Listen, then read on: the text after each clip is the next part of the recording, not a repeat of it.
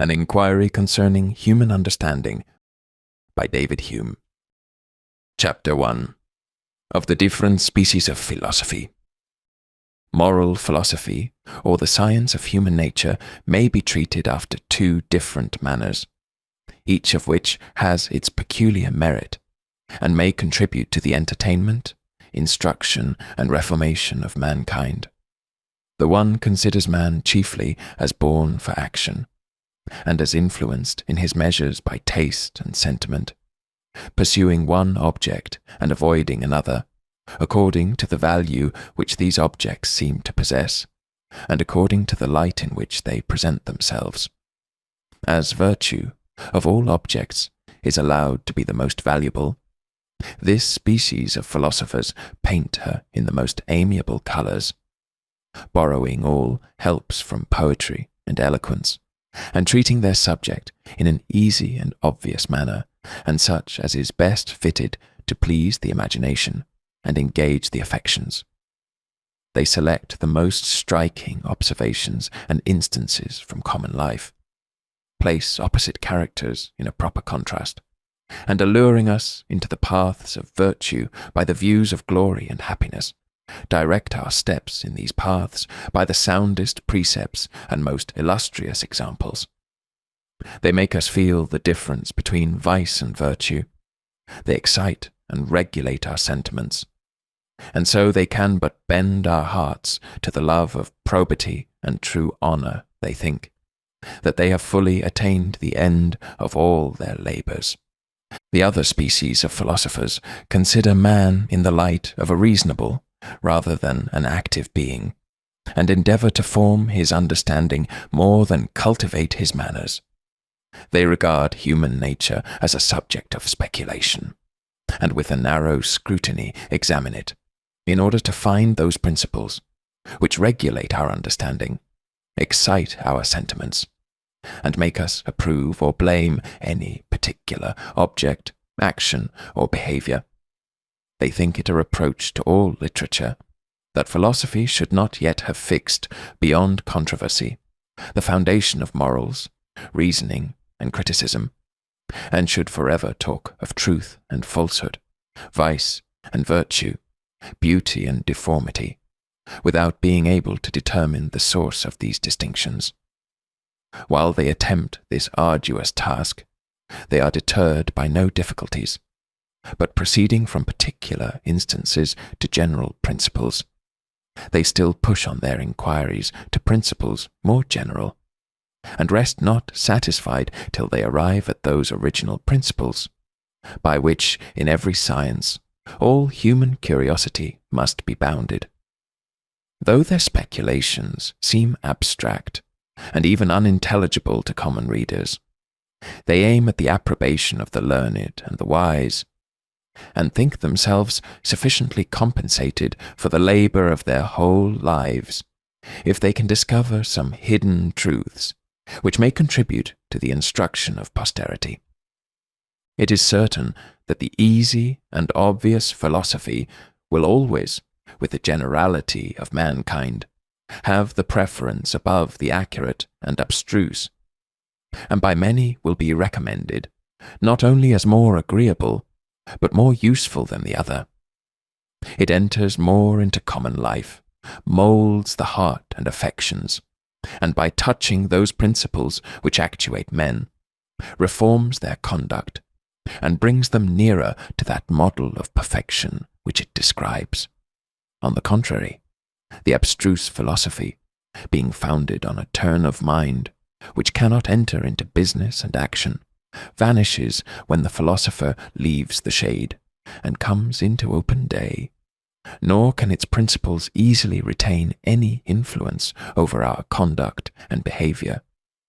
The feelings of our heart, the agitation of our passions, the vehemence of our affections dissipate all its conclusions, and reduce the profound philosopher to a mere plebeian.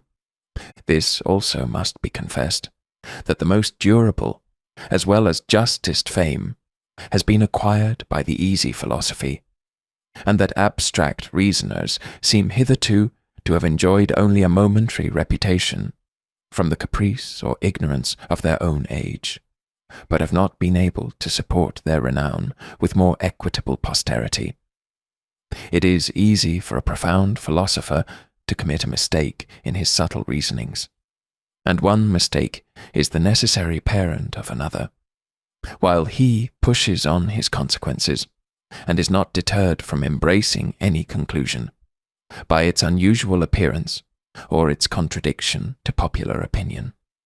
But a philosopher, who purposes only to represent the common sense of mankind in more beautiful and more engaging colours, if by accident he falls into error, goes no farther, but renewing his appeal to common sense and the natural sentiments of the mind, returns into the right path and secures himself from any dangerous illusions. The fame of Cicero flourishes at present, but that of Aristotle is utterly decayed. La Bruyère passes the seas and still maintains his reputation, but the glory of Malebranche is confined to his own nation and to his own age, and Addison, perhaps, will be read with pleasure when Locke shall be entirely forgotten. The mere philosopher is a character, which is commonly but little acceptable in the world, as being supposed to contribute nothing either to the advantage or pleasure of society, while he lives remote from communication with mankind, and is wrapped up in principles and notions equally remote from their comprehension. On the other hand, the mere ignorant is still more despised, nor is anything deemed a surer sign of an illiberal genius in an age and nation where the sciences flourish, than to be entirely destitute of all relish for those noble entertainments. The most perfect character is supposed to lie between those extremes, retaining an equal ability and taste for books, company, and business, preserving in conversation that discernment and delicacy which arise from polite letters, and in business that probity and accuracy which are the natural result of a just philosophy. In order to diffuse and cultivate so accomplished a character, nothing can be more useful than compositions of the easy style and manner, which draw not too much from life, require no deep application or retreat to be comprehended, and send back the student among mankind full of noble sentiments and wise precepts, applicable to every exigence of human life. By means of such compositions, virtue becomes amiable, science agreeable, company instructive, and retirement entertaining. Man is a reasonable being, and as such receives from science his proper food and nourishment. But so narrow are the bounds of human understanding that little satisfaction can be hoped for in this particular, either from the extent of security or his acquisitions. Man is a sociable, no less than a reasonable being, but neither can he always enjoy company agreeable and amusing, or preserve the proper relish for them. Man is also an active being, and from that disposition, as well as from the various necessities of human life, must submit to business and occupation. But the mind requires some relaxation, and cannot always support its bent to care and industry. It seems, then, that nature has pointed out a mixed kind of life as most suitable to the human race, and secretly admonished them to allow none of these biases to draw too much, so as to incapacitate them for other occupations and entertainments. Indulge your passion for science, says she, but let your science be human, and such as may have a direct reference to action and society.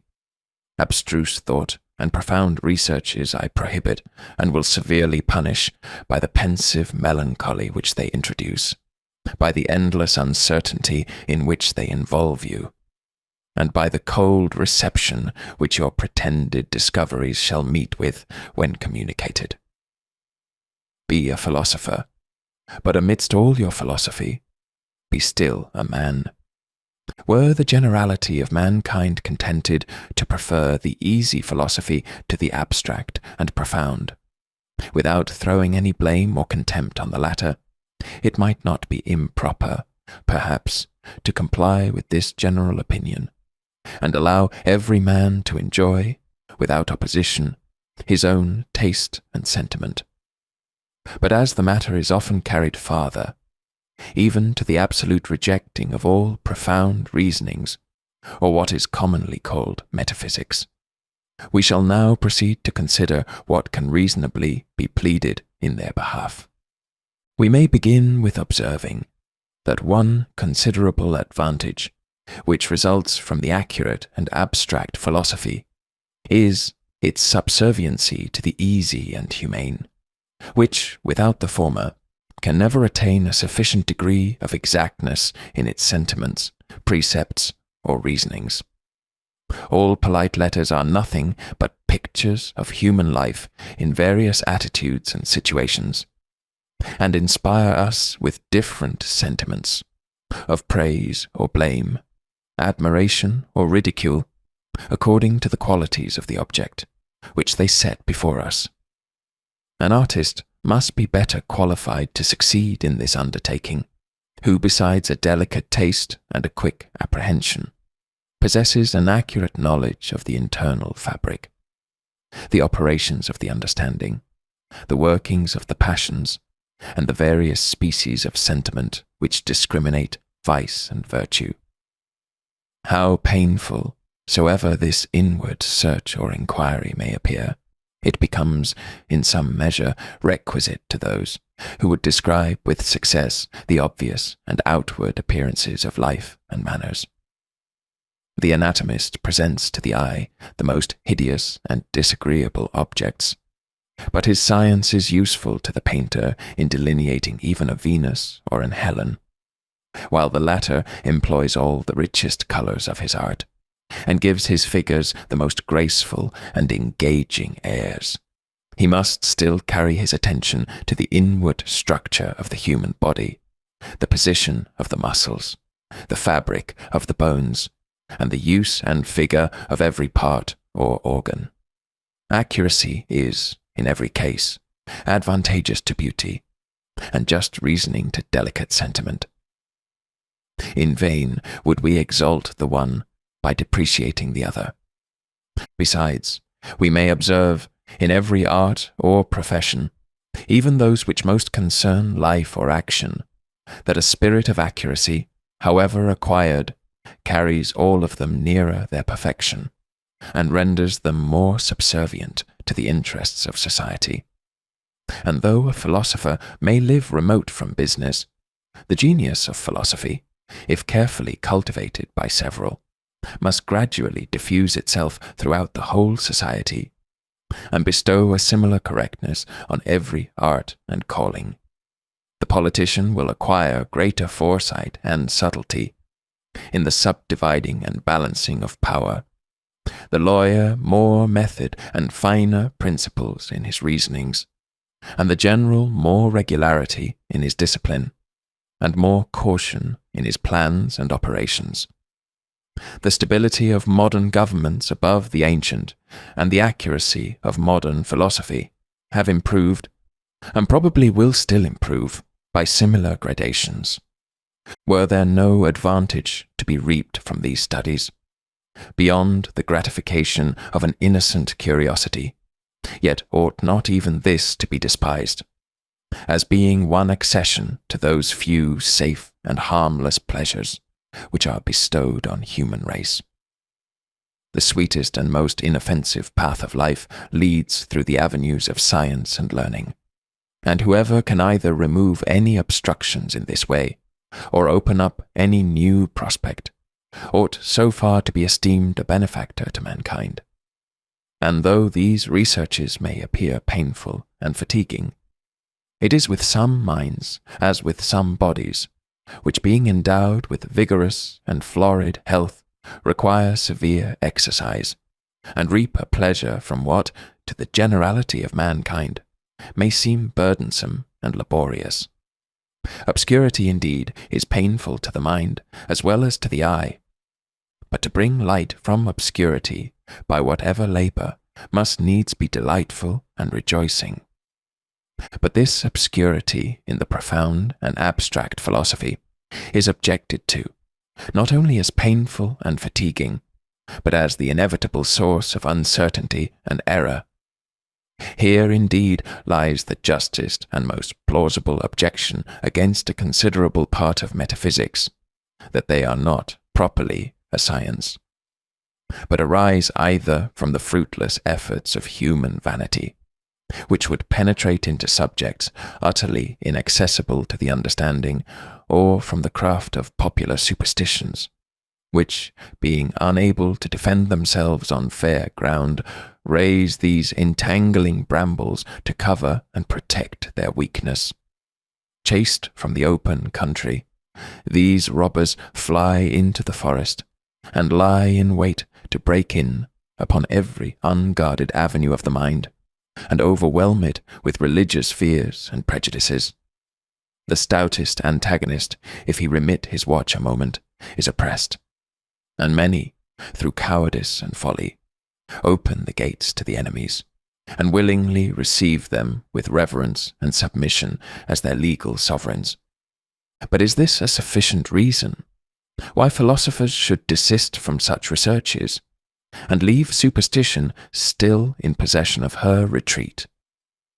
Is it not proper to draw an opposite conclusion, and perceive the necessity of carrying the war into the most secret recesses of the enemy? In vain do we hope that men, from frequent disappointment, will at last abandon such airy sciences, and discover the proper province of human reason. For besides, that many persons find too sensible an interest in perpetually recalling such topics. Besides this, I say, the motive of blind despair can never reasonably have place in the sciences, since, however unsuccessful former attempts may have proved, there is still room to hope that the industry, good fortune, or improved sagacity of succeeding generations may reach discoveries unknown to former ages. Each adventurous genius will still leap at the arduous prize, and find himself stimulated, rather than discouraged, by the failures of his predecessors, while he hopes that the glory of achieving so hard an adventure is reserved for him alone. The only method of freeing learning at once from these abstruse questions is to inquire seriously into the nature of human understanding, and show, from an exact analysis of its powers and capacity, that it is by no means fitted for such remote and abstruse subjects.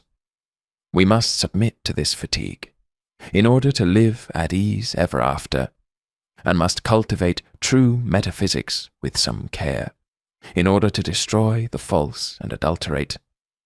Indolence, which to some persons affords a safeguard against this deceitful philosophy, is, with others, overbalanced by curiosity, and despair, which at some moments prevails, may give place afterwards to sanguine hopes and expectations. Accurate and just reasoning is the only Catholic remedy, fitted for all persons and all dispositions, and is alone able to subvert that abstruse philosophy and metaphysical jargon, which, being mixed up with popular superstition, renders it in a manner impenetrable to careless reasoners, and gives it the air of science and wisdom. Besides this advantage of rejecting, after deliberate inquiry, the most uncertain and disagreeable part of learning, there are many positive advantages, which result from an accurate scrutiny into the powers and faculties of human nature. It is remarkable concerning the operations of the mind, that, though most intimately present to us, yet whenever they become the object of reflection, they seem involved in obscurity, nor can the eye readily find those lines and boundaries which discriminate and distinguish them. The objects are too fine to remain long in the same aspect or situation. and must be apprehended in an instant by a superior penetration, derived from nature, and improved by habit and reflection. It becomes, therefore, no inconsiderable part of science, barely to know the different operations of the mind, to separate them from each other, to class them under their proper heads, and to correct all that seeming disorder in which they lie involved, when made the object of reflection and enquiry. This talk of ordering and distinguishing, which has no merit, when performed with regard to external bodies, the objects of our senses, rises in its value, when directed towards the operations of the mind, in proportion to the difficulty and labour which we meet within performing it. And if we can go no farther than this mental geography, or delineation of the distinct parts and powers of the mind, it is at least a satisfaction to go so far. And the more obvious this science may appear, and it is by no means obvious, the more contemptible still must the ignorance of it be esteemed, in all pretenders to learning and philosophy. Nor can there remain any suspicion that this science is uncertain and chimerical, unless we should entertain such a scepticism as is entirely subversive of all speculation and even action. It cannot be doubted that the mind is endowed with several powers and faculties, that these powers are distinct from each other, that what is really distinct to the immediate perception may be distinguished by reflection, and consequently that there is a truth and falsehood in all propositions on this subject, and a truth and falsehood which lie not beyond the compass of human understanding. There are many obvious distinctions of this kind, such as those between the will and understanding, the imagination and passions, which fall within the comprehension of every human creature. And the finer and more philosophical distinctions are no less real and certain, though more difficult to be comprehended. Some instances, especially late ones, of success in these enquiries may give us a juster notion of the certainty and solidity of this branch of learning. And shall we esteem it worthy the labour of a philosopher to give us a true system of the planets, and adjust the position and order of those remote bodies, while we affect to overlook those, who with so much success delineate the parts of the mind, in which we are so intimately concerned? But may we not hope that philosophy, if cultivated with care, and encouraged by the attention of the public, may carry its researches still farther, and discover, at least in some degree, the secret springs and principles by which the human mind is actuated in its operations. Astronomers had long contented themselves with proving from the phenomena the true motions, order, and magnitude of the heavenly bodies, till a philosopher at last arose, who seems from the happiest reasoning to have also determined the laws and forces by which the revolutions of the planets are governed and directed. The like has been performed with regard to other parts of nature, and there is no reason to despair of equal success in our inquiries concerning the mental powers and economy, if prosecuted with equal capacity and caution. It is probable that one operation and principle of the mind depends on another, which again may be resolved into one more general and universal. And how far these researches may possibly be carried, it will be difficult for us, before or even after a careful trial, exactly to determine.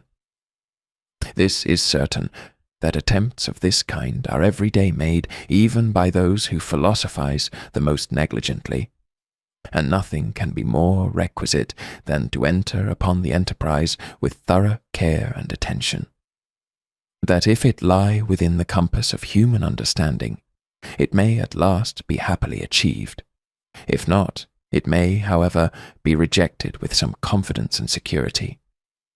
This last conclusion surely is not desirable, nor ought it to be embraced too rashly.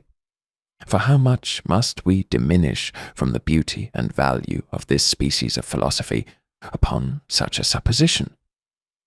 Moralists have hitherto been accustomed, when they considered the vast multitude and diversity of those actions that excite our approbation or dislike, to search for some common principle, on which this variety of sentiments might depend.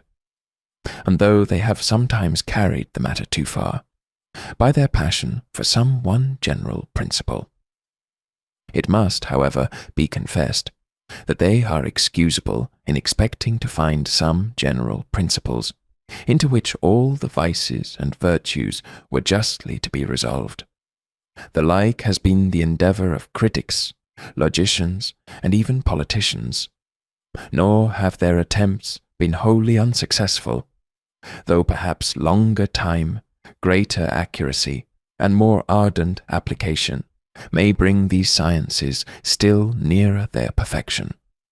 To throw up at once all pretensions of this kind may justly be deemed more rash, precipitate, and dogmatical than even the boldest and most affirmative philosophy that has ever attempted to impose its crude dictates and principles on mankind. What though these reasonings concerning human nature seem abstract and of difficult comprehension? This affords no presumption of their falsehood. On the contrary, it seems impossible that what has hitherto escaped so many wise and profound philosophers can be very obvious and easy, and whatever pains these researches may cost us, we may think ourselves sufficiently rewarded, not only in point of profit, but of pleasure, if by that means we can make any addition to our stock of knowledge in subjects of such unspeakable importance. But as, after all, the abstractedness of these speculations is no recommendation, but rather a disadvantage to them, and as this difficulty may perhaps be surmounted by care and art, and the avoiding of all unnecessary detail, we have, in the following inquiry, attempted to throw some light upon subjects from which uncertainty has hitherto deterred the wise, and obscurity the ignorant. Happy if we can unite the boundaries of the different species of philosophy by reconciling profound enquiry with clearness, and truth with novelty, and still more happy if, reasoning in this easy manner, we can undermine the foundations of an abstruse philosophy, which seems to have hitherto served only as a shelter to superstition and a cover to absurdity and error. Chapter 2. Of the Origin of Ideas. Everyone will readily allow that there is a considerable difference between the perceptions of the mind, when a man feels the pain of excessive heat, or the pleasure of moderate warmth, and when he afterwards recalls to his memory this sensation, or anticipates it by his imagination. These faculties may mimic or copy the perceptions of the senses, but they never can entirely reach the force and vivacity of the original sentiment. The utmost we say of them, even when they operate with greatest vigour, is that they represent their object in so lively a manner that we could almost say we feel or see it. But except the mind be disordered by disease or madness, they never can arrive at such a pitch of vivacity as to render these perceptions altogether undistinguishable. All the colours of poetry, however splendid, can never paint natural objects in such a manner as to make the description be taken for a real landscape. The most lively thought is still inferior to the dullest sensation.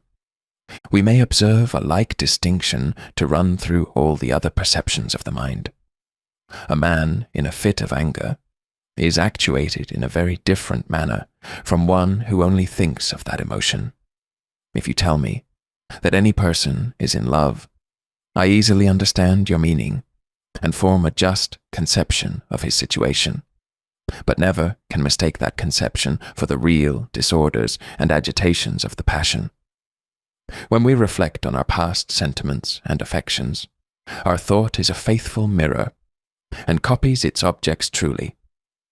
But the colours which it employs are faint and dull, in comparison of those in which our original perceptions were clothed. It requires no nice discernment or metaphysical head to mark the distinction between them. Here, therefore, we may divide all the perceptions of the mind into two classes or species, which are distinguished by their different degrees of force and vivacity. The less forcible and lively are commonly denominated thoughts or ideas. The other species want a name in our language, and in most others, I suppose, because it was not requisite for any, but philosophical purposes, to rank them under a general term or appellation. Let us, therefore, use a little freedom and call them impressions, employing that word in a sense somewhat different from the usual. By the term impression, then, I mean all our more lively perceptions when we hear or see or feel or love or hate or desire or will. And impressions are distinguished from ideas, which are the less lively perceptions, of which we are conscious when we reflect on any of those sensations or movements above mentioned. Nothing, at first view, may seem more unbounded than the thought of man, which not only escapes all human power and authority, but is not even restrained within the limits of nature and reality. To form monsters, and join incongruous shapes and appearances, costs the imagination no more trouble than to conceive the most natural and familiar objects. And while the body is confined to one planet, along which it creeps with pain and difficulty, the thought can in an instant transport us into the most distant regions of the universe, or even beyond the universe, into the unbounded chaos, where nature is supposed to lie in total confusion. What never was seen or heard of may yet be conceived, nor is anything beyond the power of thought, except what implies an absolute contradiction. But though our thought seems to possess this unbounded liberty, we shall find, upon a nearer examination, that it is really confined within very narrow limits, and that all this creative power of the mind amounts to no more than the faculty of compounding, transposing, augmenting, or diminishing the materials afforded us by the senses and experience. When we think of a golden mountain, we only join two consistent ideas, gold and mountain, with which we were formerly acquainted. A virtuous horse we can conceive, because from our own feeling we can conceive virtue, and this we may unite to the figure and a shape of a horse, which is an animal familiar to us. In short, all the materials of thinking are derived either from our outward or inward sentiment. The mixture and composition of these belongs alone to the mind and will. Or, to express myself in philosophical language, all our ideas or more feeble perceptions are copies of our impressions or more lively ones. To prove this, the two following arguments will, I hope, be sufficient. First, when we analyze our thoughts or ideas, however compounded or sublime, we always find that they resolve themselves into such simple ideas as were copied from a precedent feeling or sentiment. Even those ideas, which, at first view, seem the most wide of this origin, are found, upon a nearer scrutiny, to be derived from it. The idea of God, as meaning an infinitely intelligent, wise, and good being, arises from reflecting on the operations of our own mind, and augmenting, without limit, those qualities of goodness and wisdom. We may prosecute this inquiry to what length we please, where we shall always find that every idea which we examine is copied from a similar impression. Those who would assert that this position is not universally true nor without exception have only one, and that an easy method of refuting it, by producing that idea which, in their opinion, is not derived from this source. It will then be incumbent on us, if we would maintain our doctrine, to produce the impression or lively perception which corresponds to it. Secondly, if it happen from a defect of the organ, that a man is not susceptible of any species of sensation, we always find that he is as little susceptible of the correspondent ideas. A blind man can form no notion of colours, a deaf man of sounds. Restore either of them that sense in which he is deficient. By opening this new inlet for his sensations, you also open an inlet for the ideas, and he finds no difficulty in conceiving these objects. The case is the same, if the object, proper for exciting any sensation, has never been applied to the organ. A Laplander or Negro has no notion of the relish of wine, and though there are few or no instances of a like deficiency in the mind, where a person has never felt or is wholly incapable of a sentiment or passion that belongs to his species, yet we find the same observation to take place in a less degree. A man of mild manners can form no idea of inveterate revenge or cruelty, nor can a selfish heart easily conceive the heights of friendship and generosity. It is readily allowed that other beings may possess many senses of which we can have no conception, because the ideas of them have never been introduced to us in the only manner by which an idea can have access to the mind, to wit, by the actual feeling and sensation. There is, however, one contradictory phenomenon, which may prove that it is not absolutely impossible for ideas to arise, independent of their correspondent impressions. I believe it will readily be allowed that the several distinct ideas of colour which enter by the eye, or those of sound which are conveyed by the ear, are really different from each other, though at the same time resembling. Now, if this be true of different colours, it must be no less so of the different shades of the same colour, and each shade produces a distinct idea, independent of the rest. For if this should be denied, it is possible, by the continual gradation of shades, to run a colour insensibly into what is most remote from it. And if you will not allow any of the means to be different, you cannot, without absurdity, deny the extremes to be the same. Suppose, therefore, a person to have enjoyed his sight for 30 years, and to have become perfectly acquainted with colours of all kinds except one particular shade of blue, for instance, which it never has been his fortune to meet with. Let all the different shades of that colour, except that single one, be placed before him, descending gradually from the deepest to the lightest. It is plain that he will perceive a blank where that shade is wanting, and will be sensible that there is a greater distance in that place between the contiguous colours than in any other. Now I ask, whether it be possible for him, from his own imagination, to supply this deficiency, and raise up to himself the idea of that particular shade, though it had never been conveyed to him by his senses. I believe there are few, but will be of opinion that he can, and this may serve as a proof that the simple ideas are not always, in every instance, derived from the correspondent impressions, though this instance is so singular that it is scarcely worth our observing, and does not merit that for it alone we should alter our general maxim. Here, therefore, is a proposition, which not only seems in itself simple and intelligible, but, if a proper use were made of it, might render every dispute equally intelligible, and banish all that jargon which has so long taken possession of metaphysical reasonings, and drawn disgrace upon them. All ideas, especially abstract ones, are naturally faint and obscure. The mind has but a slender hold of them.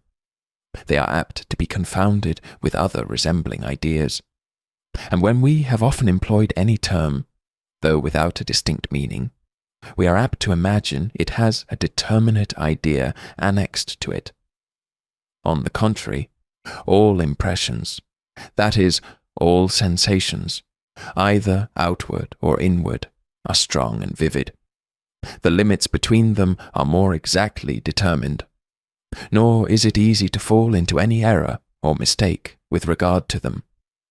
When we entertain, therefore, any suspicion that a philosophical term is employed without any meaning or idea, as is but too frequent, we need but inquire from what impression is that supposed idea derived. And if it be impossible to assign any, this will serve to confirm our suspicion. By bringing ideas into so clear a light, we may reasonably hope to remove all dispute, which may arise concerning their nature and reality. Chapter 3. Of the Association of Ideas. It is evident that there is a principle of connection between the different thoughts or ideas of the mind, and that in their appearance to the memory or imagination, they introduce each other with a certain degree of method and regularity. In our more serious thinking or discourse, this is so observable that any particular thought, which breaks in upon the regular tract or chain of ideas, is immediately remarked and rejected, and even in our wildest and most wandering reveries, nay, in our very dreams, we shall find, if we reflect, that the imagination ran not altogether at adventures, but that there was still a connection upheld among the different ideas which succeeded each other. Were the loosest and freest conversation to be transcribed, there would immediately be observed something which connected it in all its transitions. Or, where this is wanting, the person who broke the thread of discourse might still inform you that there had secretly revolved in his mind a succession of thought, which had gradually led him from the subject of conversation. Among different languages, even where we cannot suspect the least connection or communication, it is found that the words, expressive of ideas, the most compounded, do yet nearly correspond to each other, a certain proof that the simple ideas, comprehended in the compound ones, were bound together by some universal principle, which had an equal influence on all mankind. Though it be too obvious to escape observation that different ideas are connected together, I do not find that any philosopher has attempted to enumerate or class all the principles of association, a subject, however, that seems worthy of curiosity. To me, there appear to be only 3 principles of connection among ideas, namely, resemblance, contiguity in time or place, and cause or effect. That these principles serve to connect ideas will not, I believe, be much doubted. A picture naturally leads our thoughts to the original. The mention of one apartment in a building naturally introduces an inquiry or discourse concerning the others. And if we think of a wound, we can scarcely forbear reflecting on the pain which follows it. But that this enumeration is complete, and that there are no other principles of association except these, may be difficult to prove to the satisfaction of the reader, or even to a man's own satisfaction. All we can do, in such cases, is to run over several instances, and examine carefully the principle which binds the different thoughts to each other, never stopping till we render the principle as general as possible. The more instances we examine, and the more care we employ, the more assurance shall we acquire that the enumeration which we form from the whole is complete and entire. Chapter 4. Sceptical Doubts concerning the operations of the understanding. Part 1. All the objects of human reason or enquiry may naturally be divided into 2 kinds, to wit, relations of ideas and matters of fact. Of the first kind are the sciences of geometry, algebra, and arithmetic, and in short, every affirmation which is either intuitively or demonstratively certain. That the square of the hypotenuse is equal to the square of the two sides is a proposition which expresses a relation between these figures. That 3 times 5 is equal to the half of 30 expresses a relation between these numbers. Propositions of this kind are discoverable by the mere operation of thought, without dependence on what is anywhere existent in the universe. Though there never were a circle or triangle in nature, the truths demonstrated by Euclid would forever retain their certainty and evidence. Matters of fact, which are the second objects of human reason, are not ascertained in the same manner, nor is our evidence of their truth, however great, of a like nature with the foregoing. The contrary of every matter of fact is still possible, because it can never imply a contradiction, and is conceived by the mind with the same facility and distinctness, as if ever so conformable to reality. That the sun will not rise tomorrow is no less intelligible a proposition, and implies no more contradiction than the affirmation that it will rise. We should in vain, therefore, attempt to demonstrate its falsehood. Were it demonstratively false, it would imply a contradiction, and could never be distinctly conceived by the mind. It may, therefore, be a subject worthy of curiosity, to inquire what is the nature of that evidence which assures us of any real existence and matter of fact, beyond the present testimony of our senses, or the records of our memory. This part of philosophy, it is observable, has been little cultivated, either by the ancients or moderns, and therefore our doubts and errors in the prosecution of so important an inquiry may be the more excusable, while we march through such difficult paths without any guide or direction. They may even prove useful by exciting curiosity and destroying that implicit faith and security, which is the bane of all reasoning and free inquiry. The discovery of defects in the common philosophy, if any such there be, will not, I presume, be a discouragement, but rather an incitement, as is usual, to attempt something more full and satisfactory than has yet been proposed to the public. All reasonings concerning matter of fact seem to be founded on the relation of cause and effect. By means of that relation alone, we can go beyond the evidence of our memory and senses. If you were to ask a man why he believes any matter of fact which is absent, for instance, that his friend is in the country or in France, he would give you a reason, and this reason would be some other fact, as a letter received from him, or the knowledge of his former resolutions and promises. A man finding a watch or any other machine in a desert island would conclude that there had once been men in that island. All our reasonings concerning fact are of the same nature. And here it is constantly supposed that there is a connection between the present fact and that which is inferred from it. Were there nothing to bind them together, the inference would be entirely precarious. The hearing of an articulate voice and rational discourse in the dark assures us of the presence of some person. Why? Because these are the effects of the human make and fabric, and closely connected with it. If we anatomize all the other reasonings of this nature, we shall find that they are founded on the relation of cause and effect, and that this relation is either near or remote, direct or collateral. Heat and light are collateral effects of fire, and the one effect may justly be inferred from the other. If we would satisfy ourselves, therefore, concerning the nature of that evidence, which assures us of matters of fact, we must inquire how we arrive at the knowledge of cause and effect.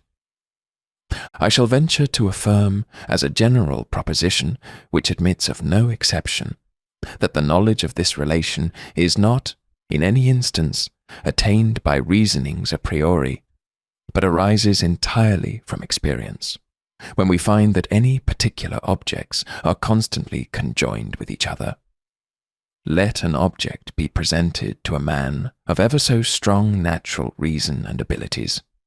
If that object be entirely new to him, he will not be able, by the most accurate examination of its sensible qualities, to discover any of its causes or effects. Adam, though his rational faculties be supposed, at the very first, entirely perfect, could not have inferred from the fluidity and transparency of water that it would suffocate him, or from the light and warmth of fire that it would consume him.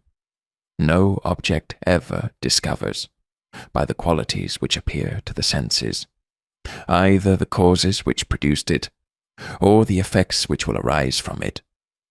Nor can our reason, unassisted by experience, ever draw any inference concerning real existence and matter of fact. This proposition, that causes and effects are discoverable, not by reason but by experience, will readily be admitted with regard to such objects, as we remember to have once been altogether unknown to us, since we must be conscious of the utter inability, which we then lay under, of foretelling what would arise from them. Present two smooth pieces of marble to a man who has no tincture of natural philosophy. He will never discover that they will adhere together in such a manner as to require great force to separate them in a direct line, while they make so small a resistance to a lateral pressure. Such events as bear little analogy to the common course of nature are also readily confessed to be known only by experience. Nor does any man imagine that the explosion of gunpowder or the attraction of a lodestone could ever be discovered by arguments a priori. In like manner, when an effect is supposed to depend upon an intricate machinery or secret structure of parts, we make no difficulty in attributing all our knowledge of it to experience. Who will assert that he can give the ultimate reason why milk or bread is proper nourishment for a man, not for a lion or a tiger? But the same truth may not appear, at first sight, to have the same evidence with regard to events, which have become familiar to us from our first appearance in the world, which bear a close analogy to the whole course of nature, and which are supposed to depend on the simple qualities of objects, without any secret structure of parts. We are apt to imagine that we could discover these effects by the mere operation of our reason, without experience. We fancy that were we brought on a sudden into this world, we could at first have inferred that one billiard ball would communicate motion to another upon impulse, and that we needed not to have waited for the event in order to pronounce with certainty concerning it. Such is the influence of custom, that where it is strongest, it not only covers our natural ignorance, but even conceals itself, and seems not to take place, merely because it is found in the highest degree, but to convince us that all the laws of nature, and all the operations of bodies without exception, are known only by experience. The following reflections may perhaps suffice. Were any object presented to us, and were we required to pronounce concerning the effect which will result from it without consulting past observation, after what manner, I beseech you, must the mind proceed in this operation? It must invent or imagine some event, which it ascribes to the object as its effect, and it is plain that this invention must be entirely arbitrary. The mind can never possibly find the effect in the supposed cause by the most accurate scrutiny and examination, for the effect is totally different from the cause, and consequently can never be discovered in it. Motion in the second billiard ball is a quite distinct event from motion in the first, nor is there anything in the one to suggest the smallest hint of the other. A stone or piece of metal raised into the air and left without any support immediately falls. But to consider the matter a priori, is there anything we discover in this situation which can beget the idea of a downward rather than an upward or any other motion in the stone or metal? And as the first imagination or invention of a particular effect in all natural operations is arbitrary, where we consult not experience, so must we also esteem the supposed tie or connection between the cause and effect, which binds them together, and renders it impossible that any other effect could result from the operation of that cause. When I see, for instance, a billiard ball moving in a straight line towards another, even suppose motion in the second ball should by accident be suggested to me as the result of their contact or impulse, may I not conceive that 100 different events might as well follow from that cause? May not both these balls remain at absolute rest? May not the first ball return in a straight line, or leap off from the second in any line or direction? All these suppositions are consistent and conceivable. Why then should we give the preference to one, which is no more consistent or conceivable than the rest? All our reasonings a priori will never be able to show us any foundation for this preference. In a word, then, every effect is a distinct event from its cause. It could not, therefore, be discovered in the cause, and the first invention or conception of it, a priori, must be entirely arbitrary. And even after it is suggested, the conjunction of it with the cause must appear equally arbitrary, since there are always many other effects, which, to reason, must seem fully as consistent and natural. In vain, therefore, should we pretend to determine any single event, or infer any cause or effect, without the assistance of observation and experience. Hence, we may discover the reason why no philosopher, who is rational and modest, has ever pretended to assign the ultimate cause of any natural operation, or to show distinctly the action of that power which produces any single effect in the universe. It is confessed that the utmost effort of human reason is to reduce the principles, productive of natural phenomena, to a greater simplicity, and to resolve the many particular effects into a few general causes, by means of reasonings from analogy, experience, and observation. But as to the causes of these general causes, we should in vain attempt their discovery, nor shall we ever be able to satisfy ourselves by any particular explication of them. These ultimate springs and principles are totally shut up from human curiosity and inquiry. Elasticity, gravity, cohesion of parts, communication of motion by impulse. These are probably the ultimate causes and principles which we shall ever discover in nature, and we may esteem ourselves sufficiently happy if, by accurate inquiry and reasoning, we can trace up the particular phenomena to, or near to, these general principles. The most perfect philosophy of the natural kind only staves off our ignorance a little longer, as, perhaps, the most perfect philosophy of the moral or metaphysical kind serves only to discover larger portions of it. Thus the observation of human blindness and weakness is the result of all philosophy, and meets us at every turn, in spite of our endeavours to elude or avoid it.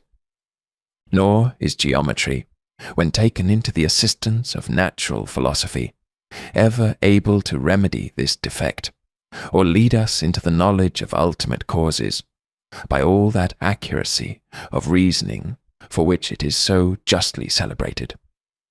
Every part of mixed mathematics proceeds upon the supposition that certain laws are established by nature in her operations, and abstract reasonings are employed, either to assist experience in the discovery of these laws, or to determine their influence in particular instances, where it depends upon any precise degree of distance and quantity. Thus, it is a law of motion, discovered by experience, that the moment or force of any body in motion is in the compound ratio or proportion of its solid contents and its velocity, and consequently, that a small force may remove the greatest obstacle or raise the greatest weight, if by any contrivance or machinery we can increase the velocity of that force so as to make it an overmatch for its antagonist. Geometry assists us in the application of this law, by giving us the just dimensions of all the parts and figures which can enter into any species of machine. But still the discovery of the law itself is owing merely to experience, and all the abstract reasonings in the world could never lead us one step towards the knowledge of it.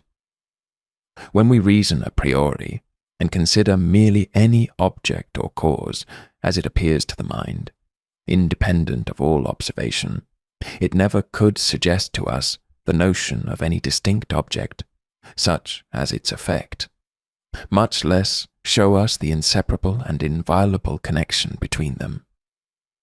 A man must be very sagacious who could discover by reasoning that crystal is the effect of heat, and ice of cold, without being previously acquainted with the operation of these qualities. Chapter 4, Part 2. But we have not yet attained any tolerable satisfaction with regard to the question first proposed. Each solution still gives rise to a new question as difficult as the foregoing, and leads us on to farther inquiries. When it is asked, what is the nature of all our reasonings concerning matter of fact? The proper answer seems to be that they are founded on the relation of cause and effect. When again it is asked, what is the foundation of all our reasonings and conclusions concerning that relation? It may be replied in one word, experience. But if we still carry on our sifting humour and ask, what is the foundation of all conclusions from experience? This implies a new question, which may be of more difficult solution and explication. Philosophers that give themselves airs of superior wisdom and sufficiency have a hard task when they encounter persons of inquisitive dispositions, who push them from every corner to which they retreat, and who are sure at last to bring them to some dangerous dilemma. The best expedient to prevent this confusion is to be modest in our pretensions, and even to discover the difficulty ourselves before it is objected to us. By this means, we may make a kind of merit of our very ignorance. I shall content myself, in this section, with an easy task, and shall pretend only to give a negative answer to the question here proposed. I say then, that even after we have experience of the operations of cause and effect, our conclusions from that experience are not founded on reasoning, or any process of the understanding. This answer we must endeavour both to explain and to defend. It must certainly be allowed that nature has kept us at a great distance from all her secrets, and has afforded us only the knowledge of a few superficial qualities of objects, while she conceals from us those powers and principles on which the influence of those objects entirely depends. Our senses inform us of the colour, weight, and consistence of bread, but neither sense nor reason can ever inform us of those qualities which fit it for the nourishment and support of a human body.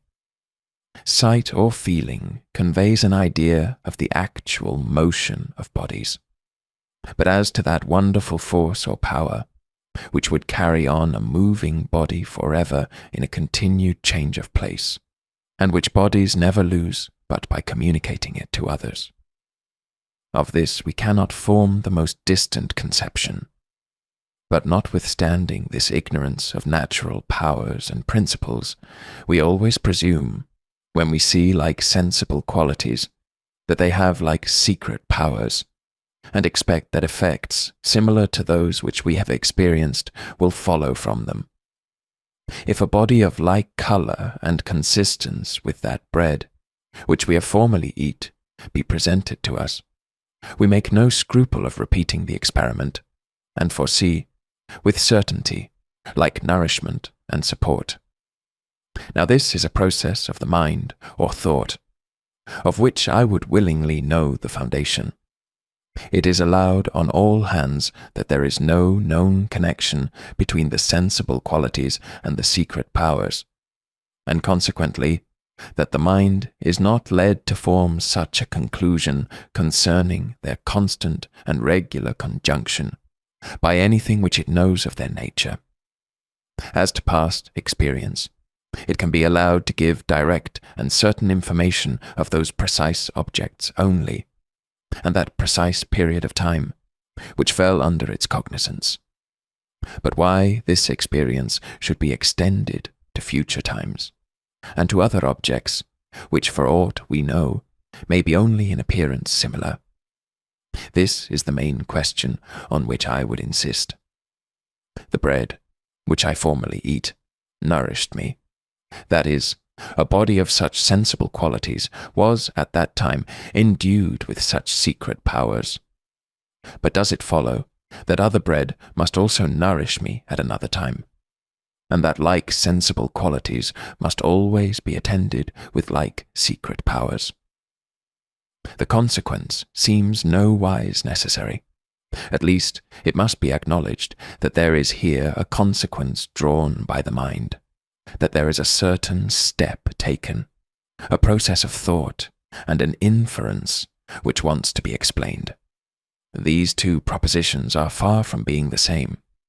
I have found that such an object has always been attended with such an effect, and I foresee that other objects, which are in appearance similar, will be attended with similar effects. I shall allow, if you please, that the one proposition may justly be inferred from the other. I know, in fact, that it always is inferred. But if you insist that the inference is made by a chain of reasoning, I desire you to produce that reasoning. The connection between these propositions is not intuitive.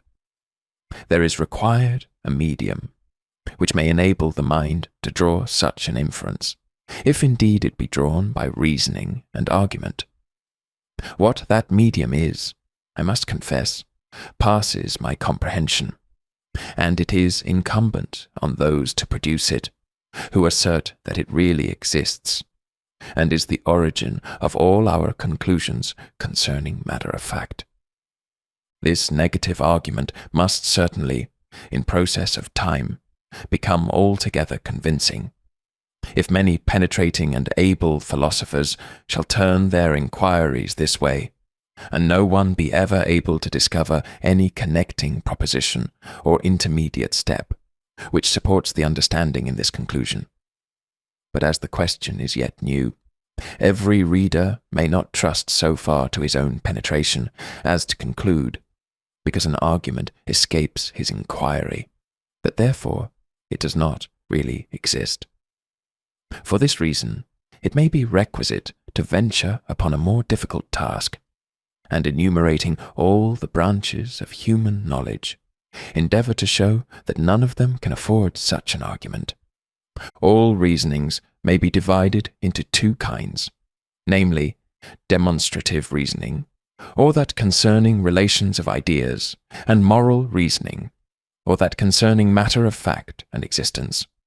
That there are no demonstrative arguments in the case seems evident, since it implies no contradiction that the course of nature may change, and that an object, seemingly like those which we have experienced, may be attended with different or contrary effects. May I not clearly and distinctly conceive that a body, falling from the clouds, and which, in all other respects, resembles snow, has yet the taste of salt or feeling of fire?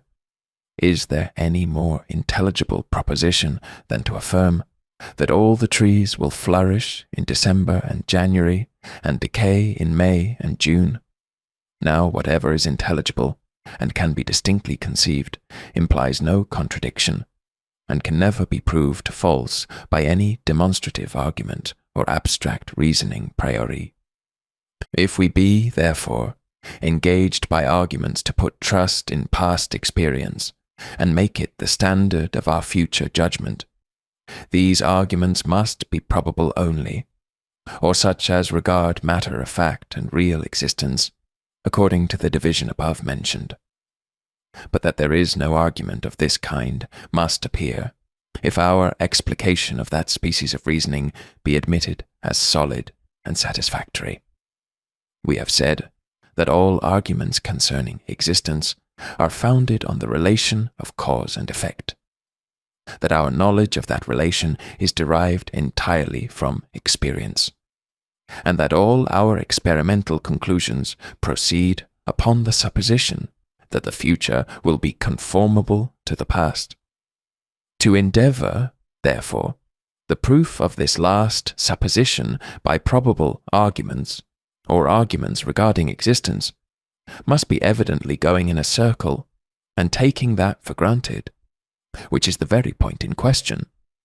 In reality, all arguments from experience are founded on the similarity which we discover among natural objects, and by which we are induced to expect effects similar to those which we have found to follow from such objects.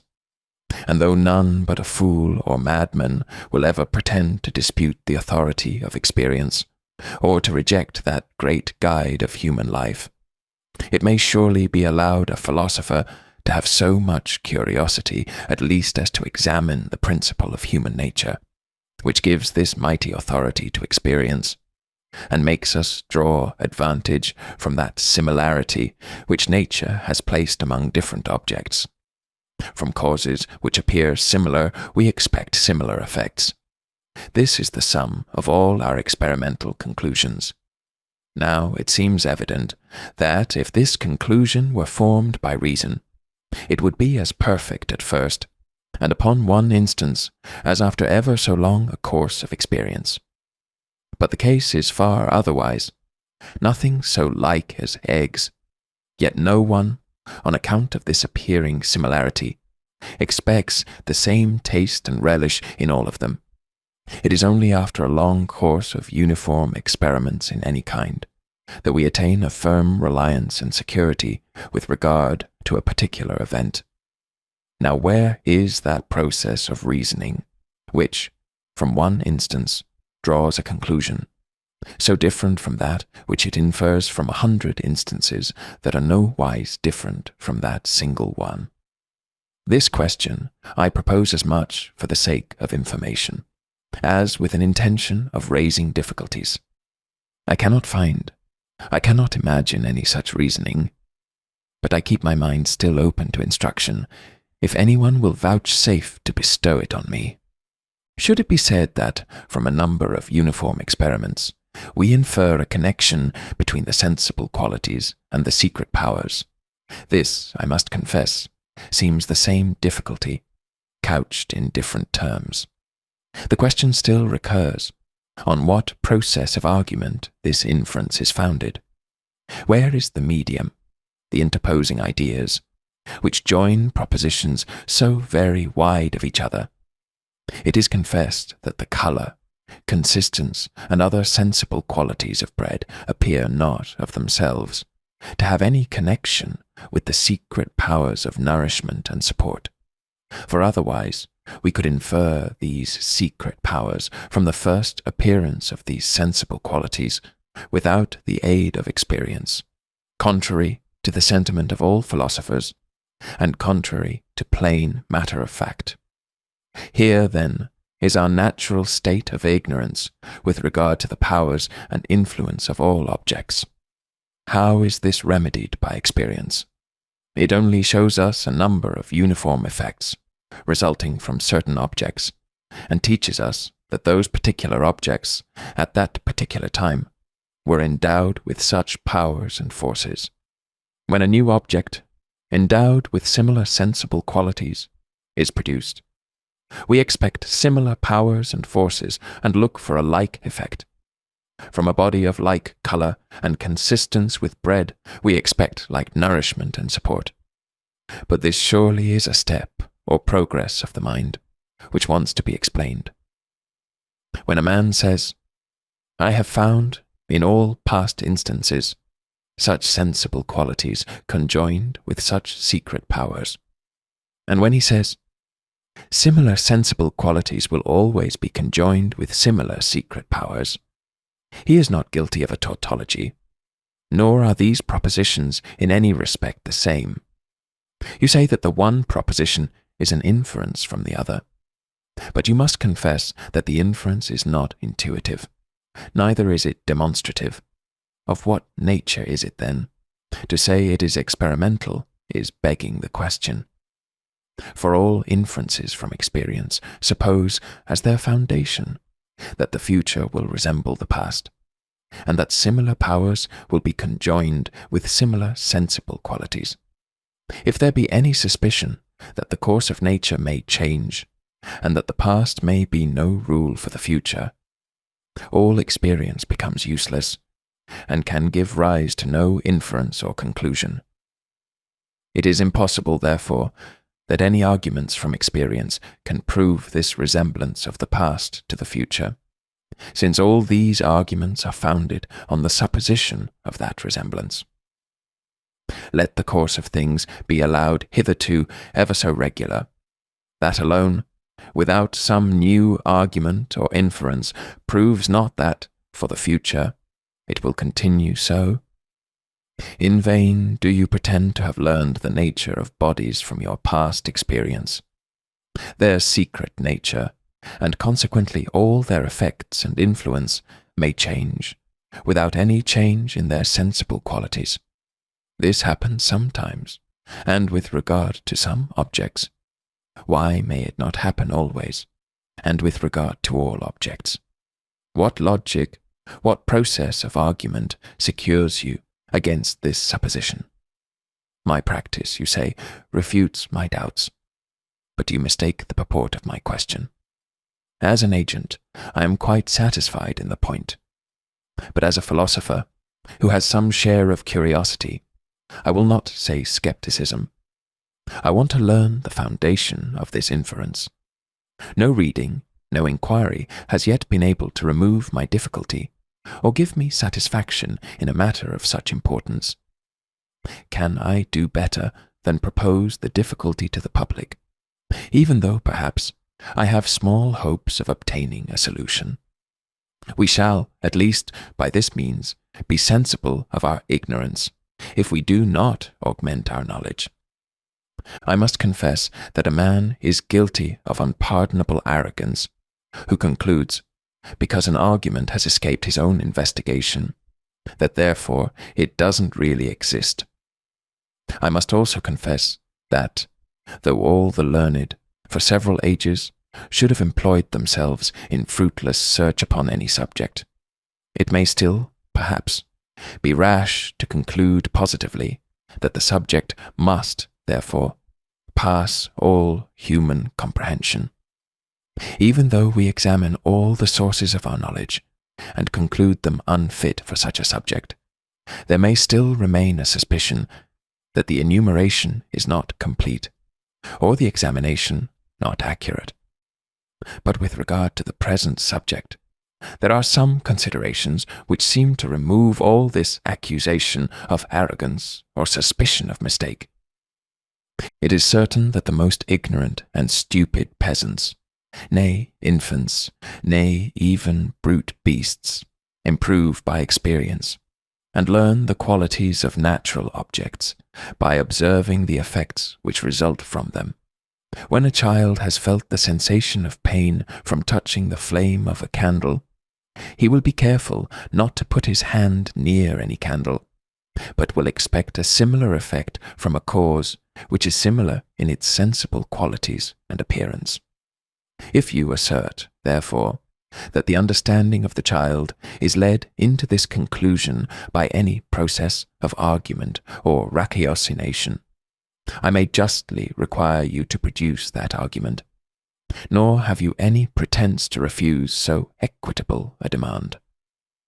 you cannot say that the argument is abstruse, and may possibly escape your enquiry, since you confess that it is obvious to the capacity of a mere infant. If you hesitate, therefore, a moment, or if, after reflection, you produce any intricate or profound argument, you, in a manner, give up the question, and confess that it is not reasoning which engages us to suppose the past resembling the future, and to expect similar effects from causes which are, to appearance, similar. This is the proposition which I intended to enforce in the present section. If I be right, I pretend not to have made any mighty discovery, and if I be wrong, I must acknowledge myself to be indeed a very backward scholar, since I cannot now discover an argument which, it seems, was perfectly familiar to me long before I was out of my cradle. Chapter 5. Sceptical Solution of These Doubts. Part 1. The passion for philosophy, like that for religion, seems liable to this inconvenience, that though it aims at the correction of our manners and extirpation of our vices, it may only serve, by imprudent management, to foster a predominant inclination, and push the mind, with more determined resolution, towards that side which already draws too much, by the bias and propensity of the natural temper. It is certain that, while we aspire to the magnanimous firmness of the philosophic sage, and endeavour to confine our pleasures altogether within our own minds, we may at last render our philosophy like that of Epictetus and other Stoics, only a more refined system of selfishness, and reason ourselves out of all virtue as well as social enjoyment.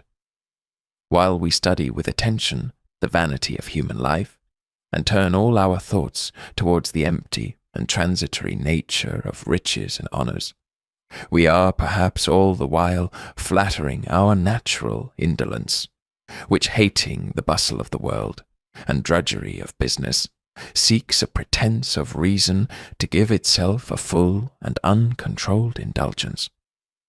There is, however, one species of philosophy which seems little liable to this inconvenience, and that because it strikes in with no disorderly passion of the human mind, nor can mingle itself with any natural affection or propensity, and that is the academic or sceptical philosophy. The academics always talk of doubt and suspense of judgment, of danger in hasty determinations, of confining to very narrow bounds the inquiries of the understanding, and of renouncing all speculations which lie not within the limits of common life and practice. Nothing, therefore, can be more contrary than such a philosophy to the supine indolence of the mind, its rash arrogance, its lofty pretensions, and its superstitious credulity. Every passion is mortified by it, except the love of truth, and that passion never is, nor can be, carried to too high a degree. It is surprising, therefore, that this philosophy, which in almost every instance must be harmless and innocent, should be the subject of so much groundless reproach and obloquy. But perhaps the very circumstance which renders it so innocent is what chiefly exposes it to the public hatred and resentment. By flattering no irregular passion, it gains few partisans. By opposing so many vices and follies, it raises to itself abundance of enemies, who stigmatize it as libertine, profane, and irreligious. Nor need we fear that this philosophy, while it endeavours to limit our inquiries to common life, should ever undermine the reasonings of common life, and carry its doubts so far as to destroy all action as well as speculation. Nature will always maintain her rights, and prevail in the end over any abstract reasoning whatsoever. Though we should conclude, for instance, as in the foregoing section, that in all reasonings from experience, there is a step taken by the mind which is not supported by any argument or process of the understanding. There is no danger that these reasonings, on which almost all knowledge depends, will ever be affected by such a discovery. If the mind be not engaged by argument to make this step, it must be induced by some other principle of equal weight and authority, and that principle will preserve its influence as long as human nature remains the same. What that principle is may well be worth the pains of inquiry. Suppose a person, though endowed with the strongest faculties of reason and reflection, to be brought on a sudden into this world.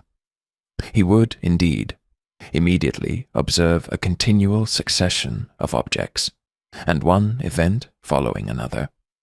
But he would not be able to discover anything farther. He would not, at first, by any reasoning, be able to reach the idea of cause and effect, since the particular powers by which all natural operations are performed never appear to the senses, nor is it reasonable to conclude, merely because one event, in one instance, precedes another, that therefore the one is the cause, the other the effect. Their conjunction may be arbitrary and casual. There may be no reason to infer the existence of one from the appearance of the other, and in a word, such a person, without more experience, could never employ his conjecture or reasoning concerning any matter of fact, or be assured of anything beyond what was immediately present to his memory and senses. Suppose, again, that he has acquired more experience, and has lived so long in the world as to have observed familiar objects or events to be constantly conjoined together. What is the consequence of this experience? He immediately infers the existence of one object from the appearance of the other. Yet he has not, by all his experience, acquired any idea or knowledge of the secret power by which the one object produces the other, nor is it, by any process of reasoning, he is engaged to draw this inference. But still he finds himself determined to draw it, and though he should be convinced that his understanding has no part in the operation, he would nevertheless continue in the same course of thinking. There is some other principle which determines him to form such a conclusion. This principle is custom or habit. For wherever the repetition of any particular act or operation produces a propensity to renew the same act or operation, without being impelled by any reasoning or process of the understanding, we always say that this propensity is the effect of custom. By employing that word, we pretend not to have given the ultimate reason of such a propensity. We only point out a principle of human nature, which is universally acknowledged, and which is well known by its effects. Perhaps we can push our enquiries no farther, or pretend to give the cause of this cause, but must rest contented with it as the ultimate principle, which we can assign of all our conclusions from experience. It is sufficient satisfaction that we can go so far, without repining at the narrowness of our faculties, because they will carry us no farther. And it is certain we here advance a very intelligible proposition at least, if not a true one, when we assert that, after the constant conjunction of two objects, heat and flame, for instance, weight and solidity, we are determined by custom alone to expect the one from the appearance of the other. This hypothesis seems even the only one which explains the difficulty, why we draw from 1,000 instances an inference which we are not able to draw from one instance, that is, in no respect, different from them. Reason is incapable of any such variation. The conclusions which it draws from considering one circle are the same which it would form upon surveying all the circles in the universe. But no man, having seen only one body move after being impelled by another, could infer that every other body will move after a like impulse. All inferences from experience, therefore, are effects of custom, not of reasoning. Custom, then, is the great guide of human life, It is that principle alone which renders our experience useful to us, and makes us expect, for the future, a similar train of events with those which have appeared in the past. Without the influence of custom, we should be entirely ignorant of every matter of fact beyond what is immediately present to the memory and senses. We should never know how to adjust means to ends, or to employ our natural powers in the production of any effect. There would be an end at once of all action, as well as of the chief part of speculation. But here it may be proper to remark, that though our conclusions from experience carry us beyond our memory and senses, and assure us of matters of fact which happened in the most distant places and most remote ages, yet some fact must always be present to the senses or memory, from which we may first proceed in drawing these conclusions. A man who should find in a desert country the remains of pompous buildings would conclude that the country had, in ancient times, been cultivated by civilized inhabitants. But did nothing of this nature occur to him, he could never form such an inference. We learn the events of former ages from history, but then we must peruse the volumes in which this instruction is contained, and thence carry up our inferences from one testimony to another, till we arrive at the eyewitnesses and spectators of these distant events. In a word, if we proceed not upon some fact, present to the memory or senses, our reasonings would be merely hypothetical, and however the particular links might be connected with each other, the whole chain of inferences would have nothing to support it, nor could we ever, by its means, arrive at the knowledge of any real existence. If I ask why you believe any particular matter of fact, which you relate, you must tell me some reason, and this reason will be some other fact connected with it. But as you cannot proceed after this manner, in infinitum, you must at last terminate in some fact, which is present to your memory or senses, or must allow that your belief is entirely without foundation. What then is the conclusion of the whole matter? A simple one, though it must be confessed pretty remote from the common theories of philosophy. All belief of matter of fact or real existence is derived merely from some object, present to the memory or senses, and a customary conjunction between that and some other object. Or in other words, having found, in many instances, that any two kinds of objects, flame and heat, snow and cold, have always been conjoined together, if flame or snow be presented anew to the senses, the mind is carried by custom to expect heat or cold, and to believe that such a quality does exist, and will discover itself upon a nearer approach. This belief is the necessary result of placing the mind in such circumstances.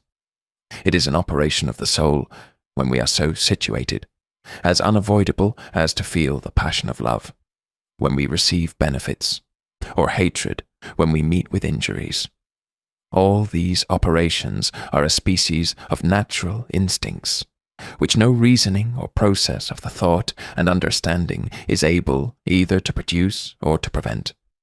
At this point, it would be very allowable for us to stop our philosophical researches. In most questions, we can never make a single step farther, and in all questions we must terminate here at last, after our most restless and curious inquiries. But still, our curiosity will be pardonable, perhaps commendable, if it carry us on to still farther researches, and make us examine more accurately the nature of this belief, and of the customary conjunction whence it is derived.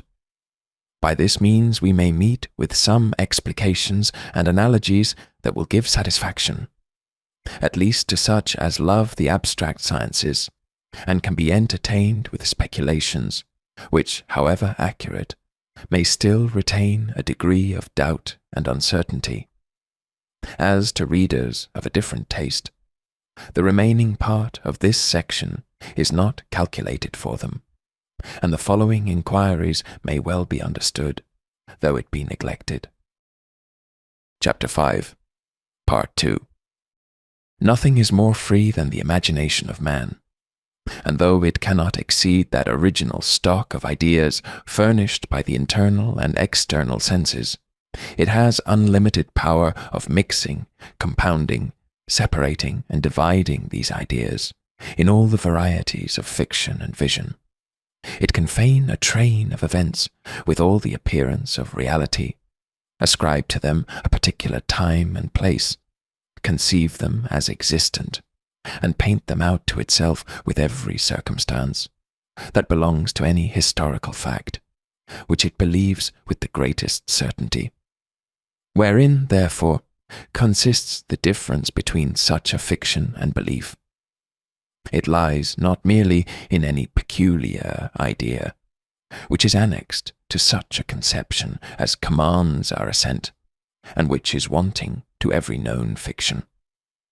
For as the mind has authority over all its ideas, it could voluntarily annex this particular idea to any fiction, and consequently be able to believe whatever it pleases, contrary to what we find by daily experience. We can, in our conception, join the head of a man to the body of a horse, but it is not in our power to believe that such an animal has ever really existed. It follows, therefore, that the difference between fiction and belief lies in some sentiment or feeling, which is annexed to the latter, not to the former, and which depends not on the will, nor can be commanded at pleasure. It must be excited by nature, like all other sentiments, and must arise from the particular situation in which the mind is placed at any particular juncture. Whenever any object is presented to the memory or senses, it immediately, by the force of custom, carries the imagination to conceive that object, which is usually conjoined to it, and this conception is attended with a feeling or sentiment, different from the loose reveries of the fancy. In this consists the whole nature of belief. For as there is no matter of fact which we believe so firmly that we cannot conceive the contrary, there would be no difference between the conception assented to and that which is rejected, were it not for some sentiment which distinguishes the one from the other. If I see a billiard ball moving towards another on a smooth table, I can easily conceive it to stop upon contact. This conception implies no contradiction, but still it feels very differently from that conception by which I represent to myself the impulse and the communication of motion from one ball to another. Were we to attempt a definition of this sentiment, we should perhaps find it a very difficult, if not an impossible task. In the same manner as if we should endeavour to define the feeling of cold or passion of anger to a creature who never had any experience of these sentiments. Belief is the true and proper name of this feeling, and no one is ever at a loss to know the meaning of that term, because every man is every moment conscious of the sentiment represented by it. It may not, however, be improper to attempt a description of this sentiment, in hopes we may, by that means, arrive at some analogies, which may afford a more perfect explication of it. I say, then, that belief is nothing but a more vivid, lively, forcible, firm, steady conception of an object than what the imagination alone is ever able to attain. This variety of terms, which may seem so unphilosophical, is intended only to express that act of the mind which renders realities, or what is taken for such more present to us than fictions, causes them to weigh more in the thought, and gives them a superior influence on the passions and imagination.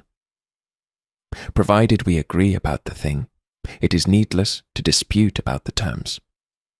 The imagination has the command over all its ideas, and can join and mix and vary them in all the ways possible. It may conceive fictitious objects with all the circumstances of place and time. It may set them, in a manner, before our eyes, in their true colours, just as they might have existed. But as it is impossible that this faculty of imagination can ever, of itself, reach belief, it is evident that belief consists not in the peculiar nature or order of ideas, but in the manner of their conception and in their feeling to the mind. I confess that it is impossible perfectly to explain this feeling or manner of conception. We may make use of words which express something near it, but its true and proper name, as we observed before, is belief, which is a term that everyone sufficiently understands in common life. And in philosophy, we can go no farther than assert that belief is something felt by the mind, which distinguishes the ideas of the judgment from the fictions of the imagination.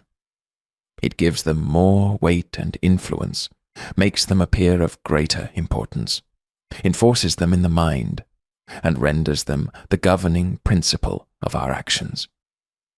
I hear at present, for instance, a person's voice with whom I am acquainted, and the sound comes as from the next room. This impression of my senses immediately conveys my thought to the person, together with all the surrounding objects. I paint them out to myself as existing at present, with the same qualities and relations of which I formerly knew them possessed. These ideas take faster hold of my mind than ideas of an enchanted castle. They are very different to the feeling, and have a much greater influence of every kind, either to give pleasure or pain, joy or sorrow. Let us, then, take in the whole compass of this doctrine, and allow that the sentiment of belief is nothing but a conception more intense and steady than what attends the mere fictions of the imagination, and that this manner of conception arises from a customary conjunction of the object with something present to the memory or senses. I believe that it will not be difficult, upon these suppositions, to find other operations of the mind analogous to it, and to trace up these phenomena to principles still more general. We have already observed that nature has established connections among particular ideas, and that no sooner one idea occurs to our thoughts than it introduces its correlative and carries our attention towards it by a gentle and insensible movement. These principles of connection or association we have reduced to three, namely resemblance, contiguity, and causation, which are the only bonds that unite our thoughts together, and beget that regular train of reflection or discourse, which, in a greater or less degree, takes place among all mankind. Now here arises a question, on which the solution of the present difficulty will depend. Does it happen, in all these relations, that when one of the objects is presented to the senses or memory, the mind is not only carried to the conception of the correlative, but reaches a steadier and stronger conception of it than what otherwise it would have been able to attain? This seems to be the case with that belief which arises from the relation of cause and effect. And if the case be the same with the other relations or principles of associations, this may be established as a general law, which takes place in all the operations of the mind. We may, therefore, observe, as the first experiment to our present purpose, that upon the appearance of the picture of an absent friend, our idea of him is evidently enlivened by the resemblance, and that every passion which that idea occasions, whether of joy or sorrow, acquires new force and vigour. In producing this effect, there concur both a relation and a present impression, where the picture bears him no resemblance, at least was not intended for him. It never so much as conveys our thought to him, and where it is absent, as well as the person, though the mind may pass from the thought of the one to that of the other, it feels its idea to be rather weakened than enlivened by that transition. We take a pleasure in viewing the picture of a friend when it is set before us, but when it is removed, rather choose to consider him directly than by reflection in an image, which is equally distant and obscure. The ceremonies of the Roman Catholic religion may be considered as instances of the same nature. The devotees of that superstition usually plead in excuse for the mummeries with which they are upbraided, that they feel the good effect of those external motions and postures and actions in enlivening their devotion and quickening their fervour, which otherwise would decay if directed entirely to distant and immaterial objects. We shadow out the objects of our faith, say they, in sensible types and images, and render them more present to us by the immediate presence of these types, than it is possible for us to do merely by an intellectual view and contemplation. Sensible objects have always a greater influence on the fancy than any other, and this influence they readily convey to those ideas to which they are related and which they resemble. I shall only infer from these practices, and this reasoning, that the effect of resemblance in enlivening the ideas is very common. And as in every case, a resemblance and a present impression must concur, we are abundantly supplied with experiments to prove the reality of the foregoing principle. We may add force to these experiments by others of a different kind, in considering the effects of contiguity, as well as of resemblance.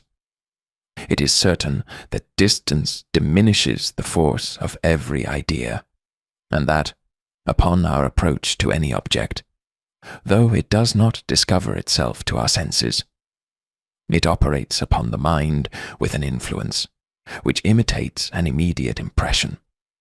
The thinking on any object readily transports the mind to what is contiguous, but it is only the actual presence of an object that transports it with a superior vivacity. When I am a few miles from home, whatever relates to it touches me more nearly than when I am 200 leagues distant, though even at that distance the reflecting on anything in the neighbourhood of my friends or family naturally produces an idea of them. But as in this latter case, both the objects of the mind are ideas. Notwithstanding, there is an easy transition between them. That transition alone is not able to give a superior vivacity to any of the ideas, for want of some immediate impression. No one can doubt but causation has the same influence as the other two relations of resemblance and contiguity. Superstitious people are fond of the relics of saints and holy men, for the same reason that they seek after types or images in order to enliven their devotion and give them a more intimate and strong conception of those exemplary lives which they desire to imitate. Now it is evident that one of the best relics which a devotee could procure would be the handiwork of a saint. And if his clothes and furniture are ever to be considered in this light, it is because they were once at his disposal, and were moved and affected by him, in which respect they are to be considered as imperfect effects, and as connected with him by a shorter chain of consequences than any of those, by which we learn the reality of his existence. Suppose that the son of a friend, who had been long dead or absent, were presented to us. It is evident that this object would instantly revive its correlative idea, and recall to our thoughts all past intimacies and familiarities, in more lively colours than they would otherwise have appeared to us. This is another phenomenon, which seems to prove the principle above mentioned. We may observe that in these phenomena the belief of the correlative object is always presupposed, without which the relation could have no effect. The influence of the picture supposes that we believe our friend to have once existed. Contiguity to home can never excite our ideas of home, unless we believe that it really exists. Now I assert that this belief, where it reaches beyond the memory or senses, is of a similar nature, and arises from similar causes, with the transition of thought and vivacity of conception here explained. When I throw a piece of dry wood into a fire, my mind is immediately carried to conceive that it augments, not extinguishes, the flame. This transition of thought from the cause to the effect proceeds not from reason. It derives its origin altogether from custom and experience, and as it first begins from an object, present to the senses, it renders the idea or conception of flame more strong and lively than any loose, floating reverie of the imagination. That idea arises immediately. The thought moves instantly towards it, and conveys to it all that force of conception, which is derived from the impression present to the senses. When a sword is levelled at my breast, does not the idea of wound and pain strike me more strongly than when a glass of wine is presented to me, even though by accident this idea should occur after the appearance of the latter object? But what is there in this whole matter to cause such a strong conception, except only a present object, and a customary transition to the idea of another object, which we have been accustomed to conjoin with the former? This is the whole operation of the mind, in all our conclusions concerning matter of fact and existence, and it is a satisfaction to find some analogies, by which it may be explained. The transition from a present object does in all cases give strength and solidity to the related idea. Here, then, is a kind of pre-established harmony between the course of nature and the succession of our ideas, and though the powers and forces by which the former is governed be wholly unknown to us, yet our thoughts and conceptions have still, we find, gone on in the same train with the other works of nature. Custom is that principle by which this correspondence has been effected, so necessary to the subsistence of our species, and the regulation of our conduct in every circumstance and occurrence of human life. Had not the presence of an object instantly excited the idea of those objects commonly conjoined with it, all our knowledge must have been limited to the narrow sphere of our memory and senses, and we should never have been able to adjust means to ends or employ our natural powers, either to the producing of good or avoiding of evil. Those who delight in the discovery and contemplation of final causes have here ample subject to employ their wonder and admiration. I shall add, for a further confirmation of the foregoing theory, that, as this operation of the mind, by which we infer like effects from like causes, and vice versa, is so essential to the subsistence of all human creatures, it is not probable that it could be trusted to the fallacious deductions of our reason, which is slow in its operations, appears not in any degree during the first years of infancy, and at best is, in every age and period of human life, extremely liable to error and mistake. It is more conformable to the ordinary wisdom of nature to secure so necessary an act of the mind by some instinct or mechanical tendency, which may be infallible in its operations, may discover itself at the first appearance of life and thought, and may be independent of all the laboured deductions of the understanding. As nature has taught us the use of our limbs, without giving us the knowledge of the muscles and nerves by which they are actuated, so has she implanted in us an instinct, which carries forward the thought in a correspondent course to that which she has established among external objects, though we are ignorant of those powers and forces on which this regular course and succession of objects totally depends. Chapter 6 of Probability. Though there be no such thing as chance in the world, our ignorance of the real cause of any event has the same influence on the understanding, and begets a like species of belief or opinion. There is certainly a probability, which arises from a superiority of chances on any side, and according as this superiority increases and surpasses the opposite chances, the probability receives a proportionable increase, and begets still a higher degree of belief or assent to that side, in which we discover the superiority. If a die were marked with one figure or number of spots on 4 sides, and with another figure or number of spots on the 2 remaining sides, it would be more probable that the former would turn up than the latter. Though, if it had 1,000 sides marked in the same manner, and only one side different, the probability would be much higher, and our belief or expectation of the event more steady and secure. This process of the thought or reasoning may seem trivial and obvious, but to those who consider it more narrowly, it may perhaps afford matter for curious speculation.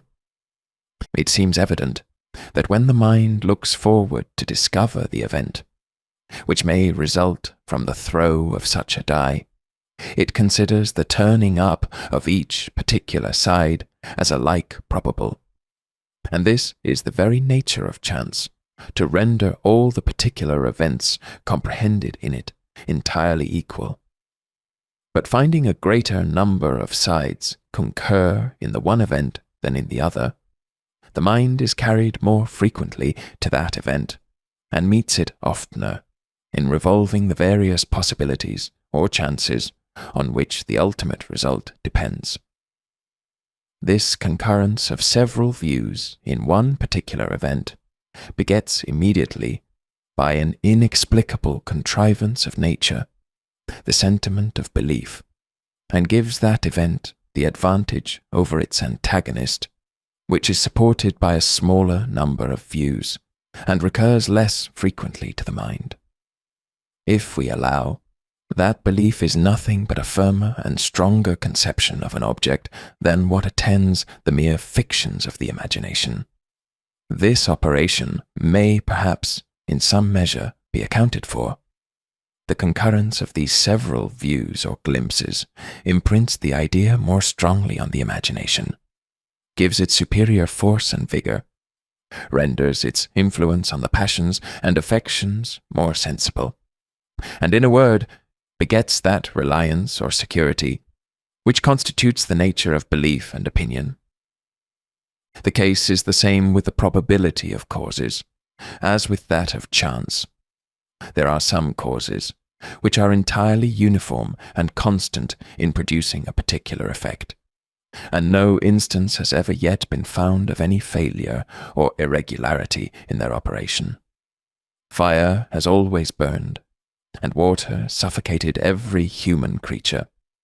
The production of motion by impulse and gravity is an universal law, which has hitherto admitted of no exception. But there are other causes, which have been found more irregular and uncertain, nor has rhubarb always proved a purge, or opium a soporific to everyone who has taken these medicines. It is true, when any cause fails of producing its usual effect, philosophers ascribe not this to any irregularity in nature, but suppose that some secret causes, in the particular structure of parts, have prevented the operation. Our reasonings, however, and conclusions concerning the event are the same as if this principle had no place, being determined by custom to transfer the past to the future in all our inferences. Where the past has been entirely regular and uniform, we expect the event with the greatest assurance, and leave no room for any contrary supposition. But where different effects have been found to follow from causes which are to appearance exactly similar, All these various effects must occur to the mind in transferring the past to the future, and enter into our consideration when we determine the probability of the event. Though we give the preference to that which has been found most usual, and believe that this effect will exist, we must not overlook the other effects, but must assign to each of them a particular weight and authority, in proportion as we have found it to be more or less frequent. It is more probable in almost every country of Europe that there will be frost sometime in January, than that the weather will continue open throughout that whole month, though this probability varies according to the different climates, and approaches to a certainty in the more northern kingdoms. Here, then, it seems evident that when we transfer the past to the future, in order to determine the effect which will result from any cause, we transfer all the different events in the same proportion as they have appeared in the past, and conceive one to have existed 100 times, for instance, another 10 times, and another once. As a great number of views do here concur in one event, they fortify and confirm it to the imagination, beget that sentiment which we call belief, and give its object the preference above the contrary event, which is not supported by an equal number of experiments, and recurs not so frequently to the thought in transferring the past to the future. Let anyone try to account for this operation of the mind upon any of the received systems of philosophy, and he will be sensible of the difficulty. For my part, I shall think it sufficient if the present hints excite the curiosity of philosophers, and make them sensible how defective all common theories are in treating of such curious and such sublime subjects. Chapter 7 of the Idea of Necessary Connection. Part 1. The great advantage of the mathematical sciences above the moral consists in this, that the ideas of the former, being sensible, are always clear and determinate. The smallest distinction between them is immediately perceptible, and the same terms are still expressive of the same ideas, without ambiguity or variation. An oval is never mistaken for a circle, nor an hyperbola for an ellipsis. The isosceles and scalenum are distinguished by boundaries more exact than vice and virtue, right and wrong. If any term be defined in geometry, the mind readily, of itself, substitutes on all occasions the definition for the term defined. Or even when no definition is employed, the object itself may be presented to the senses, and by that means be steadily and clearly apprehended. But the finer sentiments of the mind, the operations of the understanding, the various agitations of the passions, though really in themselves distinct, easily escape us when surveyed by reflection. Nor is it in our power to recall the original object, as often as we have occasion to contemplate it. Ambiguity, by this means, is gradually introduced into our reasonings. Similar objects are readily taken to be the same, and the conclusion becomes at last very wide of the premises. One may safely, however, affirm that, if we consider these sciences in a proper light, their advantages and disadvantages nearly compensate each other, and reduce both of them to a state of equality. If the mind, with greater facility, retains the ideas of geometry clear and determinate, it must carry on a much longer and more intricate chain of reasoning, and compare ideas much wider of each other, in order to reach the abstruser truths of that science. And if moral ideas are apt, without extreme care, to fall into obscurity and confusion, the inferences are always much shorter in these disquisitions, and the intermediate steps, which lead to the conclusion, much fewer than in the sciences which treat of quantity and number. In reality, there is scarcely a proposition in Euclid so simple, as not to consist of more parts than are to be found in any moral reasoning which runs not into chimera and conceit. Where we trace the principles of the human mind through a few steps, we may be very well satisfied with our progress, considering how soon nature throws a bar to all our inquiries concerning causes, and reduces us to an acknowledgment of our ignorance. The chief obstacle, therefore, to our improvement in the moral or metaphysical sciences is the obscurity of the ideas and ambiguity of the terms. The principal difficulty in the mathematics is the length of inferences and compass of thought, requisite to the forming of any conclusion. And perhaps our progress in natural philosophy is chiefly retarded by the want of proper experiments and phenomena, which are often discovered by chance and cannot always be found, when requisite, even by the most diligent and prudent inquiry. As moral philosophy seems hitherto to have received less improvement than either geometry or physics, we may conclude that if there be any difference in this respect among these sciences, the difficulties which obstruct the progress of the former require superior care and capacity to be surmounted. There are no ideas which occur in metaphysics more obscure and uncertain than those of power, force, energy, or necessary connection, of which it is every moment necessary for us to treat in all our disquisitions. We shall therefore endeavour in this section to fix, if possible, the precise meaning of these terms, and thereby remove some part of that obscurity which is so much complained of in this species of philosophy. It seems a proposition which will not admit of much dispute, that all our ideas are nothing but copies of our impressions, or, in other words, that it is impossible for us to think of anything which we have not antecedently felt, either by our external or internal senses. I have endeavoured to explain and prove this proposition, and have expressed my hopes that, by a proper application of it, men may reach a greater clearness and precision in philosophical reasonings than what they have hitherto been able to attain. Complex ideas may, perhaps, be well known by definition, which is nothing but an enumeration of those parts or simple ideas that compose them.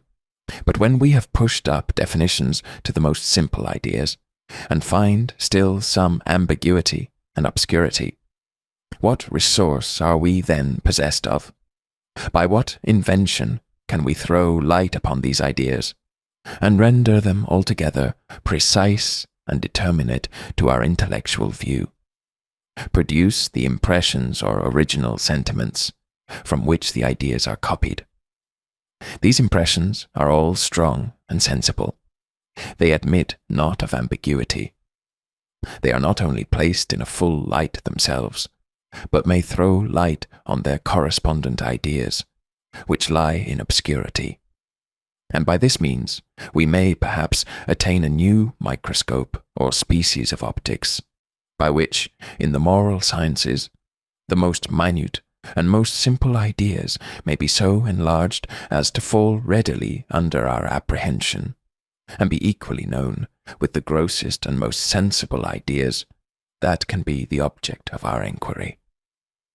To be fully acquainted, therefore, with the idea of power or necessary connection, let us examine its impression, and in order to find the impression with greater certainty, let us search for it in all the sources from which it may possibly be derived.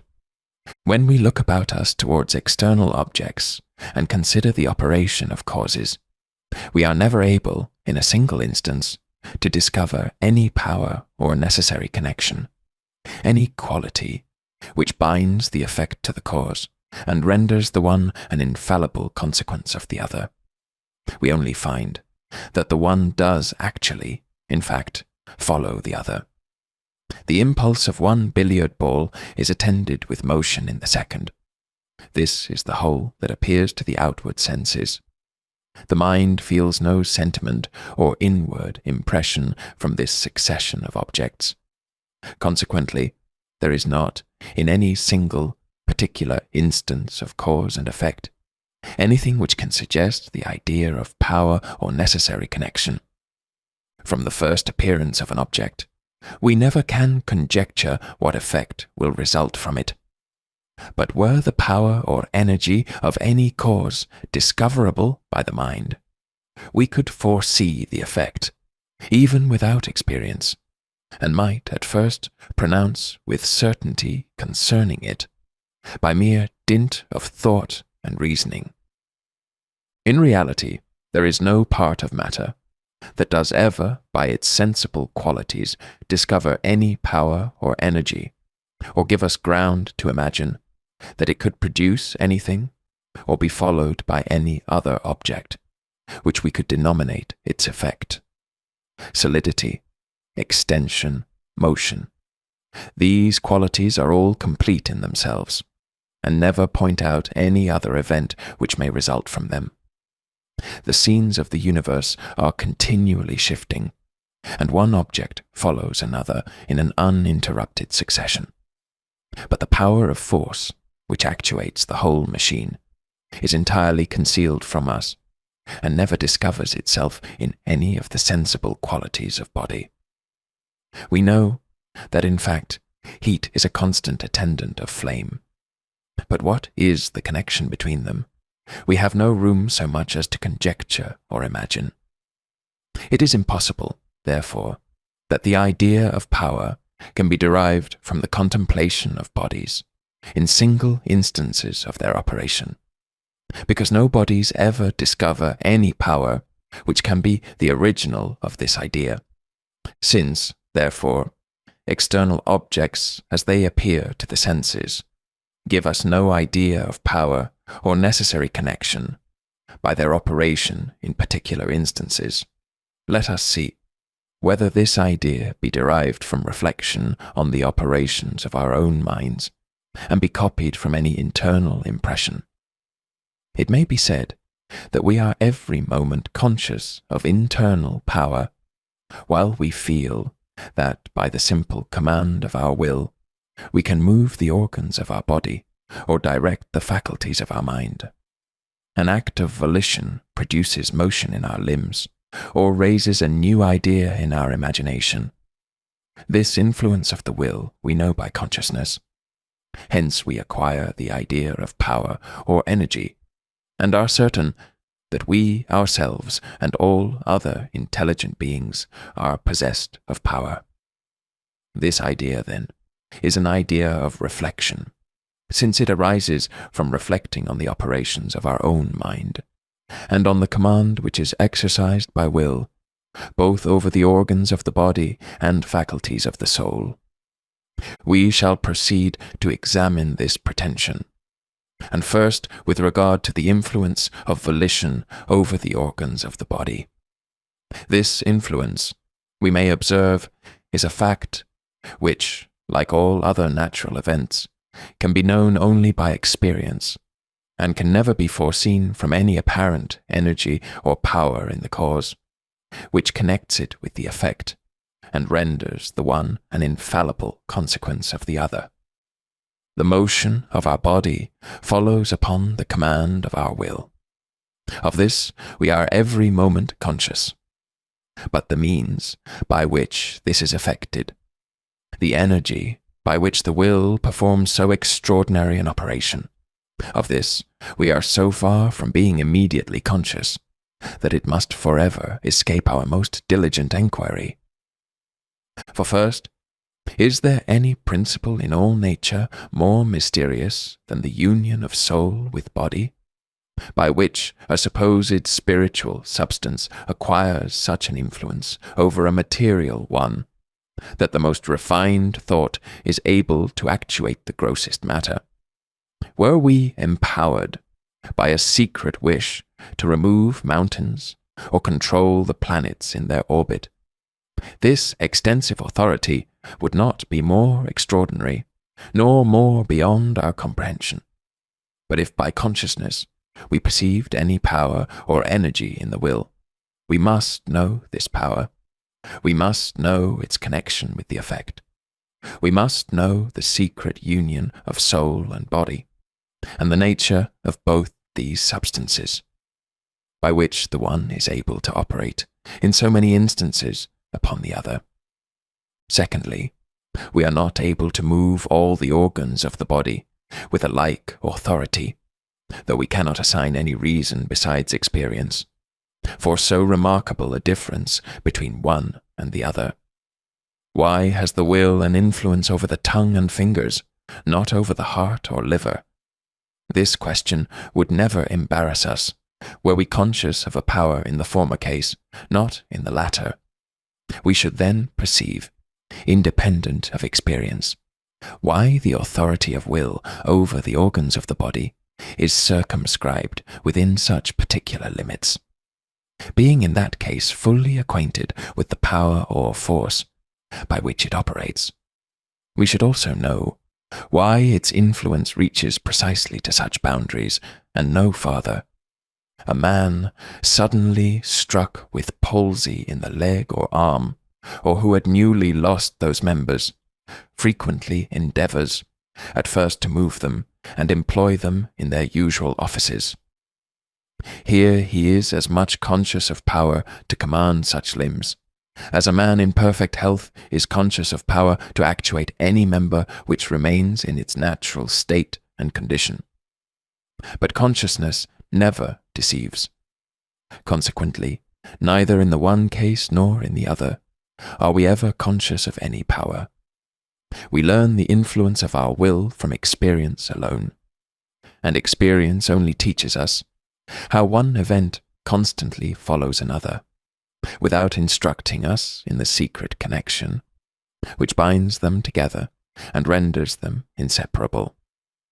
Thirdly, we learn from anatomy that the immediate object of power in voluntary motion is not the member itself which is moved, but certain muscles and nerves and animal spirits, and perhaps something still more minute and more unknown, through which the motion is successively propagated, ere it reach the member itself, whose motion is the immediate object of volition. Can there be a more certain proof that the power by which this whole operation is performed, so far from being directly and fully known by an inward sentiment or consciousness, is, to the last degree, mysterious and unintelligible? Here the mind wills a certain event. Immediately another event, unknown to ourselves, and totally different from the one intended, is produced. This event produces another, equally unknown, till at last, through a long succession, the desired event is produced. But if the original power were felt, it must be known. Were it known, its effect also must be known, since all power is relative to its effect, and vice versa. If the effect be not known, the power cannot be known nor felt. How indeed can we be conscious of a power to move our limbs, when we have no such power, but only that to move certain animal spirits, which, though they produce at last the motion of our limbs, yet operate in such a manner as is wholly beyond our comprehension? We may, therefore, conclude from the whole, I hope without any temerity, though with assurance, that our idea of power is not copied from any sentiment or consciousness of power within ourselves, when we give rise to animal motion, or apply our limbs to their proper use and office. That their motion follows the command of the will is a matter of common experience, like other natural events. But the power or energy by which this is effected, like that in other natural events, is unknown and inconceivable. Shall we then assert that we are conscious of a power or energy in our own minds, when, by an act or command of our will, we raise up a new idea, fix the mind to the contemplation of it, turn it on all sides, and at last dismiss it for some other idea, when we think that we have surveyed it with sufficient accuracy. I believe the same arguments will prove that even this command of the will gives us no real idea of force or energy. First, it must be allowed that when we know a power, we know that very circumstance in the cause, by which it is enabled to produce the effect, for these are supposed to be synonymous. We must, therefore, know both the cause and effect, and the relation between them. But do we pretend to be acquainted with the nature of the human soul, and the nature of an idea, or the aptitude of the one to produce the other? This is a real creation, a production of something out of nothing, which implies a power so great that it may seem, at first sight, beyond the reach of any being, less than infinite. At least it must be owned that such a power is not felt, nor known, nor even conceivable by the mind. We only feel the event, namely the existence of an idea, consequent to a command of the will. But the manner in which this operation is performed, the power by which it is produced, is entirely beyond our comprehension. Secondly, the command of the mind over itself is limited, as well as its command over the body, and these limits are not known by reason, or any acquaintance with the nature of cause and effect, but only by experience and observation, as in all other natural events and in the operation of external objects. Our authority over our sentiments and passions is much weaker than that over our ideas, and even the latter authority is circumscribed within very narrow boundaries. Will anyone pretend to assign the ultimate reason of these boundaries, or show why the power is deficient in one case, not in another? Thirdly, this self-command is very different at different times. A man in health possesses more of it than one languishing with sickness. We are more master of our thoughts in the morning than in the evening, fasting than after a full meal. Can we give any reason for these variations, except experience? Where then is the power, of which we pretend to be conscious? Is there not here, either in a spiritual or material substance, or both, some secret mechanism or structure of parts, upon which the effect depends, and which, being entirely unknown to us, renders the power or energy of the will equally unknown and incomprehensible? Volition is surely an act of the mind, with which we are sufficiently acquainted. Reflect upon it. Consider it on all sides. Do you find anything in it like this creative power, by which it raises from nothing a new idea, and with a kind of fiat imitates the omnipotence of its maker, if I may be allowed so to speak, who called forth into existence all the various scenes of nature? So far from being conscious of this energy in the will, it requires as certain experience as that of which we are possessed, to convince us that such extraordinary effects do ever result from a simple act of volition. The generality of mankind never find any difficulty in accounting for the more common and familiar operations of nature, such as the descent of heavy bodies, the growth of plants, the generation of animals, or the nourishment of bodies by food. But suppose that, in all these cases, they perceive the very force or energy of the cause, by which it is connected with its effect, and is forever infallible in its operation.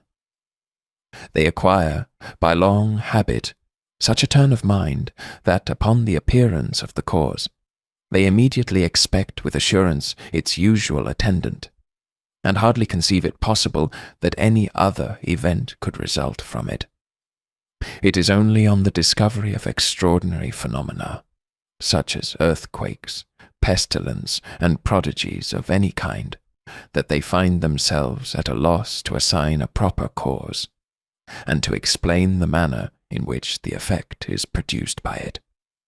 It is usual for men, in such difficulties, to have recourse to some invisible, intelligent principle as the immediate cause of that event which surprises them, and which, they think, cannot be accounted for from the common powers of nature.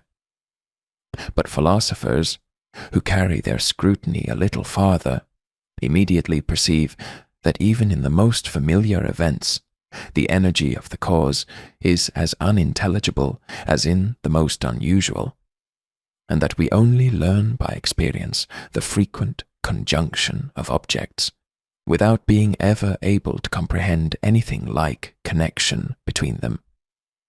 Here, then, many philosophers think themselves obliged by reason to have recourse, on all occasions, to the same principle, which the vulgar never appeal to but in cases that appear miraculous and supernatural. They acknowledge mind and intelligence to be not only the ultimate and original cause of all things, but the immediate and sole cause of every event which appears in nature. They pretend that those objects which are commonly denominated causes are in reality nothing but occasions, and that the true and direct principle of every effect is not any power or force in nature, but a volition of the Supreme Being, who wills that such particular objects should forever be conjoined with each other. Instead of saying that one billiard ball moves another by a force which it has derived from the author of nature, it is the deity himself, they say, who by a particular volition moves the second ball, being determined to this operation by the impulse of the first ball, in consequence of those general laws which he has laid down to himself in the government of the universe. But philosophers, advancing still in their inquiries, discover that, as we are totally ignorant of the power on which depends the mutual operation of bodies, we are no less ignorant of that power on which depends the operation of mind on body, or of body on mind. Nor are we able, either from our senses or consciousness, to assign the ultimate principle in one case more than in the other. The same ignorance, therefore, reduces them to the same conclusion. They assert that the deity is the immediate cause of the union between soul and body, and that they are not the organs of sense, which, being agitated by external objects, produce sensations in the mind, but that it is a particular volition of our omnipotent Maker, which excites such a sensation in consequence of such a motion in the organ. In like manner, it is not any energy in the will that produces local motion in our members. It is God himself, who is pleased to second our will, in itself impotent, and to command that motion which we erroneously attribute to our own power and efficacy. Nor do philosophers stop at this conclusion. They sometimes extend the same inference to the mind itself in its internal operations. Our mental vision or conception of ideas is nothing but a revelation made to us by our Maker. When we voluntarily turn our thoughts to any object and raise up its image in the fancy, it is not the will which creates that idea. It is the universal Creator who discovers it to the mind and renders it present to us. Thus, according to these philosophers, everything is full of God. Not content with the principle that nothing exists but by his will, that nothing possesses any power but by his concession, they rob nature and all created beings of every power, in order to render their dependence on the deity still more sensible and immediate. They consider not that, by this theory, they diminish, instead of magnifying, the grandeur of those attributes which they affect so much to celebrate. It argues surely more power in the deity to delegate a certain degree of power to inferior creatures than to produce everything by his own immediate volition. It argues more wisdom to contrive at first the fabric of the world with such perfect foresight, that of itself, and by its proper operation, it may serve all the purposes of Providence, than if the great Creator were obliged every moment to adjust its parts, and animate by his breath all the wheels of that stupendous machine. But if we would have a more philosophical confutation of this theory, perhaps the two following reflections may suffice. First, it seems to me that this theory of the universal energy and operation of the Supreme Being is too bold ever to carry conviction with it to a man, sufficiently apprised of the weakness of human reason, and the narrow limits to which it is confined in all its operations. Though the chain of arguments which conduct to it were ever so logical, there must arise a strong suspicion, if not an absolute assurance, that it has carried us quite beyond the reach of our faculties, when it leads to conclusions so extraordinary and so remote from common life and experience. We are got into fairyland, long ere we have reached the last steps of our theory, and there we have no reason to trust our common methods of argument, or to think that our usual analogies and probabilities have any authority. Our line is too short to fathom such immense abysses, and however we may flatter ourselves that we are guided in every step which we take by a kind of verisimilitude and experience, we may be assured that this fancied experience has no authority, when we thus apply it to subjects that lie entirely out of the sphere of experience. But on this we shall have occasion to touch afterwards. Secondly, I cannot perceive any force in the arguments on which this theory is founded. We are ignorant, it is true, of the manner in which bodies operate on each other. Their force or energy is entirely incomprehensible. But are we not equally ignorant of the manner or force by which a mind, even the supreme mind, operates either on itself or on body?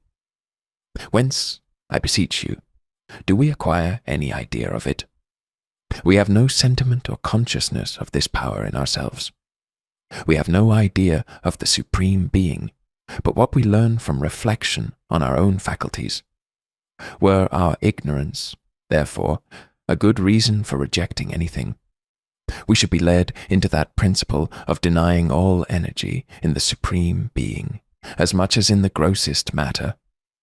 We surely comprehend as little the operations of one as of the other. Is it more difficult to conceive that motion may arise from impulse than that it may arise from volition? All we know is our profound ignorance in both cases. Chapter 7, Part 2.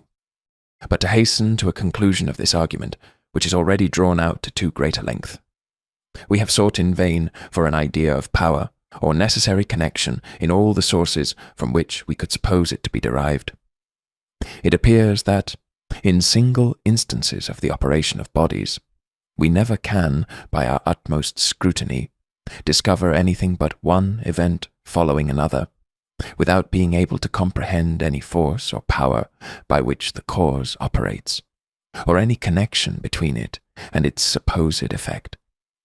The same difficulty occurs in contemplating the operations of mind on body, where we observe the motion of the latter to follow upon the volition of the former, but are not able to observe or conceive the tie which binds together the motion and volition, or the energy by which the mind produces this effect.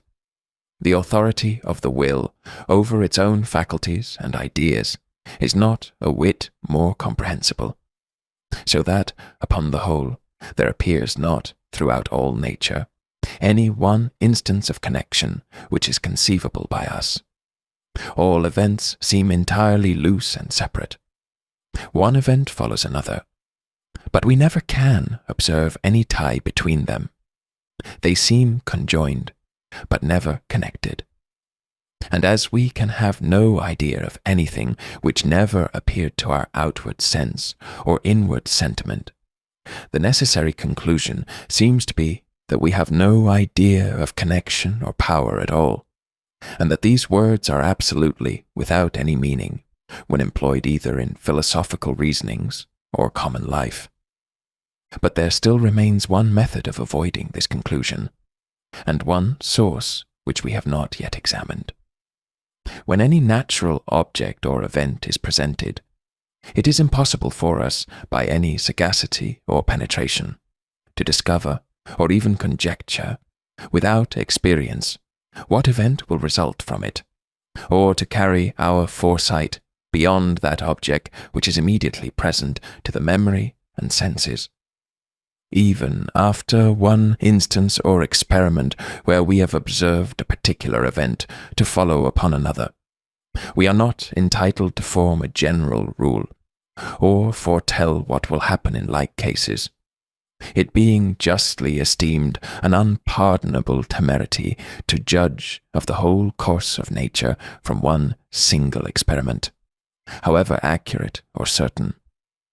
But when one particular species of event has always, in all instances, been conjoined with another, we make no longer any scruple of foretelling one upon the appearance of the other, and of employing that reasoning which can alone assure us of any matter of fact or existence. We then call the one object cause, the other effect. We suppose that there is some connection between them, some power in the one by which it infallibly produces the other, and operates with the greatest certainty and strongest necessity. It appears, then, that this idea of a necessary connection among events arises from a number of similar instances which occur of the constant conjunction of these events. Nor can that idea ever be suggested by any one of these instances, surveyed in all possible lights and positions. But there is nothing in a number of instances, different from every single instance, which is supposed to be exactly similar, except only that after a repetition of similar instances, the mind is carried by habit, upon the appearance of one event, to expect its usual attendant and to believe that it will exist. This connection, therefore, which we feel in the mind, this customary transition of the imagination from one object to its usual attendant, is the sentiment or impression from which we form the idea of power or necessary connection. Nothing farther is in the case. Contemplate the subject on all sides. You will never find any other origin of that idea. This is the sole difference between one instance, from which we can never receive the idea of connection, and a number of similar instances by which it is suggested. The first time a man saw the communication of motion by impulse, as by the shock of two billiard balls, he could not pronounce that the one event was connected, but only that it was conjoined with the other. After he has observed several instances of this nature, he then pronounces them to be connected. What alteration has happened to give rise to this new idea of connection? Nothing, but that he now feels these events to be connected in his imagination, and can readily foretell the existence of one from the appearance of the other. When we say, therefore, that one object is connected with another, we mean only that they have acquired a connection in our thought, and give rise to this inference, by which they become proofs of each other's existence. A conclusion which is somewhat extraordinary, but which seems founded on sufficient evidence. Nor will its evidence be weakened by any general diffidence of the understanding, or sceptical suspicion concerning every conclusion which is new and extraordinary. No conclusions can be more agreeable to scepticism than such as make discoveries concerning the weakness and narrow limits of human reason and capacity. And what stronger instance can be produced of the surprising ignorance and weakness of the understanding than the present? For surely, if there be any relation among objects which it imports to us to know perfectly, it is that of cause and effect. On this are founded all our reasonings concerning matter of fact or existence. By means of it alone, we attain any assurance concerning objects which are removed from the present testimony of our memory and senses. The only immediate utility of all sciences is to teach us how to control and regulate future events by their causes. Our thoughts and inquiries are, therefore, every moment employed about this relation. Yet, so imperfect are the ideas which we form concerning it, that it is impossible to give any just definition of cause, except what is drawn from something extraneous and foreign to it. Similar objects are always conjoined with similar. Of this we have experience. Suitably to this experience, therefore, we may define a cause to be an object, followed by another, and where all the objects similar to the first are followed by objects similar to the second. Or in other words, where, if the first object had not been, the second never had existed. The appearance of a cause always conveys the mind, by a customary transition, to the idea of the effect. Of this also we have experience. We may, therefore, suitably to this experience, form another definition of cause, and call it an object followed by another, and whose appearance always conveys the thought to that other. But though both these definitions be drawn from circumstances foreign to the cause, we cannot remedy this inconvenience, or attain any more perfect definition, which may point out that circumstance in the cause, which gives it a connection with its effect. We have no idea of this connection, nor even any distinct notion what it is we desire to know, when we endeavour at a conception of it. We say, for instance, that the vibration of this string is the cause of this particular sound. But what do we mean by that affirmation?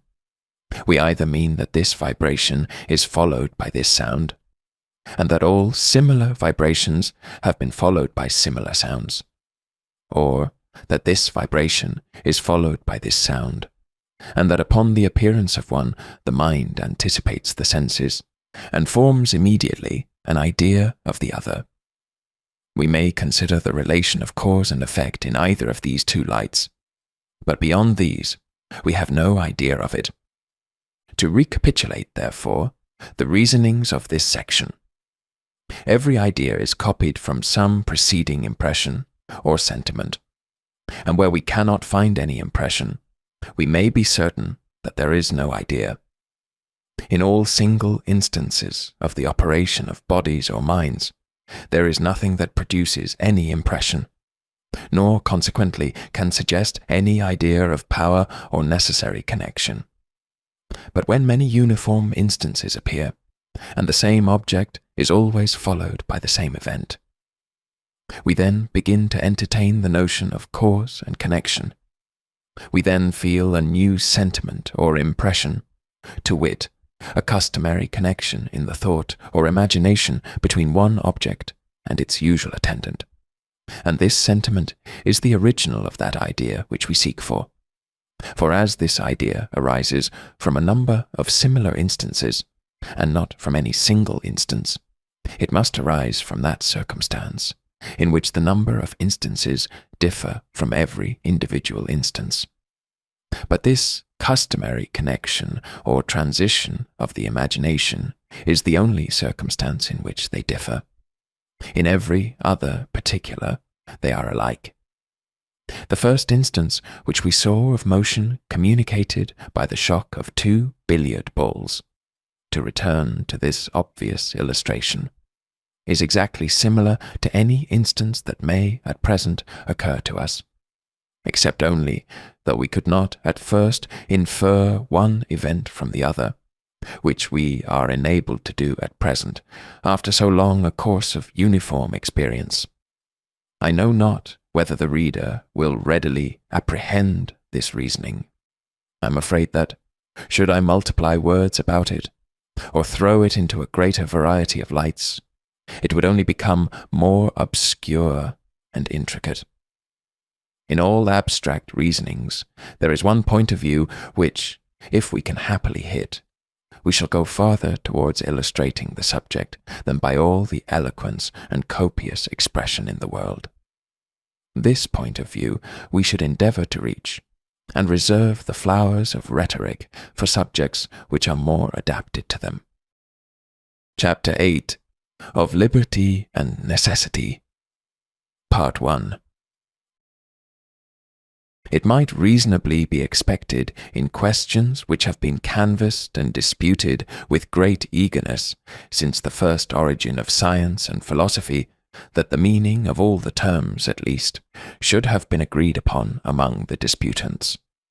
And our inquiries in the course of 2000 years been able to pass from words to the true and real subject of the controversy.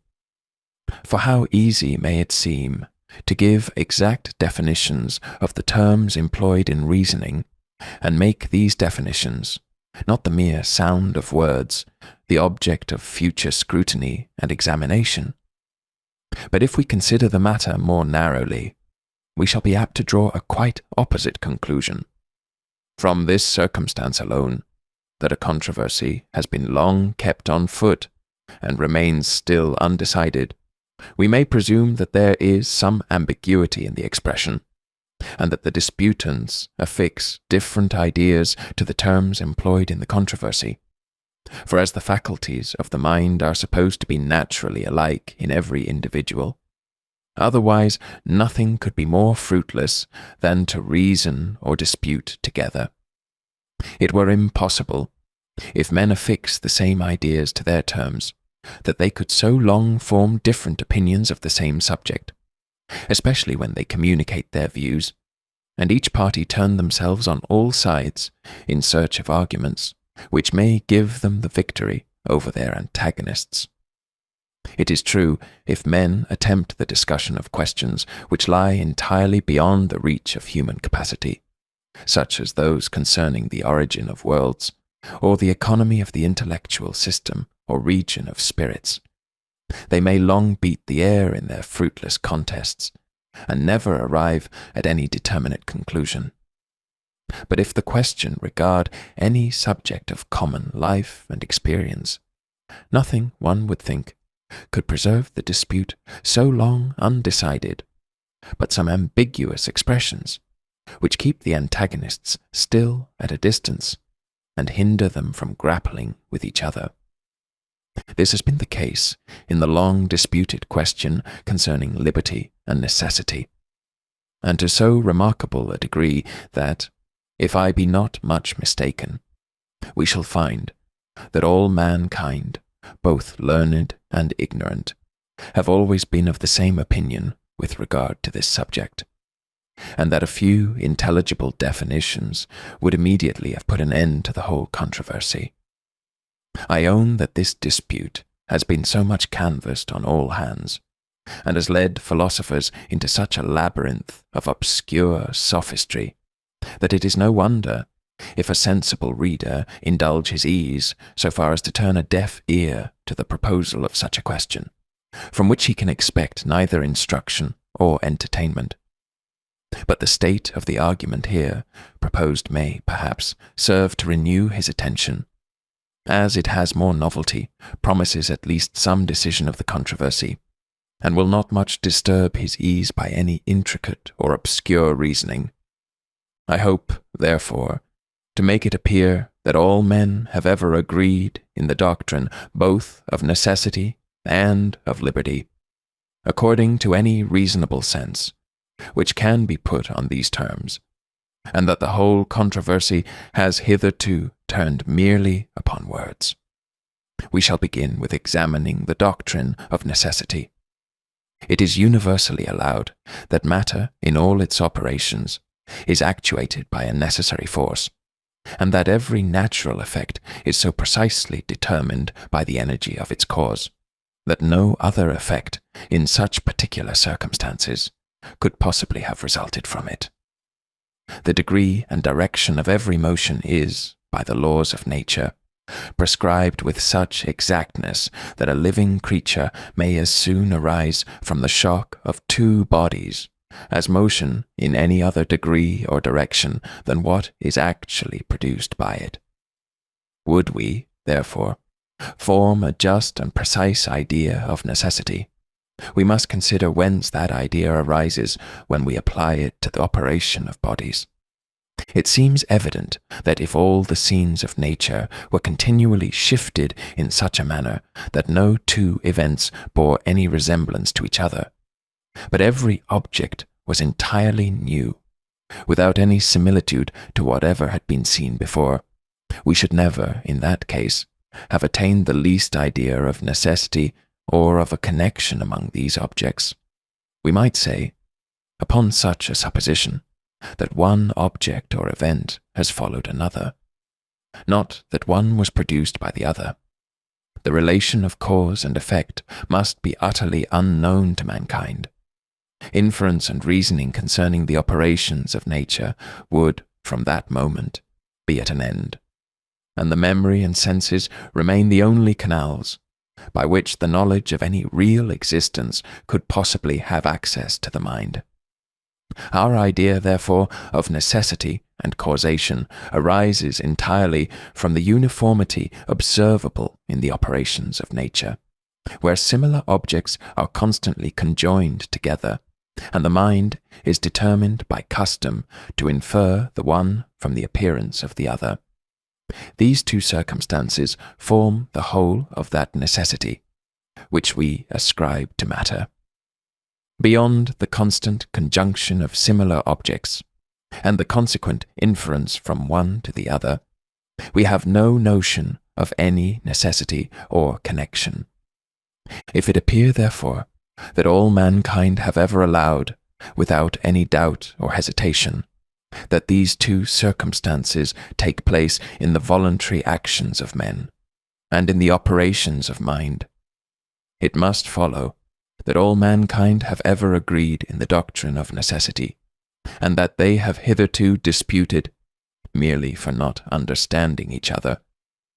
As to the first circumstance, the constant and regular conjunction of similar events, we may possibly satisfy ourselves by the following considerations. It is universally acknowledged that there is a great uniformity among the actions of men in all nations and ages, and that human nature remains still the same in its principles and operations. The same motives always produce the same actions. The same events follow from the same causes: ambition, avarice, self-love, vanity, friendship, generosity, public spirit. These passions, mixed in various degrees and distributed through society, have been from the beginning of the world, and still are, the source of all the actions and enterprises which have ever been observed among mankind. Would you know the sentiments, inclinations, and course of life of the Greeks and Romans? Study well the temper and actions of the French and English. You cannot be much mistaken in transferring to the former most of the observations which you have made with regard to the latter. Mankind are so much the same in all times and places that history informs us of nothing new or strange in this particular. Its chief use is only to discover the constant and universal principles of human nature, by showing men in all varieties of circumstances and situations, and furnishing us with materials from which we may form our observations and become acquainted with the regular springs of human action and behavior. These records of wars, intrigues, factions, and revolutions are so many collections of experiments by which the politician or moral philosopher fixes the principles of his science, in the same manner as the physician or natural philosopher becomes acquainted with the nature of plants, minerals, and other external objects by the experiments which he forms concerning them. Nor are the earth, water, and other elements, examined by Aristotle and Hippocrates, more like to those which at present lie under our observation than the men described by Polybius and Tacitus are to those who now govern the world. Should a traveller, returning from a far country, bring us an account of men wholly different from any with whom we were ever acquainted, men who were entirely divested of avarice, ambition, or revenge, who knew no pleasure but friendship, generosity, and public spirit, we should immediately, from these circumstances, detect the falsehood and prove him a liar with the same certainty as if he had stuffed his narration with stories of centaurs and dragons, miracles and prodigies.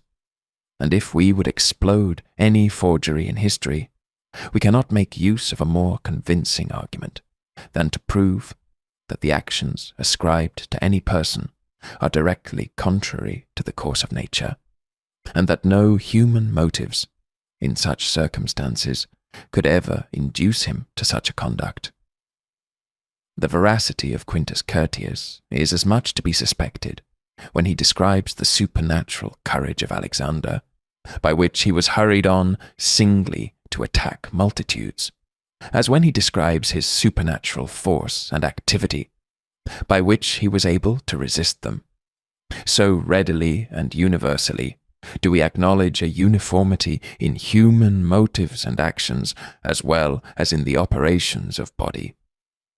Hence likewise the benefit of that experience, acquired by long life and a variety of business and company, in order to instruct us in the principles of human nature, and regulate our future conduct, as well as speculation. By means of this guide, we mount up to the knowledge of men's inclinations and motives, from their actions, expressions, and even gestures, and again descend to the interpretation of their actions from our knowledge of their motives and inclinations. The general observations treasured up by a course of experience give us the clue of human nature and teach us to unravel all its intricacies. Pretexts and appearances no longer deceive us. Public declarations pass for the specious colouring of a cause. And though virtue and honour be allowed their proper weight and authority, that perfect disinterestedness, so often pretended to, is never expected in multitudes and parties, seldom in their leaders, and scarcely even in individuals of any rank or station. But were there no uniformity in human actions, and were every experiment which we could form of this kind irregular and anomalous, it were impossible to collect any general observations concerning mankind, and no experience, however accurately digested by reflection, would ever serve to any purpose. Why is the aged husbandman more skilful in his calling than the young beginner? But because there is a certain uniformity in the operation of the sun, rain, and earth towards the production of vegetables, and experience teaches the old practitioner the rules by which this operation is governed and directed. We must not, however, expect that this uniformity of human actions should be carried to such a length as that all men, in the same circumstances, will always act precisely in the same manner, without making any allowance for the diversity of characters, prejudices, and opinions. Such a uniformity in every particular is found in no part of nature. On the contrary, from observing the variety of conduct in different men, we are enabled to form a greater variety of maxims, which still suppose a degree of uniformity and regularity. Are the manners of men different in different ages and countries? We learn thence the great force of custom and education, which mould the human mind from its infancy, and form it into a fixed and established character.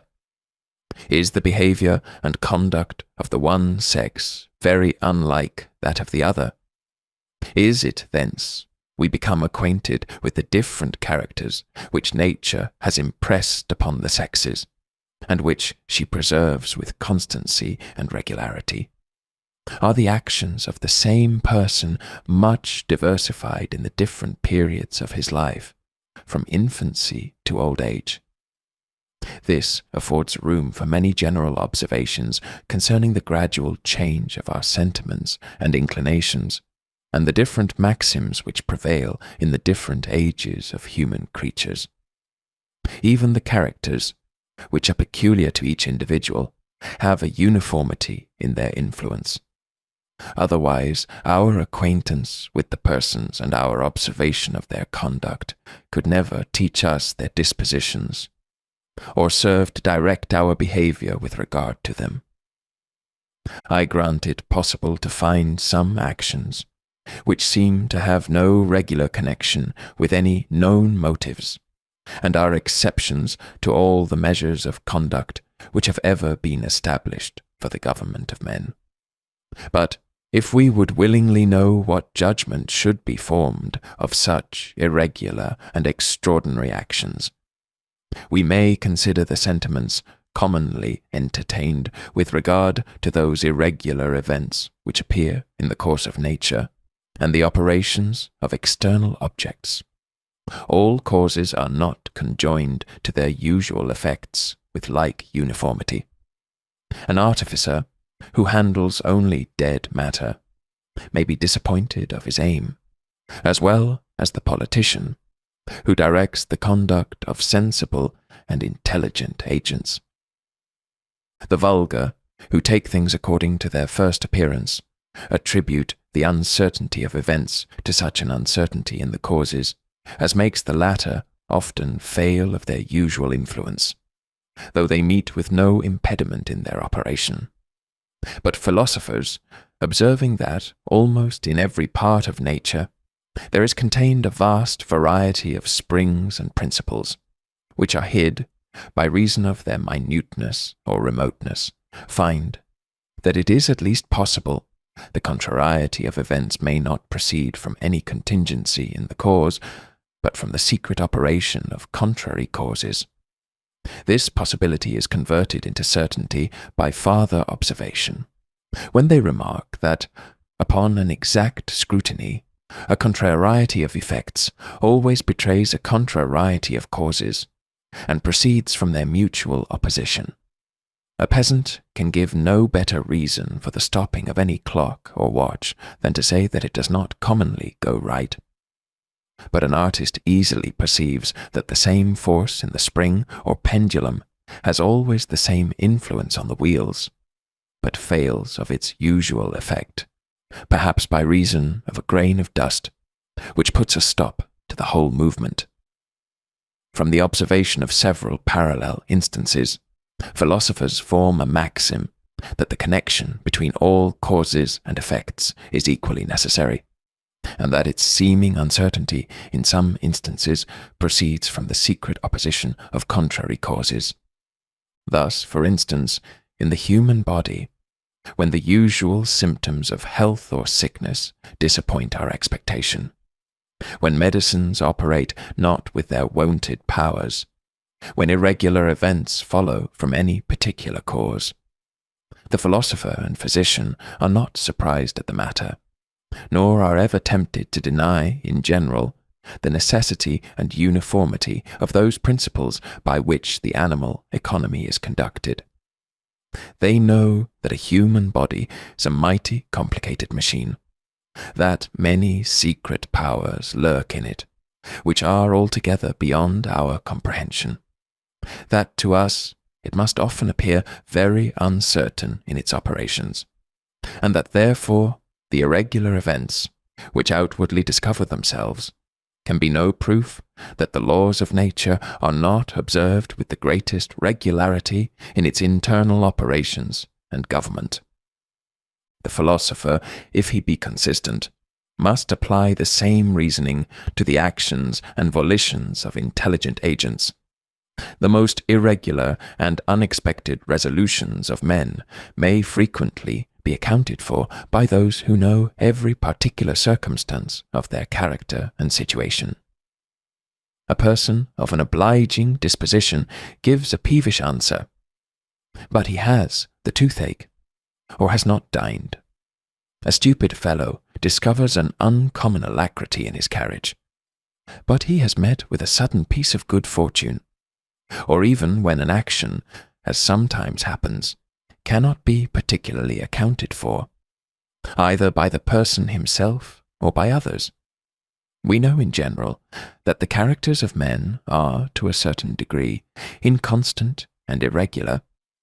This is, in a manner, the constant character of human nature, though it be applicable, in a more particular manner, to some persons who have no fixed rule for their conduct, but proceed in a continued course of caprice and inconstancy.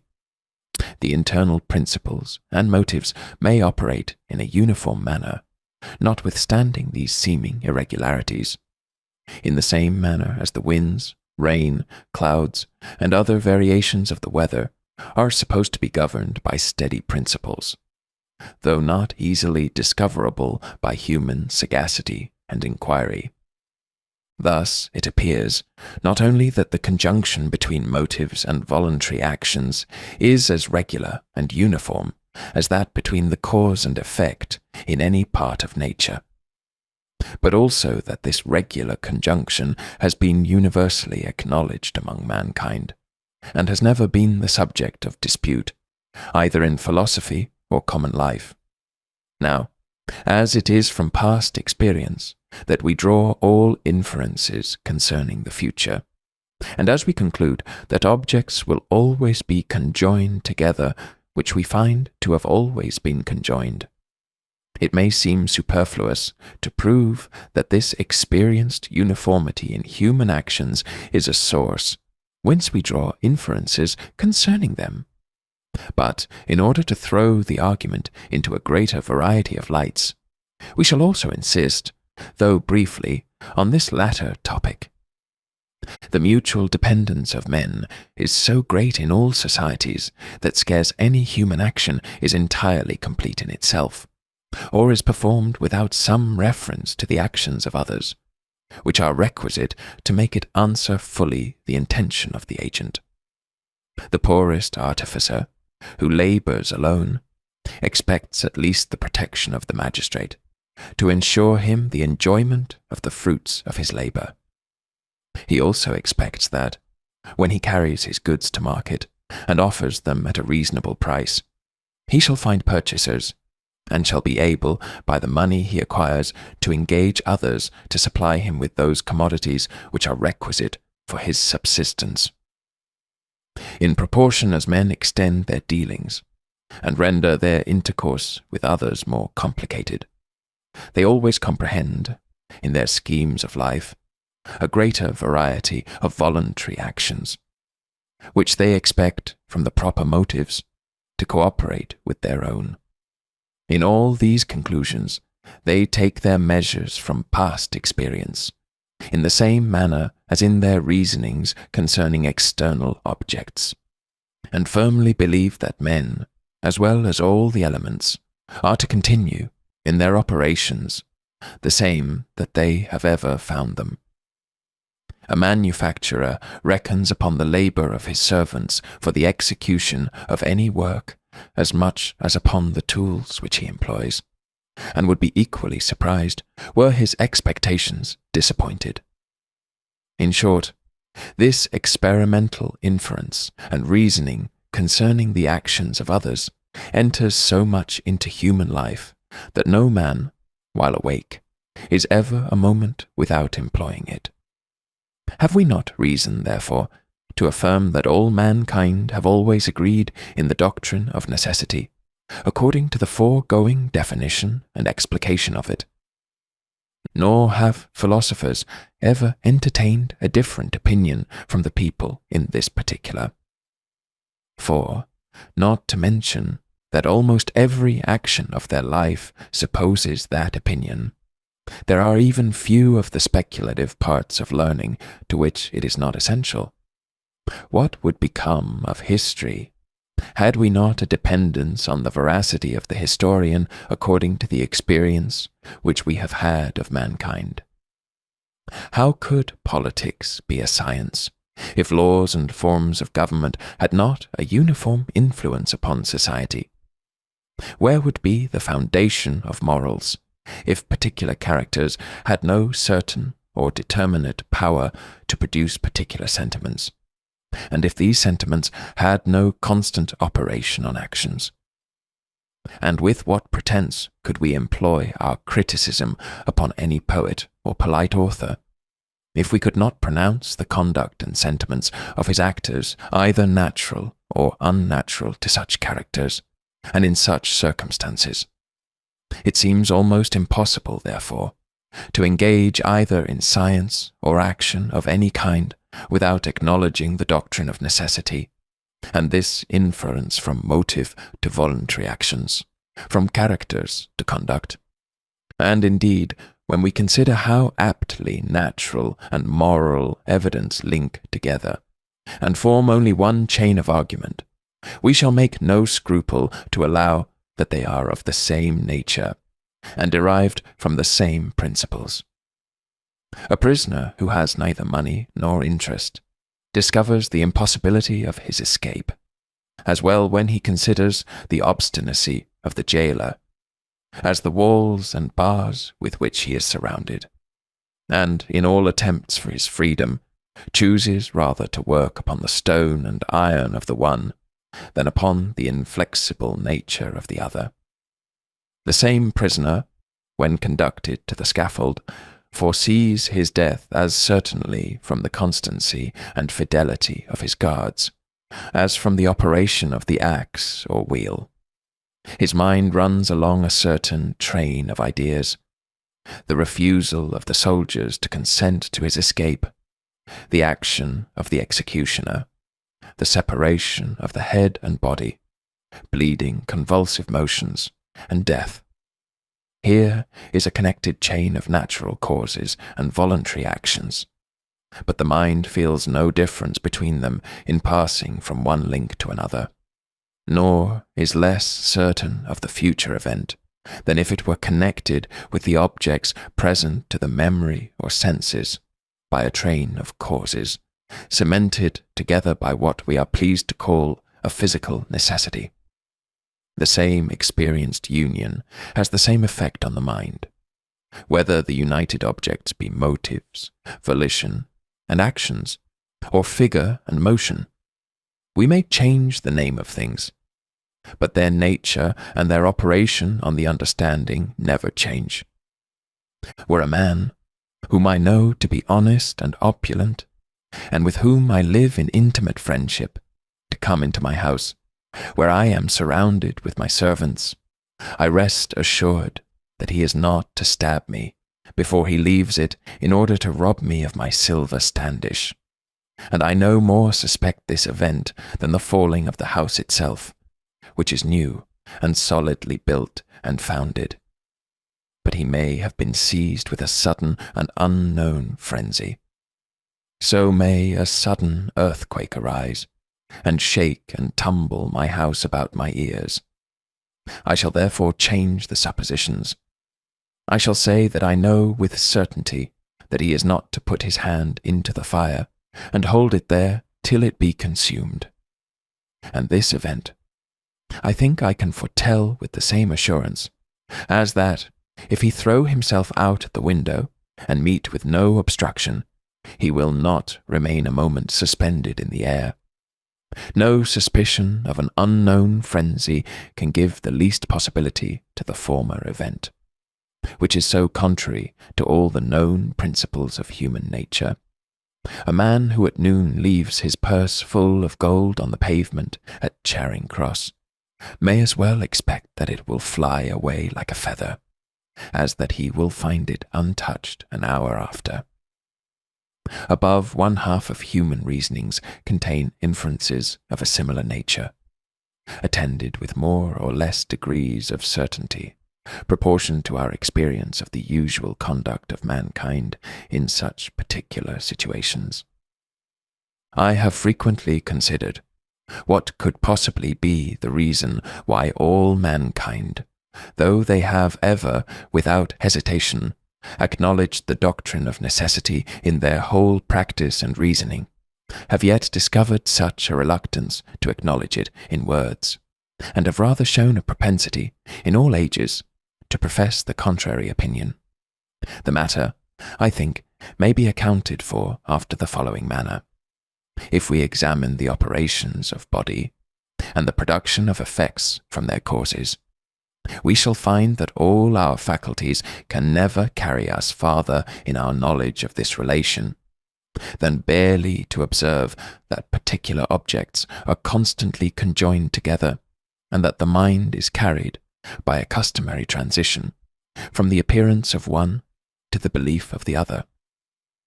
But though this conclusion concerning human ignorance be the result of the strictest scrutiny of this subject, men still entertain a strong propensity to believe that they penetrate farther into the powers of nature, and perceive something like a necessary connection between the cause and the effect, when again they turn their reflections towards the operations of their own minds, and feel no such connection of the motive and the action. They are thence apt to suppose that there is a difference between the effects which result from material force and those which arise from thought and intelligence. But being once convinced that we know nothing farther of causation of any kind than merely the constant conjunction of objects, and the consequent inference of the mind from one to another, and finding that these two circumstances are universally allowed to have place in voluntary actions, we may be more easily led to own the same necessity common to all causes.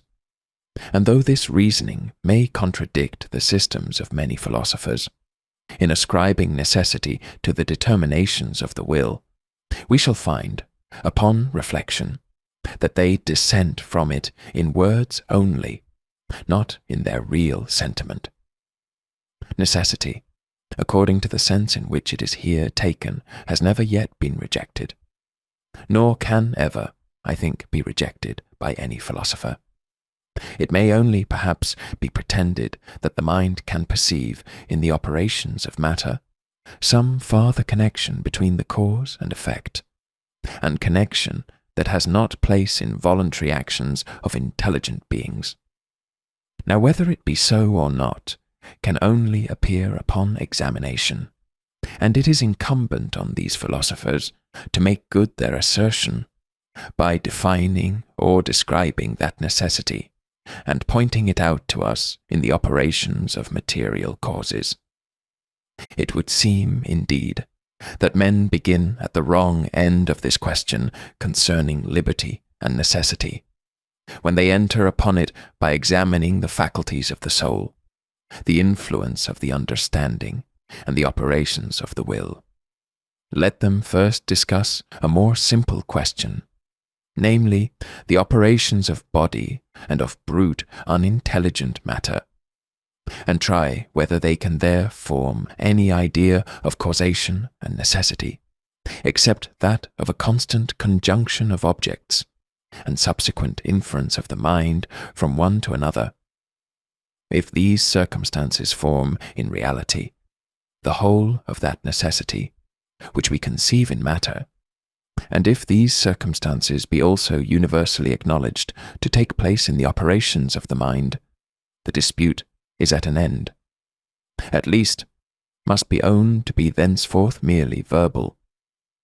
But as long as we will rashly suppose that we have some farther idea of necessity and causation in the operations of external objects, at the same time that we can find nothing farther in the voluntary actions of the mind, there is no possibility of bringing the question to any determinate issue, while we proceed upon so erroneous a supposition.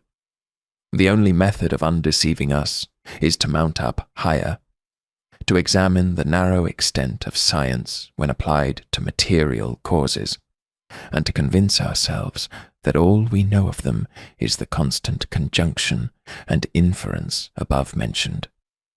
We may, perhaps, find that it is with difficulty we are induced to fix such narrow limits to human understanding. But we can afterwards find no difficulty when we come to apply this doctrine to the actions of the will. For as it is evident that these have a regular conjunction with motives and circumstances and characters, and as we always draw inferences from one to the other, we must be obliged to acknowledge in words that necessity, which we have already avowed, in every deliberation of our lives, and in every step of our conduct and behaviour.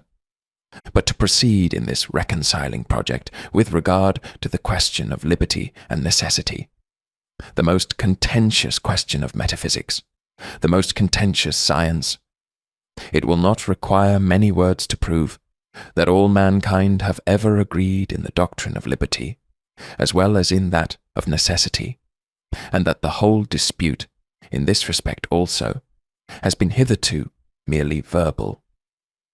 For what is meant by liberty when applied to voluntary actions? We cannot surely mean that actions have so little connection with motives, inclinations, and circumstances that one does not follow with a certain degree of uniformity from the other, and that one affords no inference by which we can conclude the existence of the other. For these are plain and acknowledged matters of fact. By liberty, then, we can only mean a power of acting or not acting, according to the determinations of the will. That is, if we choose to remain at rest, we may. If we choose to move, we also may. Now this hypothetical liberty is universally allowed to belong to everyone who is not a prisoner and in chains. Here, then, is no subject of dispute. Whatever definition we may give of liberty, we should be careful to observe two requisite circumstances. First, that it be consistent with plain matter of fact. Secondly, that it be consistent with itself. If we observe these circumstances and render our definition intelligible, I am persuaded that all mankind will be found of one opinion with regard to it.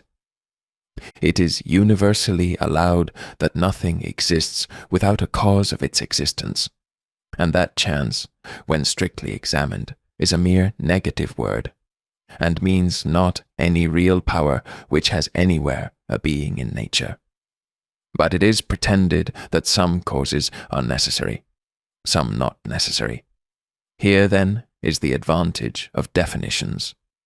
Let anyone define a cause without comprehending, as a part of the definition, a necessary connection with its effect, and let him show distinctly the origin of the idea expressed by the definition, and I shall readily give up the whole controversy. But if the foregoing explication of the matter be received, this must be absolutely impracticable. Had not objects a regular conjunction with each other, we should never have entertained any notion of cause and effect. And this regular conjunction produces that inference of the understanding, which is the only connection, that we can have any comprehension of. Whoever attempts a definition of cause, exclusive of these circumstances, will be obliged either to employ unintelligible terms, or such as are synonymous to the term which he endeavours to define. And if the definition above mentioned be admitted, liberty, when opposed to necessity, not to constraint, is the same thing with chance, which is universally allowed to have no existence. Chapter 8, Part 2.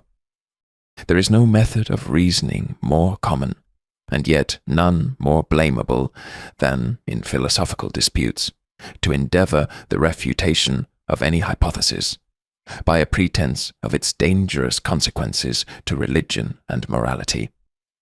When any opinion leads to absurdities, it is certainly false, but it is not certain that an opinion is false, because it is of dangerous consequence. Such topics, therefore, ought entirely to be forborne, as serving nothing to the discovery of truth, but only to make the person of an antagonist odious. This I observe in general, without pretending to draw any advantage from it. I frankly submit to an examination of this kind, and shall venture to affirm that the doctrines, both of necessity and of liberty, as above explained, are not only consistent with morality, but are absolutely essential to its support. Necessity may be defined two ways, conformably to the two definitions of cause, of which it makes an essential part. It consists either in the constant conjunction of like objects, or in the inference of the understanding from one object to another. Now, necessity, in both these senses, which indeed are at bottom the same, has universally, though tacitly in the schools, in the pulpit, and in common life, been allowed to belong to the will of man. And no one has ever pretended to deny that we can draw inferences concerning human actions, and that those inferences are founded on the experienced union of like actions, with like motives, inclinations, and circumstances. The only particular in which anyone can differ is that either perhaps he will refuse to give the name of necessity to this property of human actions. But as long as the meaning is understood, I hope the word can do no harm. Or that he will maintain it possible to discover something farther in the operations of matter. But this, it must be acknowledged, can be of no consequence to morality or religion, whatever it may be to natural philosophy or metaphysics. We may here be mistaken in asserting that there is no idea of any other necessity or connection in the actions of body. But surely we ascribe nothing to the actions of the mind, but what everyone does and must readily allow of. We change no circumstance in the received orthodox system with regard to the will, but only in that with regard to material objects and causes. Nothing, therefore, can be more innocent, at least, than this doctrine. All laws being founded on rewards and punishments, it is supposed as a fundamental principle that these motives have a regular and uniform influence on the mind, and both produce the good and prevent the evil actions. We may give to this influence what name we please, but as it is usually conjoined with the action, it must be esteemed a cause, and be looked upon as an instance of that necessity, which we would here establish. The only proper object of hatred or vengeance is a person or creature, endowed with thought and consciousness, and when any criminal or injurious actions excite that passion, it is only by their relation to the person or connection with him. Actions are, by their very nature, temporary and perishing, and where they proceed not from some cause in the character and disposition of the person who performed them, they can neither redound to his honour, if good, nor infamy, if evil. The actions themselves may be blamable. They may be contrary to all the rules of morality and religion, but the person is not answerable for them. And as they proceeded from nothing in him that is durable and constant, and leave nothing of that nature behind them, it is impossible he can, upon their account, become the object of punishment or vengeance. According to the principle, therefore, which denies necessity and consequently causes, a man is as pure and untainted, after having committed the most horrid crime, as at the first moment of his birth, nor is his character any wise concerned in his actions, since they are not derived from it, and the wickedness of the one can never be used as a proof of the depravity of the other. Men are not blamed for such actions as they perform ignorantly and casually, whatever may be the consequences. Why? But because the principles of these actions are only momentary, and terminate in them alone. Men are less blamed for such actions as they perform hastily and unpremeditatedly, than for such as proceed from deliberation. For what reason? But because a hasty temper, though a constant cause or principle in the mind, operates only by intervals, and infects not the whole character. Again, repentance wipes off every crime, if attended with a reformation of life and manners. How is this to be accounted for? But by asserting that actions render a person criminal merely as they are proofs of criminal principles in the mind, and when, by an alteration of these principles, they cease to be just proofs, they likewise cease to be criminal. But except upon the doctrine of necessity, they never were just proofs, and consequently never were criminal. It will be equally easy to prove, and from the same arguments, that liberty, according to that definition above mentioned, in which all men agree, is also essential to morality, and that no human actions, where it is wanting, are susceptible of any moral qualities, or can be the objects either of approbation or dislike. For as actions are objects of our moral sentiment, so far only as they are indications of the internal character, passions, and affections, it is impossible that they can give rise either to praise or blame, where they proceed not from these principles, but are derived altogether from external violence. I pretend not to have obviated or removed all objections to this theory, with regard to necessity and liberty. I can foresee other objections, derived from topics which have not here been treated of. It may be said, for instance, that, if voluntary actions be subjected to the same laws of necessity with the operations of matter, there is a continued chain of necessary causes preordained and predetermined, reaching from the original cause of all to every single volition of every human creature. No contingency anywhere in the universe, no indifference, no liberty. While we act, we are, at the same time, acted upon. The ultimate author of all our volitions is the Creator of the world, who first bestowed motion on this immense machine, and placed all beings in that particular position, whence every subsequent event, by an inevitable necessity, must result. Human actions, therefore, either can have no moral turpitude at all, as proceeding from so good a cause, or, if they have any turpitude, they must involve our Creator in the same guilt, while he is acknowledged to be their ultimate cause and author. For as a man who fired a mine is answerable for all the consequences, whether the train he employed be long or short, so wherever a continued chain of necessary causes is fixed, that being, either finite or infinite, who produces the first, is likewise the author of all the rest, and must both bear the blame and acquire the praise which belong to them. Our clear and unalterable ideas of morality establish this rule, upon unquestionable reasons, when we examine the consequences of any human action, and these reasons must still have greater force when applied to the volitions and intentions of a being infinitely wise and powerful. Ignorance or impotence may be pleaded for so limited a creature as man, but those imperfections have no place in our Creator.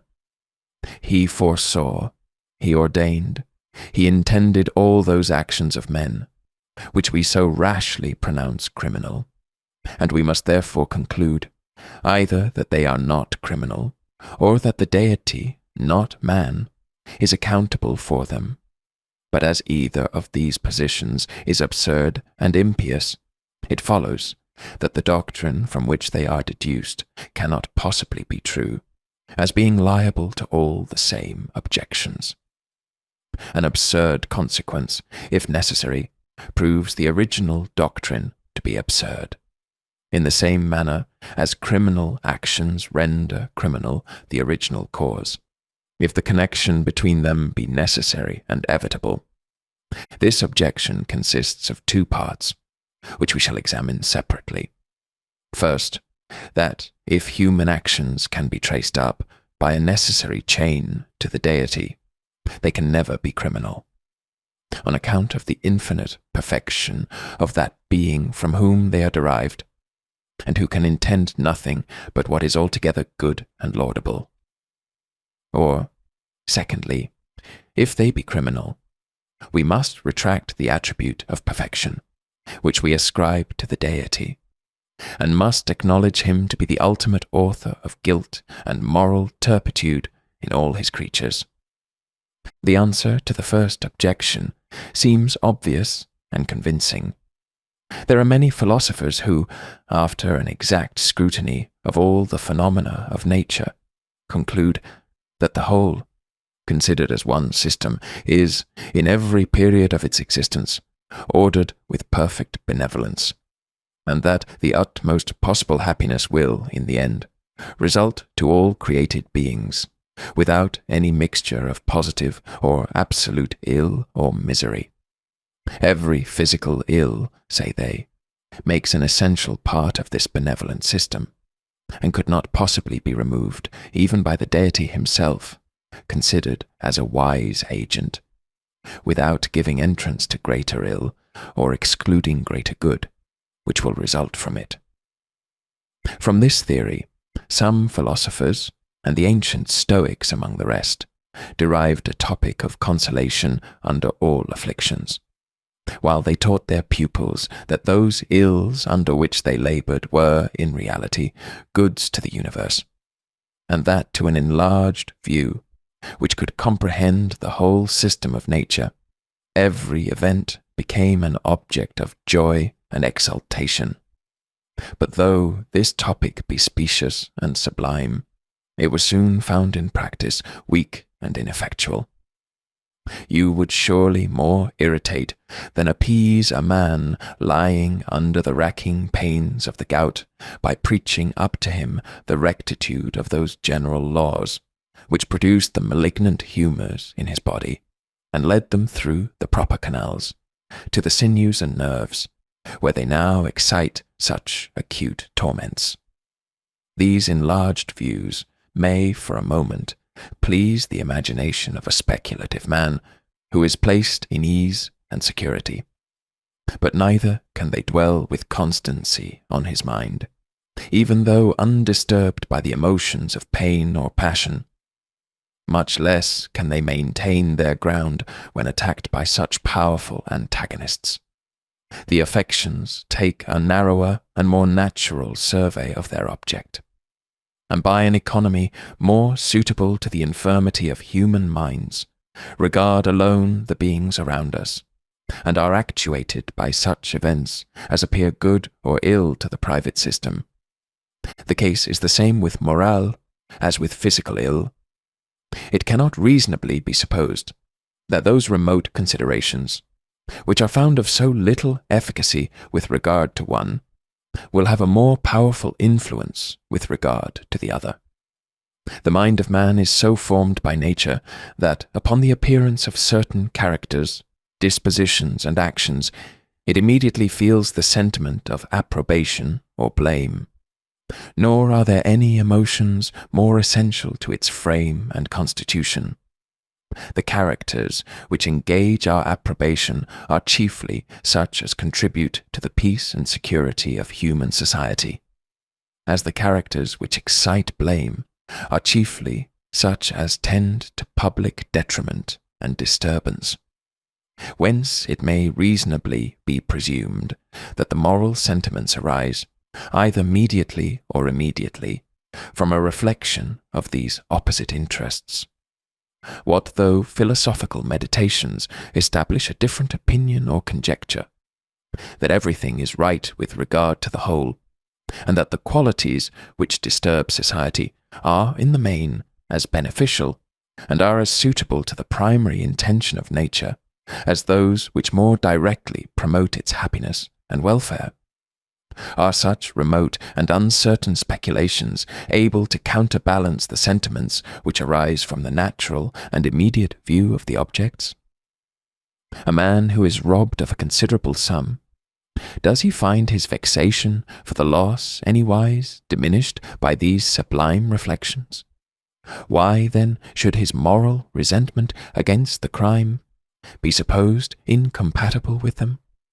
Or why should not the acknowledgment of a real distinction between vice and virtue be reconcilable to all speculative systems of philosophy, as well as that of a real distinction between personal beauty and deformity, both these distinctions are founded in the natural sentiments of the human mind, and these sentiments are not to be controlled or altered by any philosophical theory or speculation whatsoever.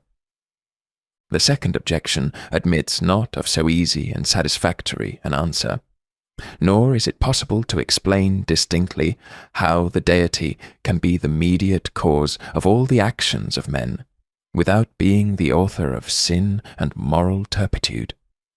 These are mysteries, which mere natural and unassisted reason is very unfit to handle, and whatever system she embraces, she must find herself involved in inextricable difficulties and even contradictions at every step which she takes with regard to such subjects. To reconcile the indifference and contingency of human actions with prescience, or to defend absolute decrees, and yet free the deity from being the author of sin, has been found hitherto to exceed all the power of philosophy. Happy if she be thence sensible of her temerity, when she pries into these sublime mysteries, and leaving a scene so full of obscurities and perplexities, return with suitable modesty to her true and proper province, the examination of common life, where she will find difficulties enough to employ her inquiries, without launching into so boundless an ocean of doubt, uncertainty, and contradiction. Chapter 9. Of the Reason of Animals. All our reasonings concerning matter of fact are founded on a species of analogy, which leads us to expect from any cause the same events, which we have observed to result from similar causes. Where the causes are entirely similar, the analogy is perfect, and the inference drawn from it is regarded as certain and conclusive. Nor does any man ever entertain a doubt, where he sees a piece of iron, that it will have weight and cohesion of parts, as in all other instances which have ever fallen under his observation. But where the objects have not so exact a similarity, the analogy is less perfect, and the inference is less conclusive, though still it has some force, in proportion to the degree of similarity and resemblance. The anatomical observations, formed upon one animal, are, by this species of reasoning, extended to all animals, and it is certain that when the circulation of the blood, for instance, is clearly proved to have place in one creature, as a frog or fish, it forms a strong presumption that the same principle has place in all. These analogical observations may be carried farther, even to this science, of which we are now treating, and any theory, by which we explain the operations of the understanding or the origin and connection of the passions in man, will acquire additional authority, if we find that the same theory is requisite to explain the same phenomena in all other animals. We shall make trial of this, with regard to the hypothesis, by which we have, in the foregoing discourse, endeavoured to account for all experimental reasonings, and it is hoped that this new point of view will serve to confirm all our former observations. First, it seems evident that animals as well as men learn many things from experience, and infer that the same events will always follow from the same causes. By this principle they become acquainted with the more obvious properties of external objects, and gradually, from their birth, treasure up a knowledge of the nature of fire, water, earth, stones, heights, depths, etc., and of the effects which result from their operation. The ignorance and inexperience of the young are here plainly distinguishable from the cunning and sagacity of the old, who have learned, by long observation, to avoid what hurt them, and to pursue what gave ease or pleasure. A horse that has been accustomed to the field becomes acquainted with the proper height which he can leap, and will never attempt what exceeds his force and ability. An old grey hound will trust the more fatiguing part of the chase to the younger, and will place himself so as to meet the hare in her doubles. Nor are the conjectures, which he forms on this occasion, founded in anything but his observation and experience.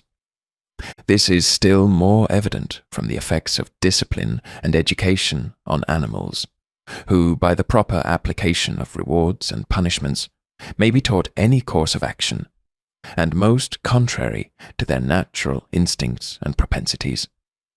Is it not experience which renders a dog apprehensive of pain when you menace him or lift up the whip to beat him?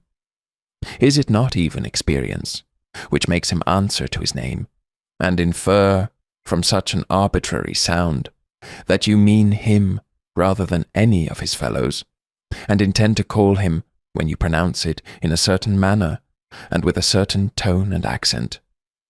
In all these cases we may observe that the animal infers some fact beyond what immediately strikes his senses, and that this inference is altogether founded on past experience, while the creature expects from the present object the same consequences, which it has always found in its observation to result from similar objects. Secondly, it is impossible that this inference of the animal can be founded on any process of argument or reasoning, by which he concludes that like events must follow like objects, and that the course of nature will always be regular in its operations. For if there be in reality any arguments of this nature, they surely lie too abstruse for the observation of such imperfect understandings, since it may well employ the utmost care and attention of a philosophic genius to discover and observe them. Animals, therefore, are not guided in these inferences by reasoning, neither are children, neither are the generality of mankind, in their ordinary actions and conclusions. Neither are philosophers themselves, who, in all the active parts of life, are, in the main, the same with the vulgar, and are governed by the same maxims. Nature must have provided some other principle, of more ready and more general use and application.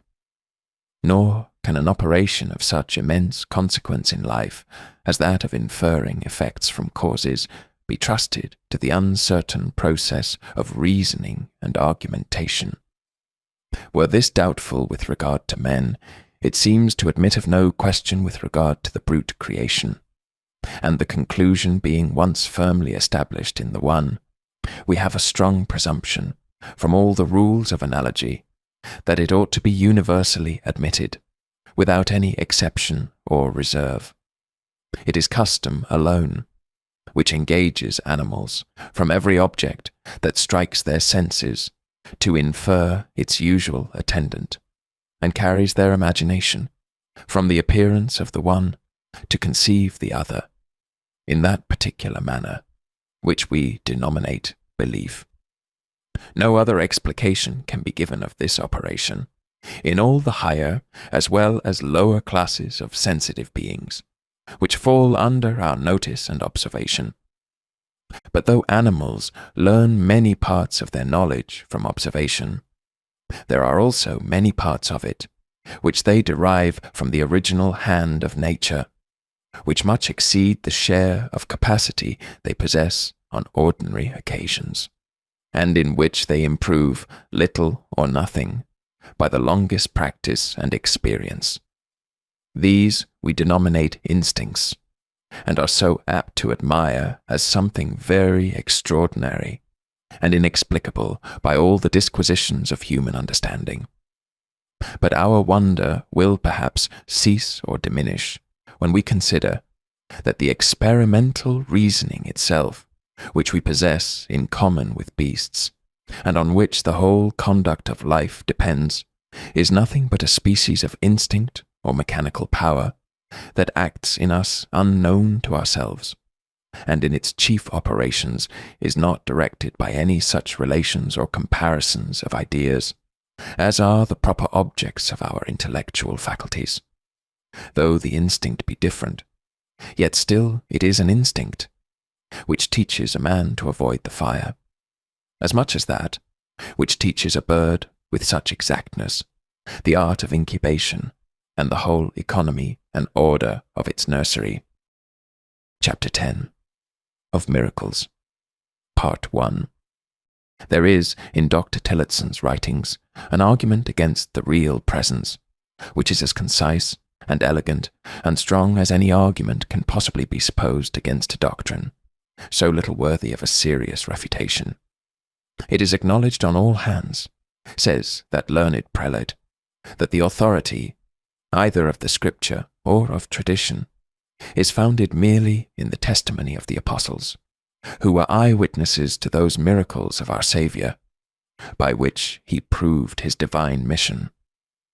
Our evidence, then, for the truth of the Christian religion is less than the evidence for the truth of our senses, because even in the first authors of our religion, it was no greater, and it is evident it must diminish in passing from them to their disciples.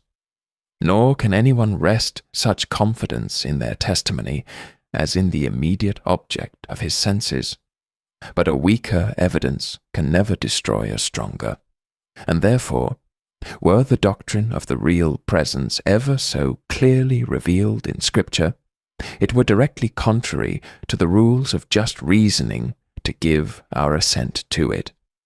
It contradicts sense, though both the Scripture and tradition, on which it is supposed to be built, carry not such evidence with them as sense, when they are considered merely as external evidences, and are not brought home to everyone's breast by the immediate operation of the Holy Spirit. Nothing is so convenient as a decisive argument of this kind, which must at least silence the most arrogant bigotry and superstition, and free us from their impertinent solicitations. I flatter myself that I have discovered an argument of a like nature, which, if just, will, with the wise and learned, be an everlasting check to all kinds of superstitious delusion, and consequently will be useful as long as the world endures. For so long, I presume, will the accounts of miracles and prodigies be found in all history, sacred and profane. Though experience be our only guide in reasoning concerning matters of fact, it must be acknowledged that this guide is not altogether infallible, but in some cases is apt to lead us into errors. One, who in our climate should expect better weather in any week of June than in one of December, would reason justly and conformably to experience. But it is certain that he may happen, in the event, to find himself mistaken.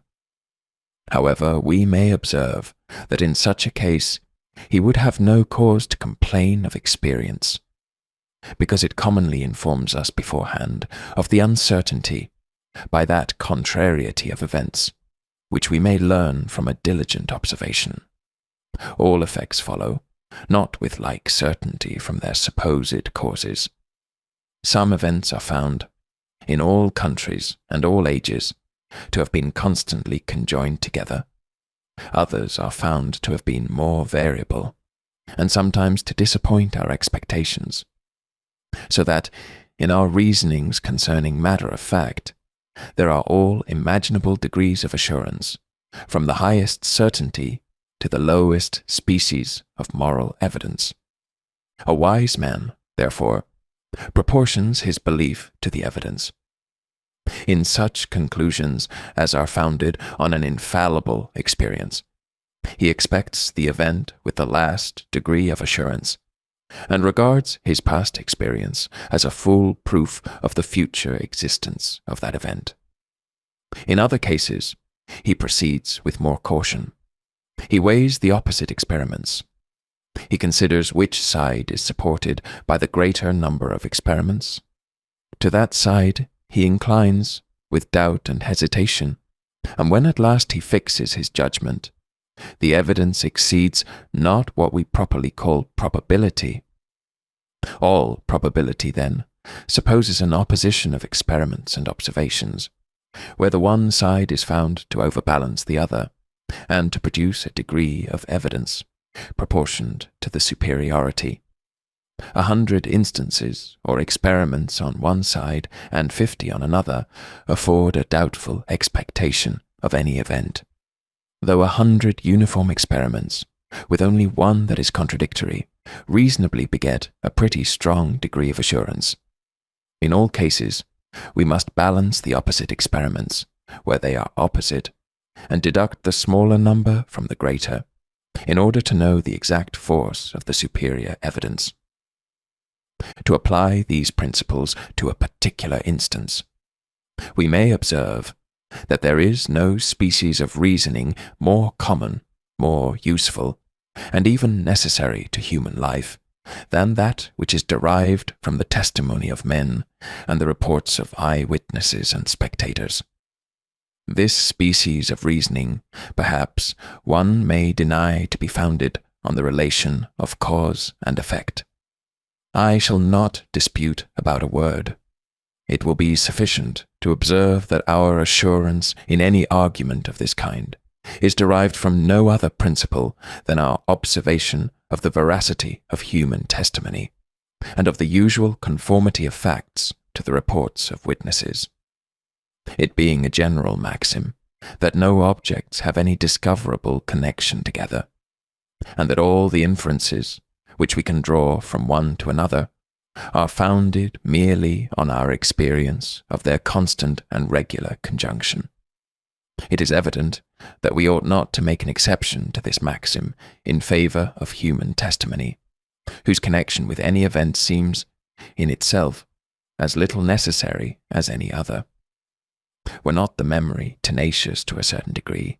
Had not men commonly an inclination to truth and a principle of probity? Were they not sensible to shame when detected in a falsehood? Were not these, I say, discovered by experience to be qualities inherent in human nature, we should never repose the least confidence in human testimony. A man delirious, or noted for falsehood and villainy, has no manner of authority with us. And as the evidence, derived from witnesses and human testimony, is founded on past experience, so it varies with the experience, and is regarded either as a proof or a probability, according as the conjunction between any particular kind of report and any kind of object has been found to be constant or variable.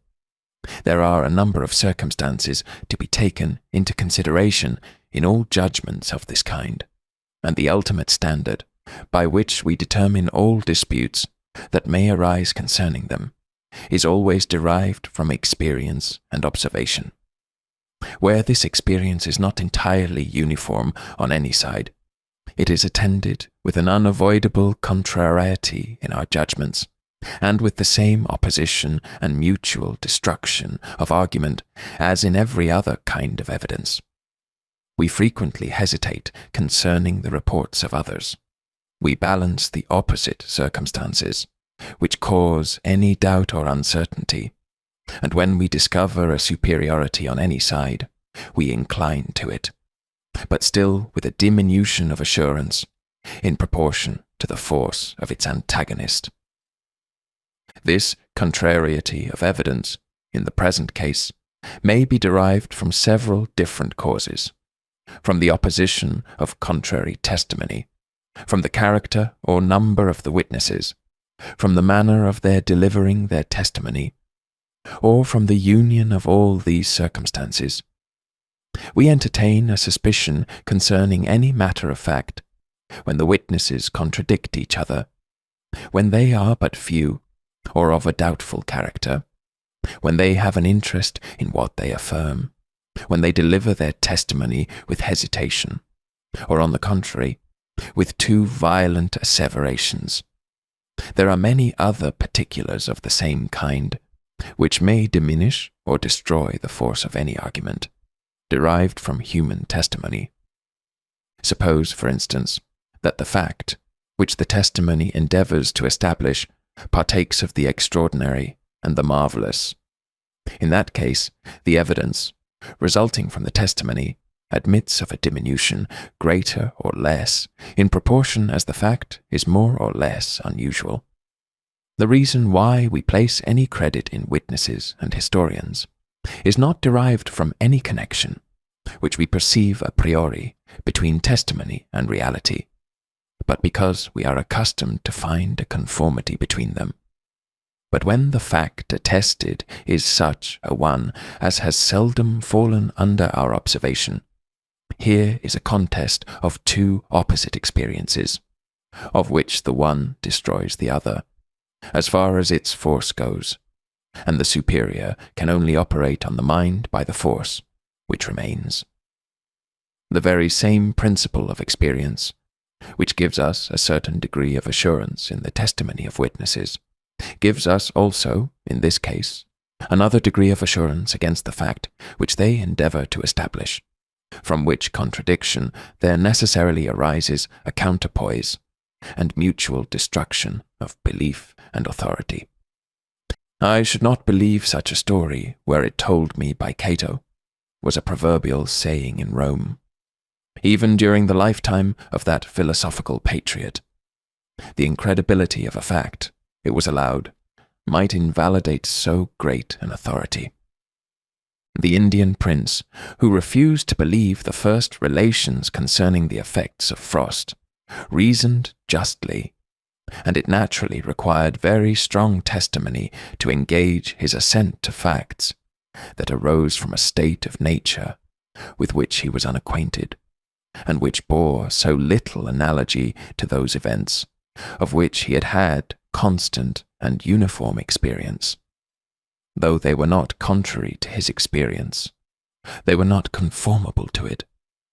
But in order to increase the probability against the testimony of witnesses, let us suppose that the fact which they affirm, instead of being only marvellous, is really miraculous, and suppose also that the testimony, considered apart and in itself, amounts to an entire proof. In that case, there is proof against proof, of which the strongest must prevail, but still with a diminution of its force, in proportion to that of its antagonist.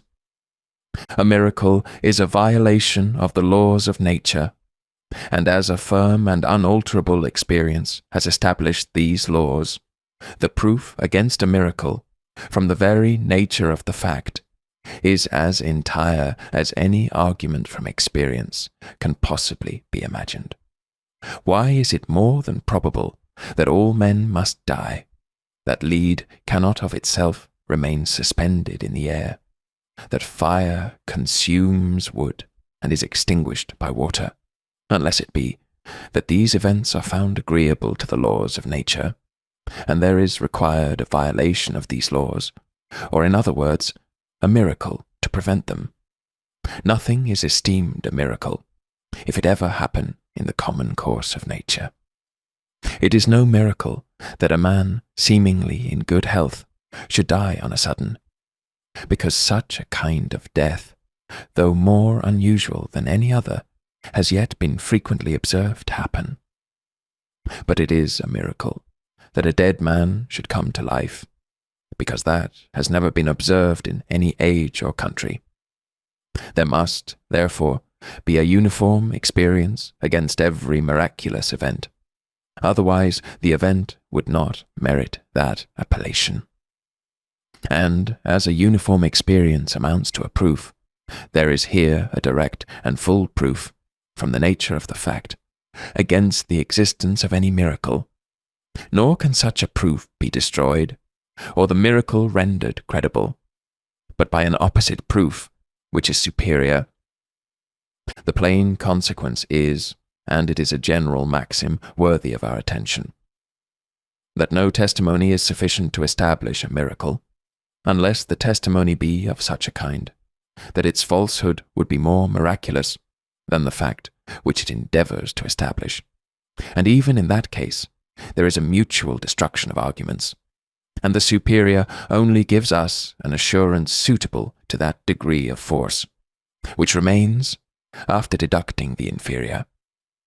When anyone tells me that he saw a dead man restored to life, I immediately consider with myself whether it be more probable that this person should either deceive or be deceived, or that the fact which he relates should really have happened. I weigh the one miracle against the other, and according to the superiority which I discover, I pronounce my decision, and always reject the greater miracle. If the falsehood of his testimony would be more miraculous than the event which he relates, then, and not till then, can he pretend to command my belief or opinion. Chapter 10. Part 2. In the foregoing reasoning we have supposed that the testimony upon which a miracle is founded may possibly amount to an entire proof, and that the falsehood of that testimony would be a real prodigy. But it is easy to show that we have been a great deal too liberal in our concession, and that there never was a miraculous event established on so full an evidence. For first, there is not to be found, in all history, any miracle attested by a sufficient number of men, of such unquestioned good sense, education, and learning, as to secure us against all delusion in themselves, of such undoubted integrity, as to place them beyond all suspicion of any design to deceive others, of such credit and reputation in the eyes of mankind, as to have a great deal to lose in case of their being detected in any falsehood, and at the same time attesting facts performed in such a public manner and in so celebrated a part of the world as to render the detection unavoidable. All which circumstances are requisite to give us a full assurance in the testimony of men. Secondly, we may observe in human nature a principle which, if strictly examined, will be found to diminish extremely the assurance which we might, from human testimony, have in any kind of prodigy.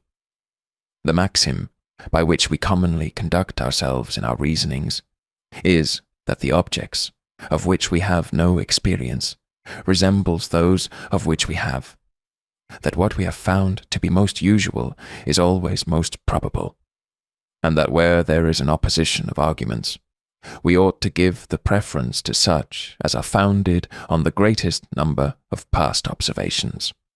But though, in proceeding by this rule, we readily reject any fact which is unusual and incredible in an ordinary degree, yet in advancing farther, the mind observes not always the same rule, but when anything is affirmed utterly absurd and miraculous, it rather the more readily admits of such a fact, upon account of that very circumstance, which ought to destroy all its authority. The passion of surprise and wonder, arising from miracles, being an agreeable emotion, gives a sensible tendency towards the belief of those events from which it is derived.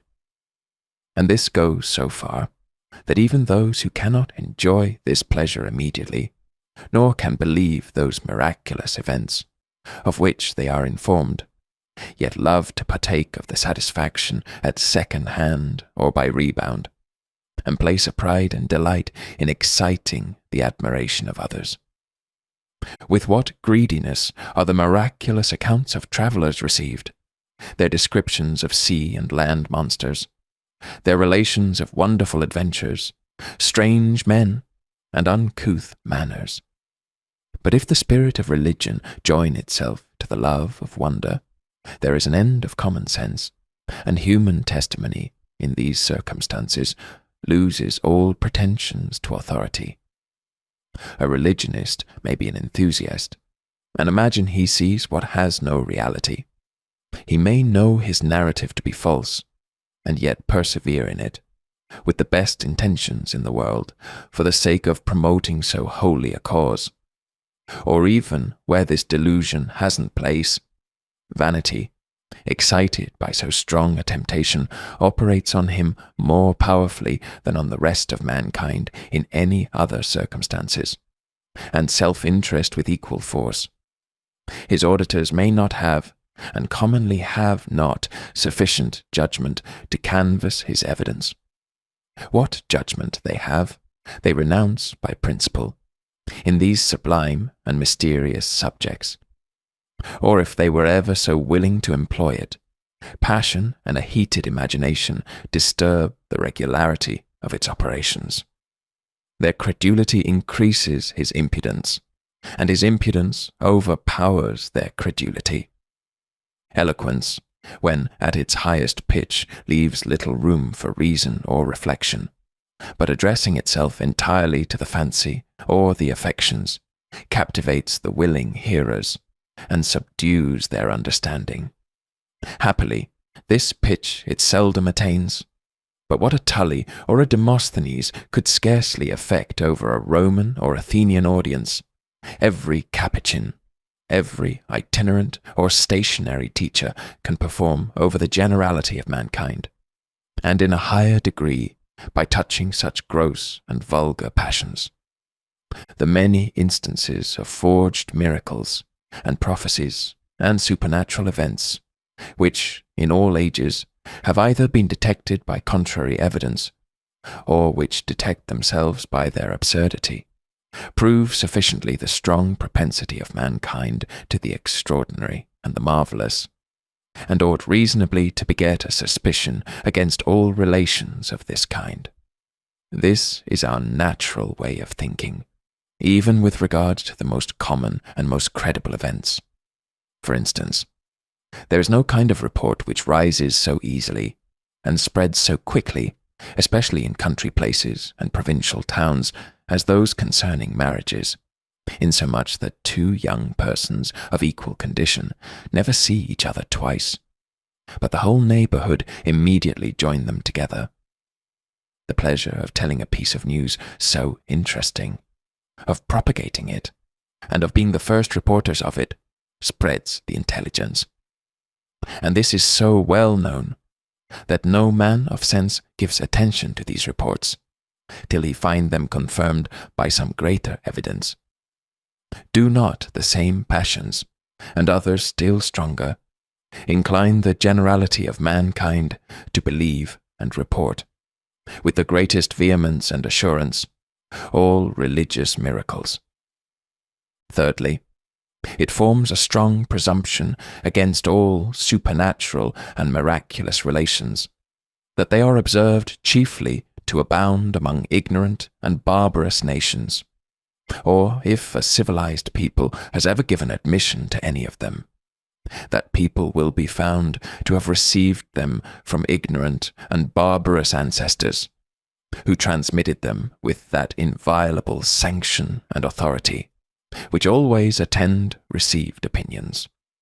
When we peruse the first histories of all nations, we are apt to imagine ourselves transported into some new world, where the whole frame of nature is disjointed, and every element performs its operations in a different manner from what it does at present. Battles, revolutions, pestilence, famine, and death are never the effect of those natural causes which we experience. Prodigies, omens, oracles, judgments quite obscure the few natural events that are intermingled with them. But as the former grow thinner every page, in proportion as we advance nearer the enlightened ages, we soon learn that there is nothing mysterious or supernatural in the case, but that all proceeds from the usual propensity of mankind towards the marvellous, and that, though this inclination may at intervals receive a check from sense and learning, it can never be thoroughly extirpated from human nature. It is strange, a judicious reader is apt to say, upon the perusal of these wonderful historians, that such prodigious events never happen in our days. But it is nothing strange, I hope, that men should lie in all ages. You must surely have seen instances enough of that frailty. You have yourself heard many such marvellous relations started, which being treated with scorn by all the wise and judicious, have at last been abandoned even by the vulgar. be assured that those renowned lies, which have spread and flourished to such a monstrous height, arose from like beginnings, but being sown in a more proper soil, shot up at last into prodigies almost equal to those which they relate. It was a wise policy in that false prophet, Alexander, who, though now forgotten, was once so famous, to lay the first scene of his impostures in Paphlagonia, where, as Lucian tells us, the people were extremely ignorant and stupid, and ready to swallow even the grossest delusion. People at a distance, who are weak enough to think the matter at all worth inquiry, have no opportunity of receiving better information. The stories come magnified to them by 100 circumstances. Fools are industrious in propagating the imposture, while the wise and learned are contented, in general, to deride its absurdity, without informing themselves of the particular facts by which it may be distinctly refuted. And thus the impostor above mentioned was enabled to proceed, from his ignorant Paphlagonians, to the enlisting of votaries, even among the Grecian philosophers, and men of the most eminent rank and distinction in Rome, nay, could engage the attention of that sage emperor Marcus Aurelius, so far as to make him trust the success of a military expedition to his delusive prophecies.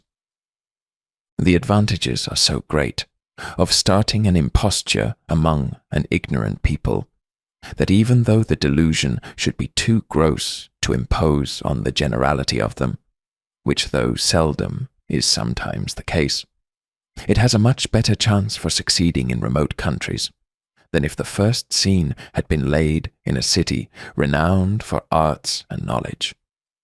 The most ignorant and barbarous of these barbarians carry the report abroad.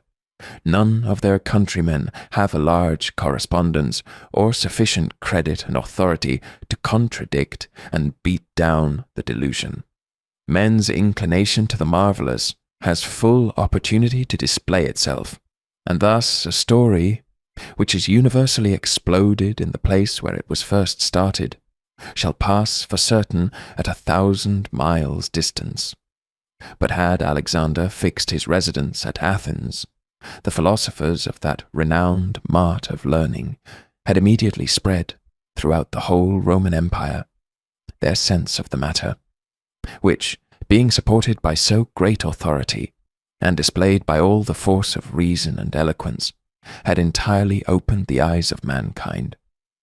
It is true, Lucian, passing by chance through Paphlagonia, had an opportunity of performing this good office. But though much to be wished, it does not always happen that every Alexander meets with a Lucian, ready to expose and detect his impostures.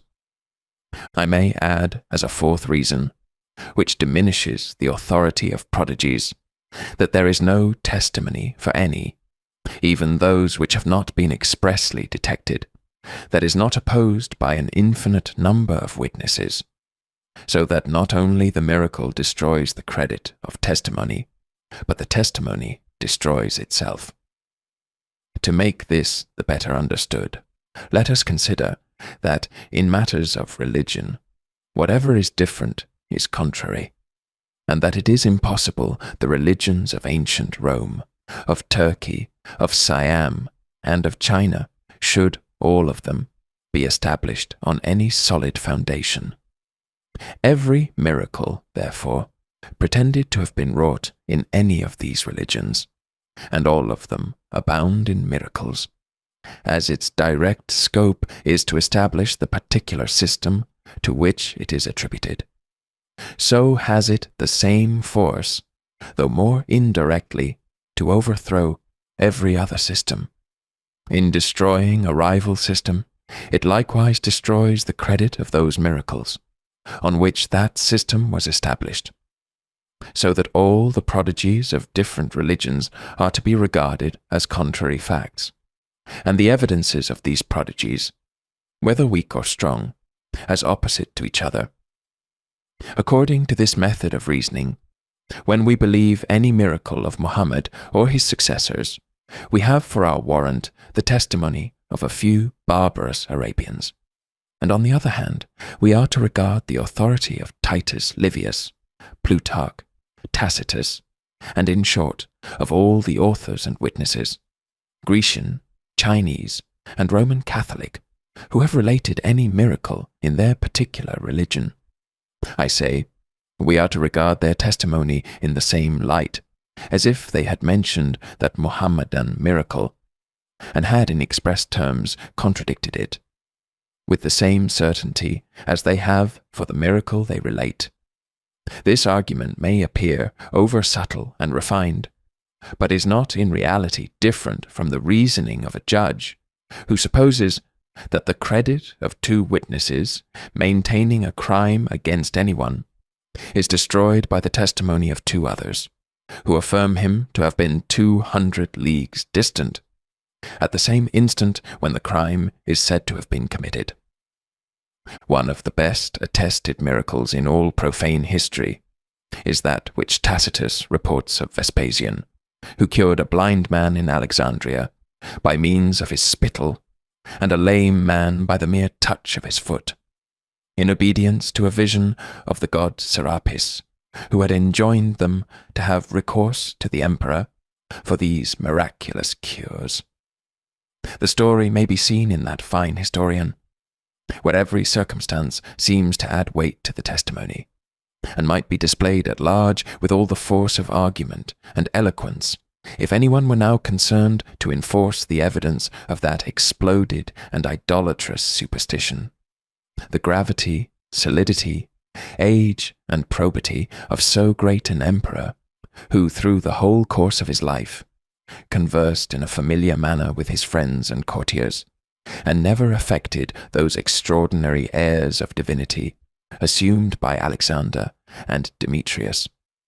The historian, a contemporary writer, noted for candour and veracity, and withal, the greatest and most penetrating genius, perhaps, of all antiquity, and so free from any tendency to credulity, that he even lies under the contrary imputation of atheism and profaneness.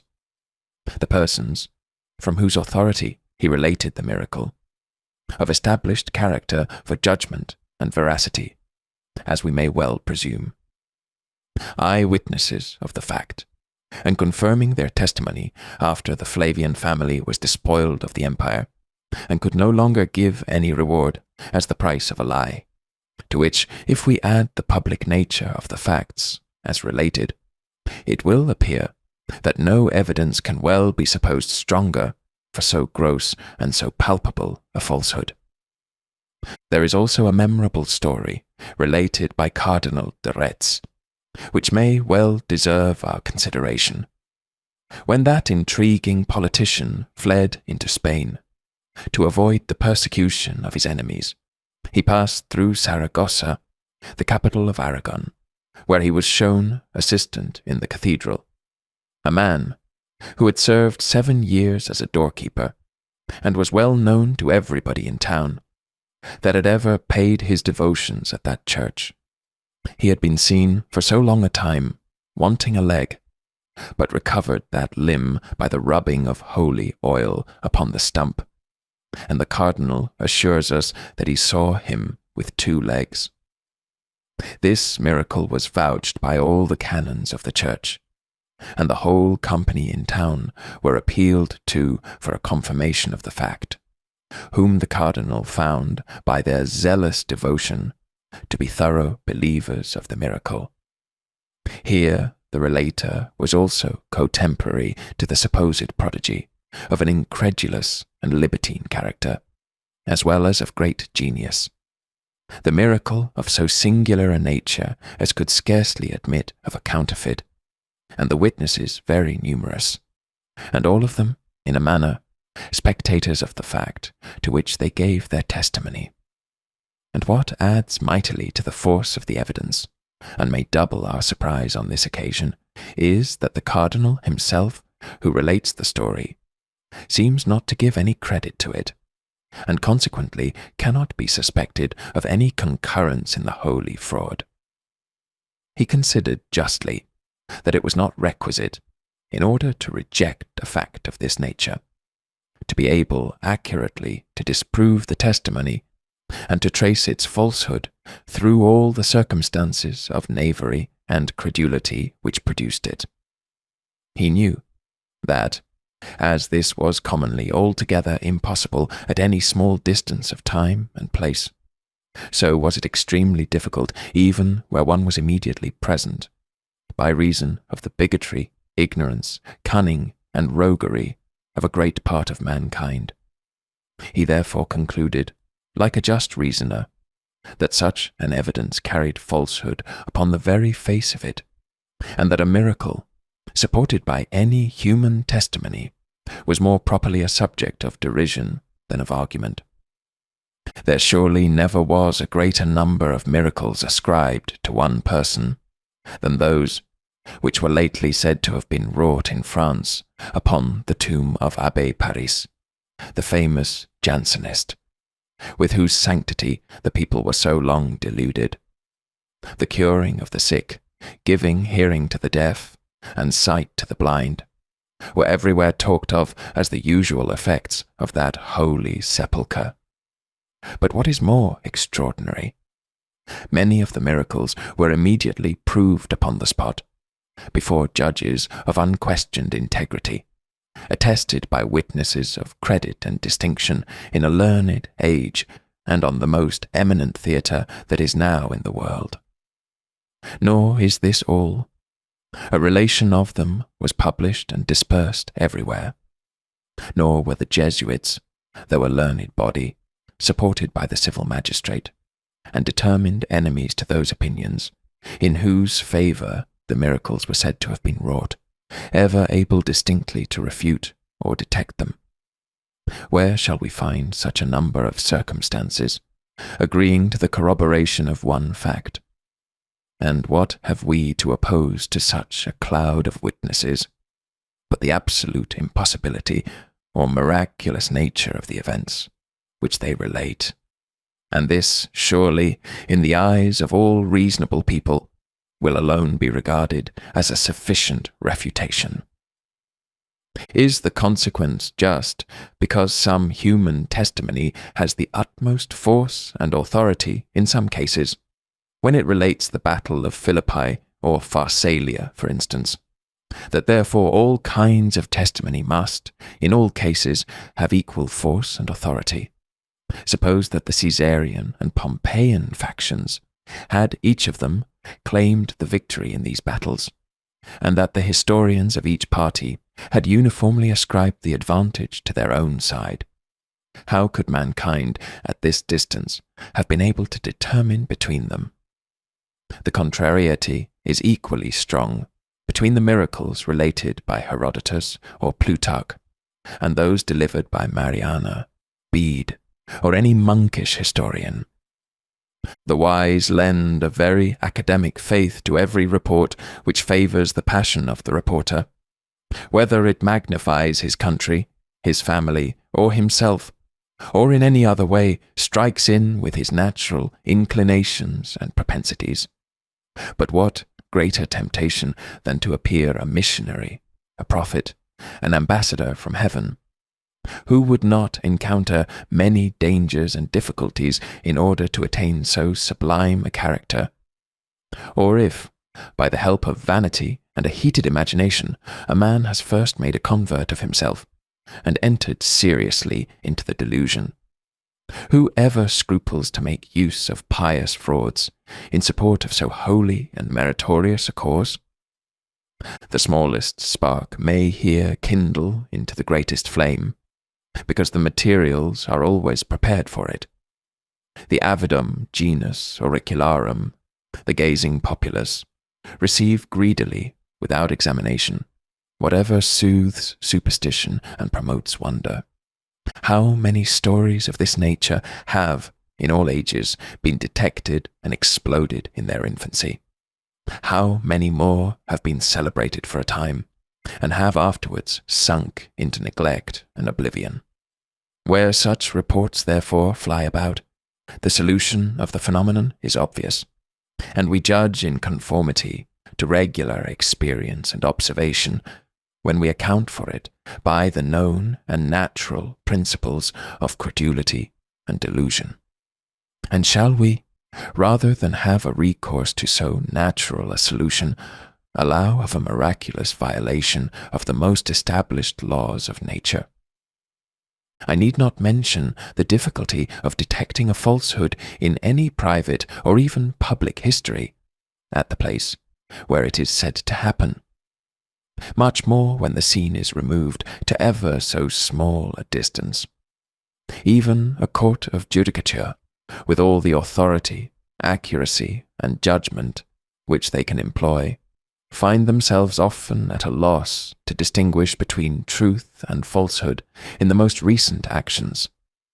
But the matter never comes to any issue, if trusted to the common method of altercations and debate and flying rumours, especially when men's passions have taken part on either side.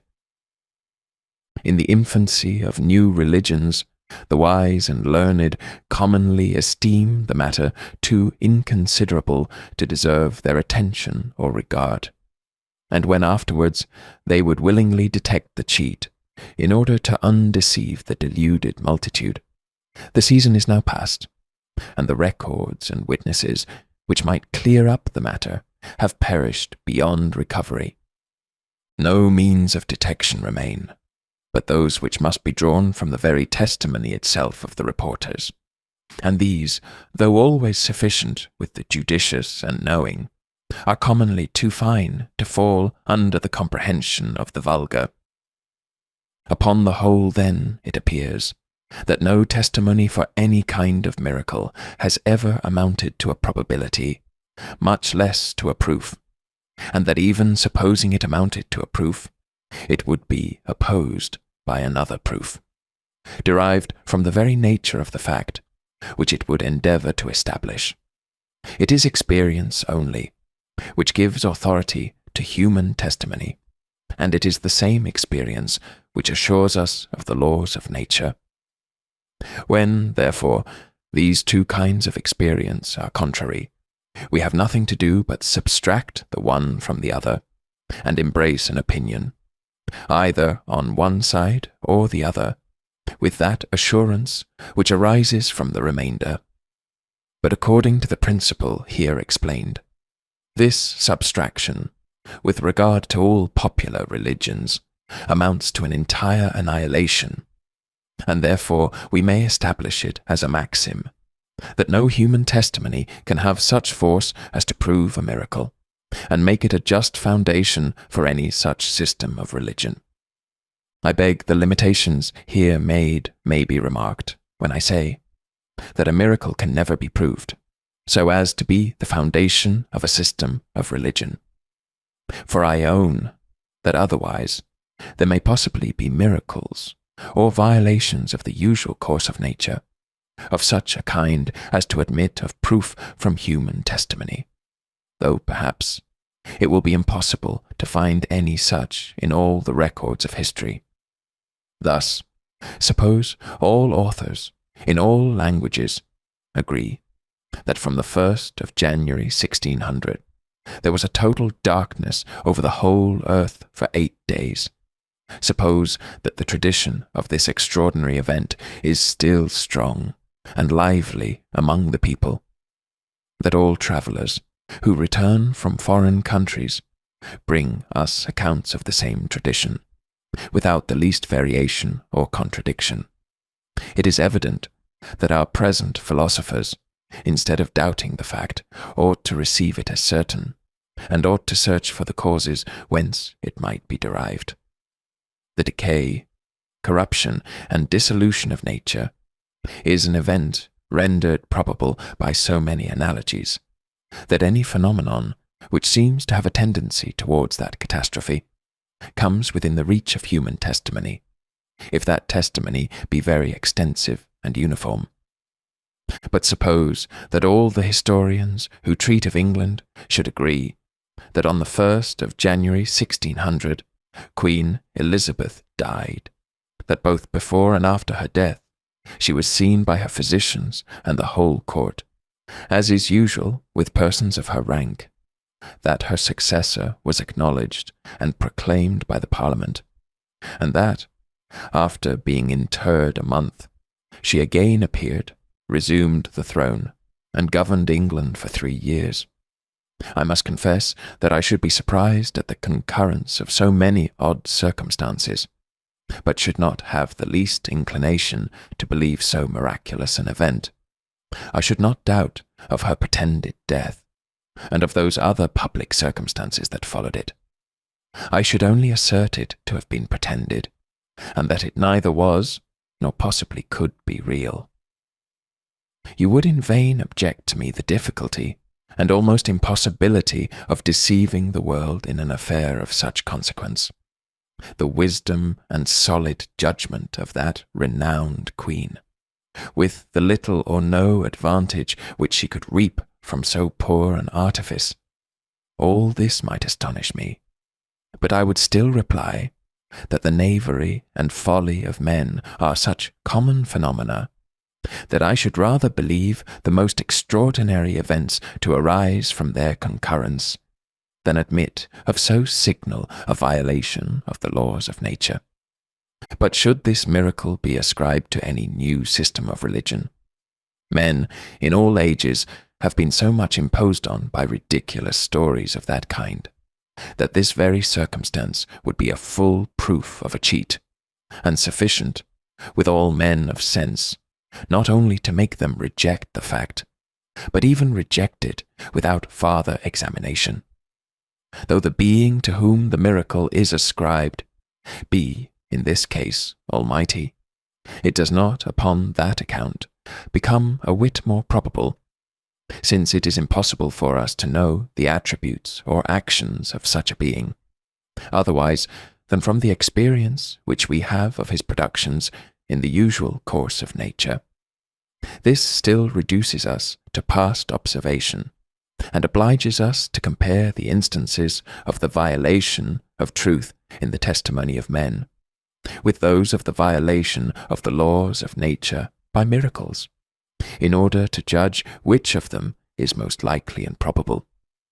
As the violations of truth are more common in the testimony concerning religious miracles than in that concerning any other matter of fact, this must diminish very much the authority of the former testimony, and make us form a general resolution never to lend any attention to it, with whatever specious pretence it may be covered. Lord Bacon seems to have embraced the same principles of reasoning.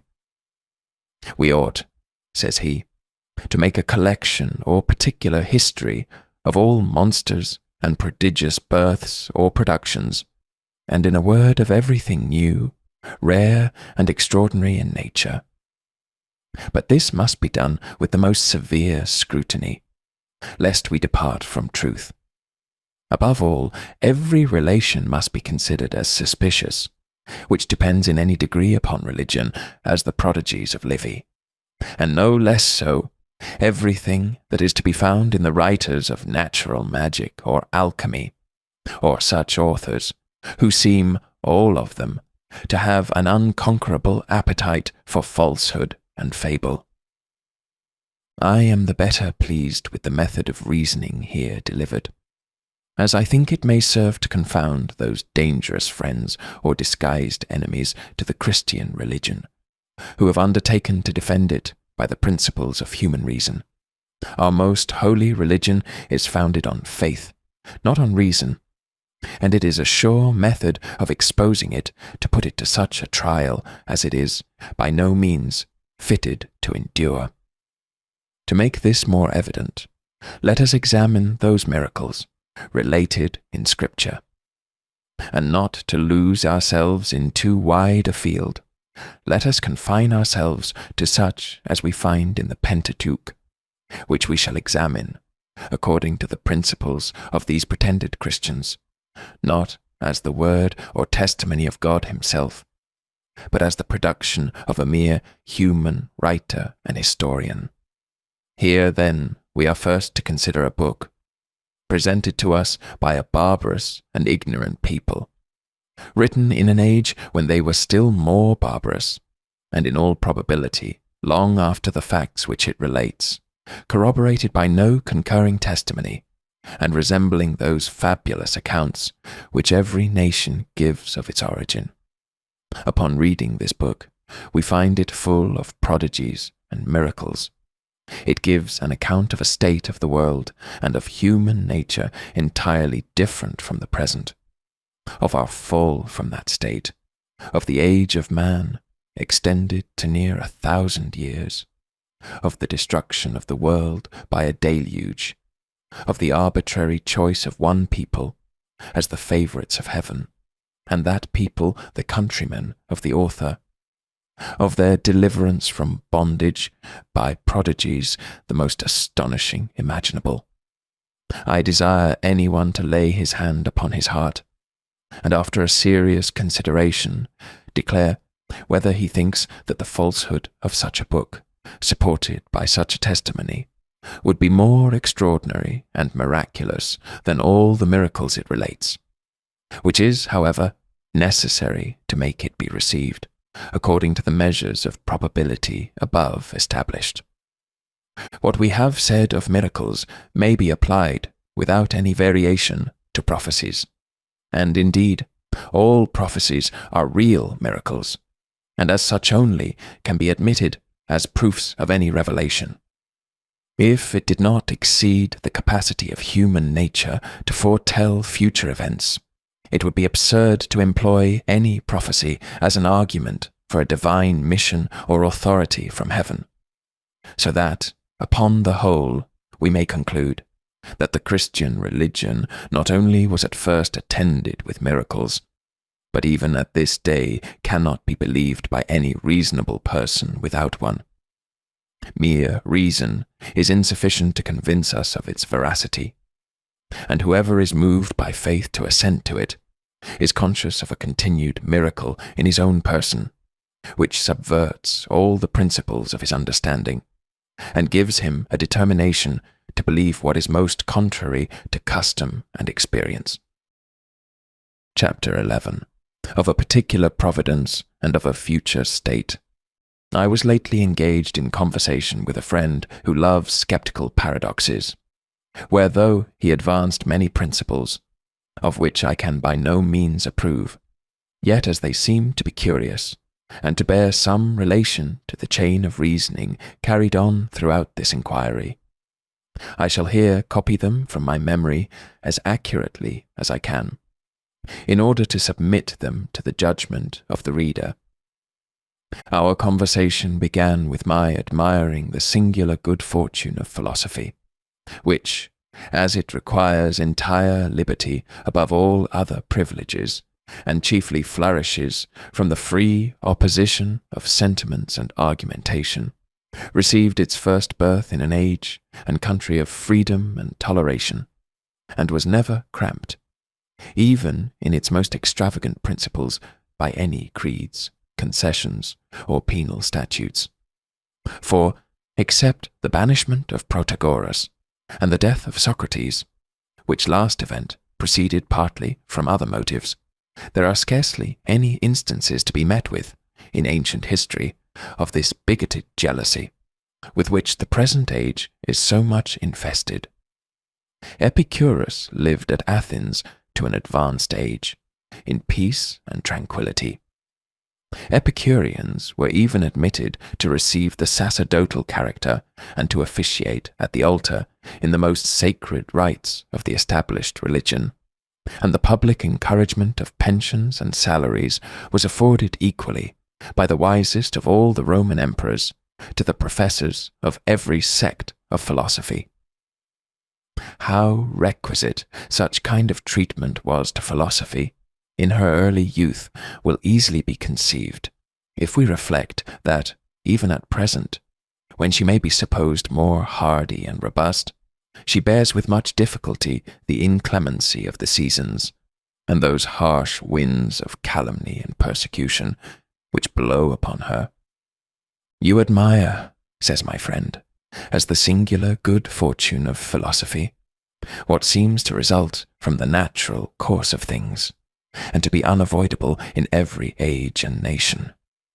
This pertinacious bigotry, of which you complain, as so fatal to philosophy, is really her offspring, who, after allying with superstition, separates himself entirely from the interest of his parent, and becomes her most inveterate enemy and persecutor. Speculative dogmas of religion, the present occasions of such furious dispute, could not possibly be conceived or admitted in the early ages of the world, when mankind, being wholly illiterate, formed an idea of religion more suitable to their weak apprehension, and composed their sacred tenets of such tales chiefly as were the objects of traditional belief, more than of argument or disputation. After the first alarm, therefore, was over, which arose from the new paradoxes and principles of the philosophers, these teachers seem ever after, during the ages of antiquity, to have lived in great harmony with the established superstition, and to have made a fair partition of mankind between them, the former claiming all the learned and wise, the latter possessing all the vulgar and illiterate. It seems then, say I, that you leave politics entirely out of the question, and never suppose that a wise magistrate can justly be jealous of certain tenets of philosophy, such as those of Epicurus, which, denying a divine existence, and consequently a providence and a future state, seem to loosen in a great measure the ties of morality, and may be supposed, for that reason, pernicious to the peace of civil society. I know, replied he, that in fact these persecutions never, in any age, proceeded from calm reason or from experience of the pernicious consequences of philosophy, but arose entirely from passion and prejudice. But what if I should advance farther and assert that if Epicurus had been accused before the people by any of the sycophants or informers of those days, he could easily have defended his cause, and proved his principles of philosophy to be as salutary as those of his adversaries, who endeavoured with such zeal to expose him to the public hatred and jealousy. I wish, said I, you would try your eloquence upon so extraordinary a topic, and make a speech for Epicurus, which might satisfy not the mob of Athens, if you will allow that ancient and polite city to have contained any mob, but the more philosophical part of his audience, such as might be supposed capable of comprehending his arguments. The matter would not be difficult, upon such conditions, replied he. And if you please, I shall suppose myself Epicurus for a moment, and make you stand for the Athenian people, and shall deliver you such an harangue as will fill all the urn with white beans, and leave not a black one to gratify the malice of my adversaries. Very well. Pray proceed upon these suppositions. I come hither, O ye Athenians, to justify in your assembly what I maintained in my school, and I find myself impeached by furious antagonists, instead of reasoning with calm and dispassionate inquirers. Your deliberations, which of right should be directed to questions of public good and the interest of the commonwealth, are diverted to the disquisitions of speculative philosophy, and these magnificent, but perhaps fruitless inquiries, take place of your more familiar, but more useful occupations. But so far as in me lies, I will prevent this abuse. We shall not here dispute concerning the origin and government of worlds. We shall only inquire how far such questions concern the public interest. And if I can persuade you that they are entirely indifferent to the peace of society and security of government, I hope that you will presently send us back to our schools, there to examine, at leisure, the question the most sublime, but at the same time the most speculative of all philosophy. The religious philosophers, not satisfied with the tradition of your forefathers and doctrine of your priests, in which I willingly acquiesce, indulge a rash curiosity in trying how far they can establish religion upon the principles of reason, and they thereby excite, instead of satisfying, the doubts which naturally arise from a diligent and scrutinous enquiry. They paint in the most magnificent colours the order, beauty, and wise arrangement of the universe, and then ask if such a glorious display of intelligence could proceed from the fortuitous concourse of atoms, or if chance could produce what the greatest genius can never sufficiently admire. I shall not examine the justness of this argument. I shall allow it to be as solid as my antagonists and accusers can desire.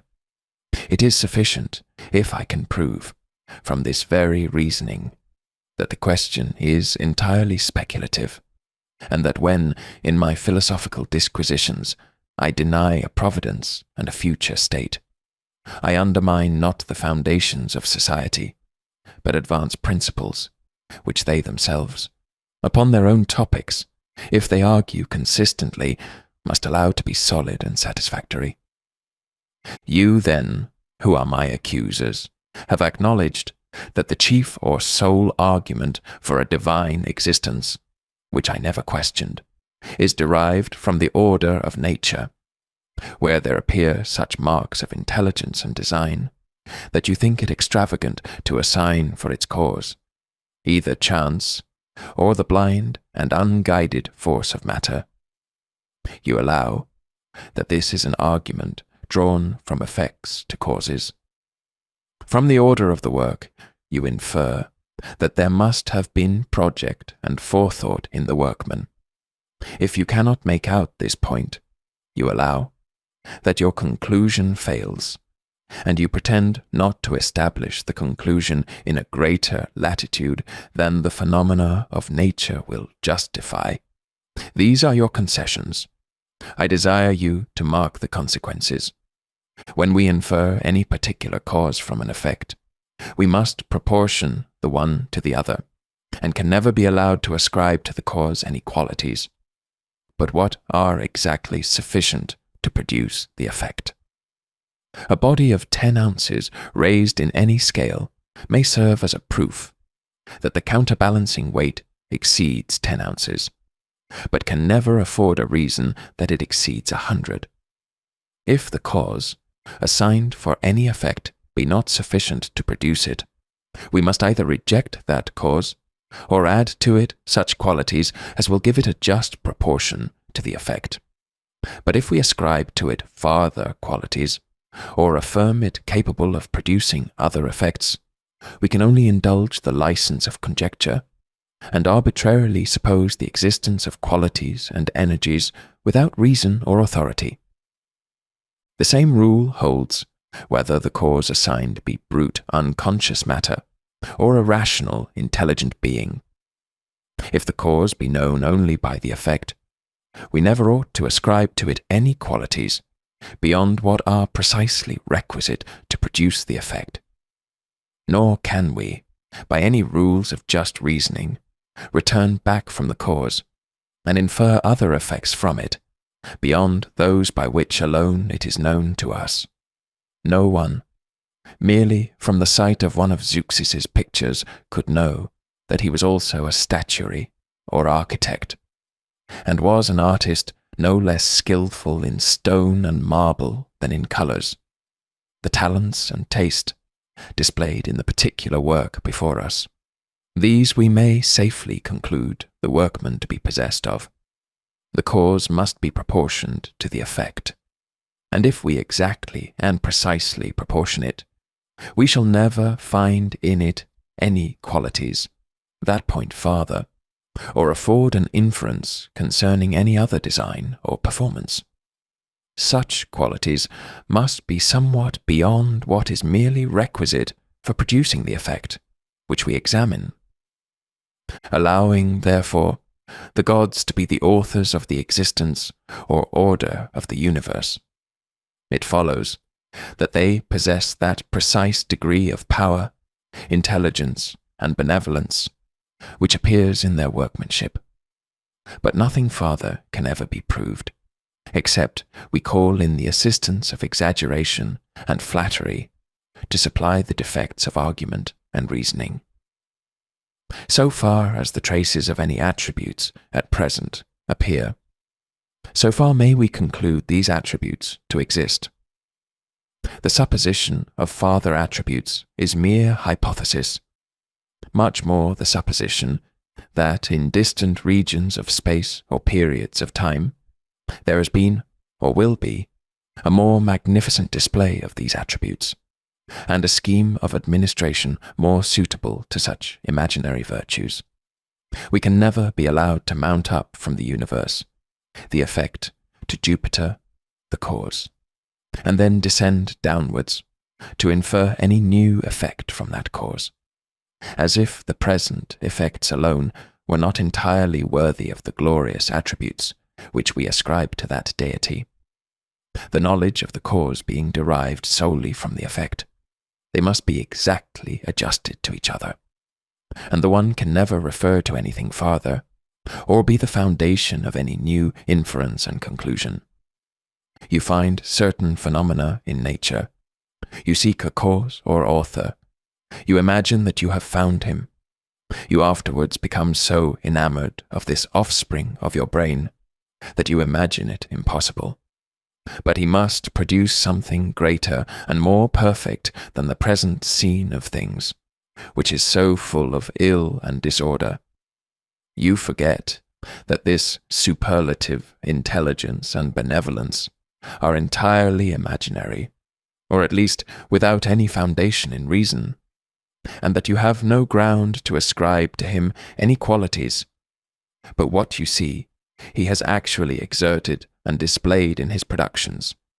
Let your gods, therefore, O philosophers, be suited to the present appearances of nature, and presume not to alter these appearances by arbitrary suppositions, in order to suit them to the attributes which you so fondly ascribe to your deities.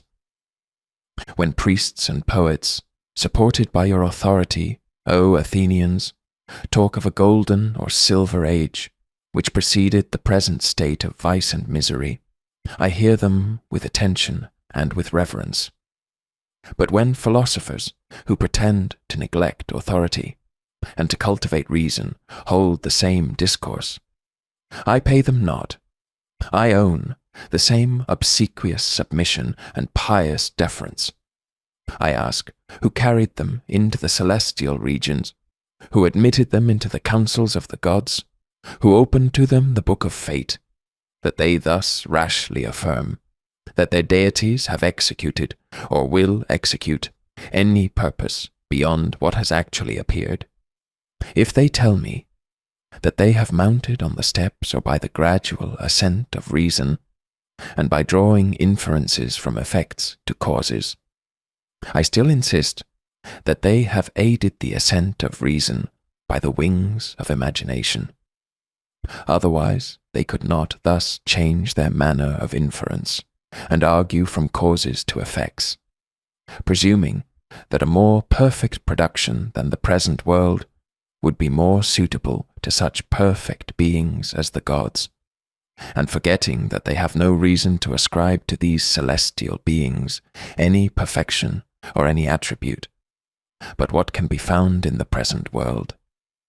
Hence all the fruitless industry to account for the ill appearances of nature, and save the honour of the gods, while we must acknowledge the reality of that evil and disorder with which the world so much abounds. The obstinate and intractable qualities of matter, we are told, or the observance of general laws, or some such reason, is the sole cause which controlled the power and benevolence of Jupiter, and obliged him to create mankind and every sensible creature so imperfect and so unhappy. These attributes, then, are, it seems beforehand, taken for granted in their greatest latitude, and upon that supposition I own that such conjectures may perhaps be admitted as plausible solutions of the ill phenomena. But still, I ask, why take these attributes for granted, or why ascribe to the cause any qualities but what actually appear in the effect?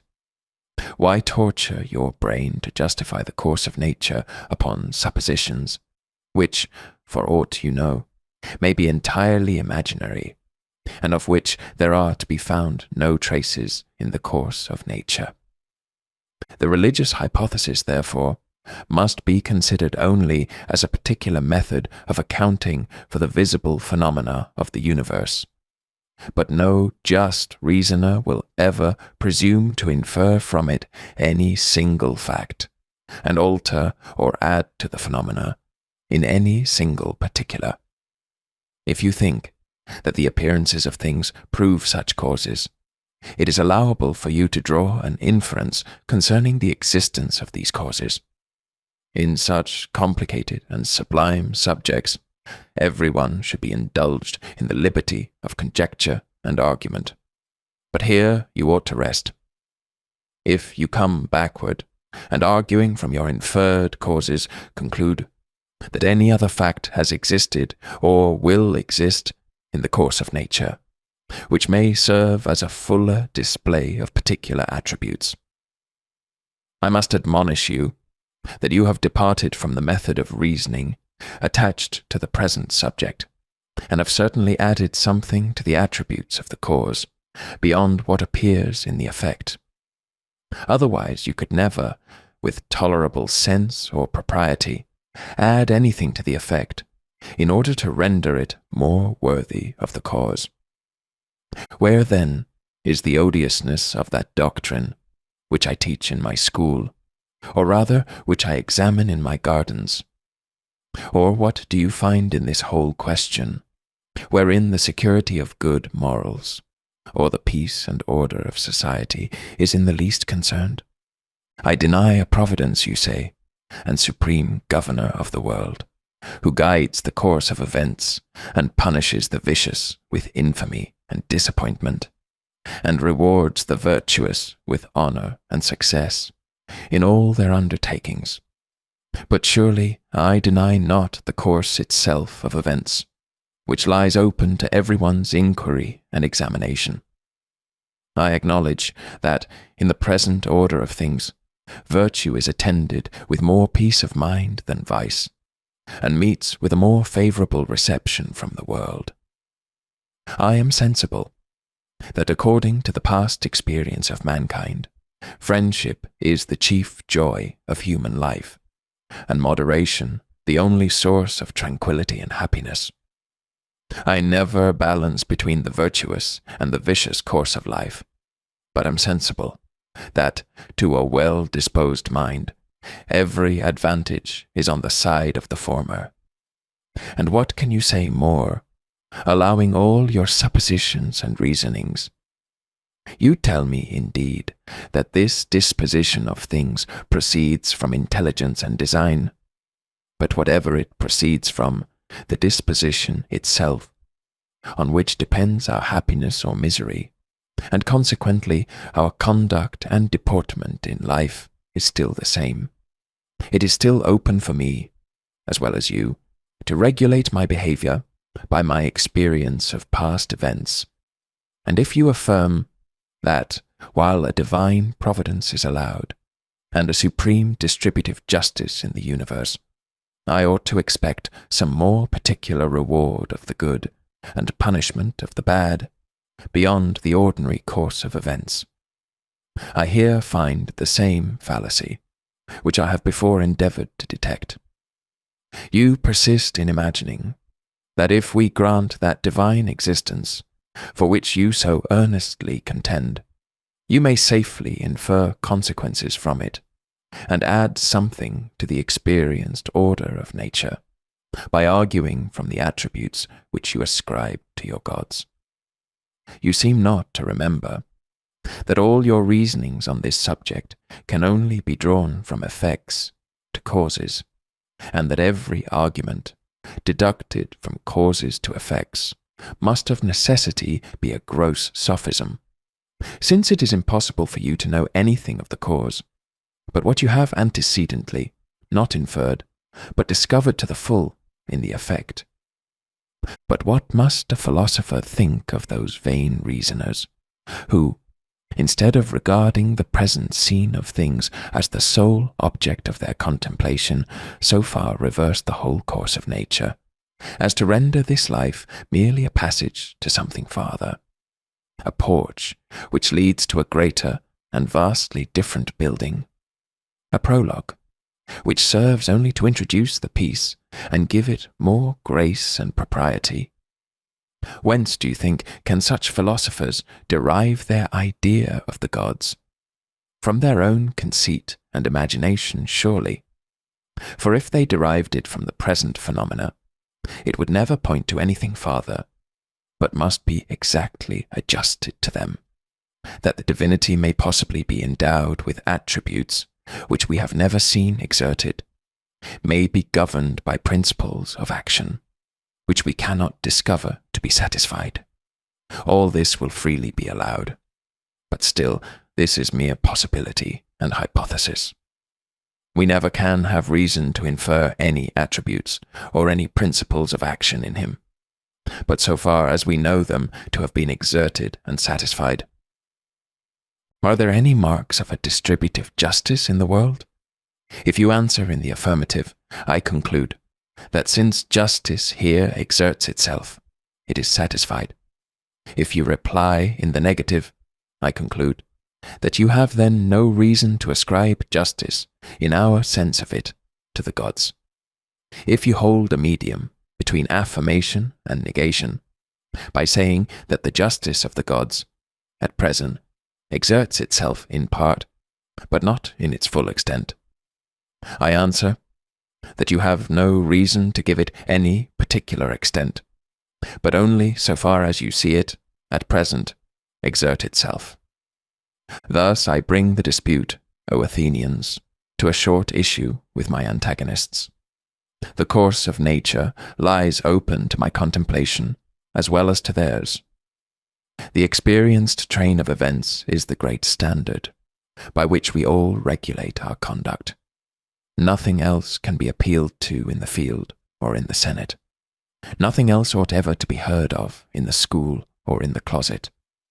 In vain would our limited understanding break through those boundaries which are too narrow for our fond imagination, while we argue from the course of nature, and infer a particular intelligent cause which first bestowed and still preserves order in the universe. We embrace a principle which is both uncertain and useless.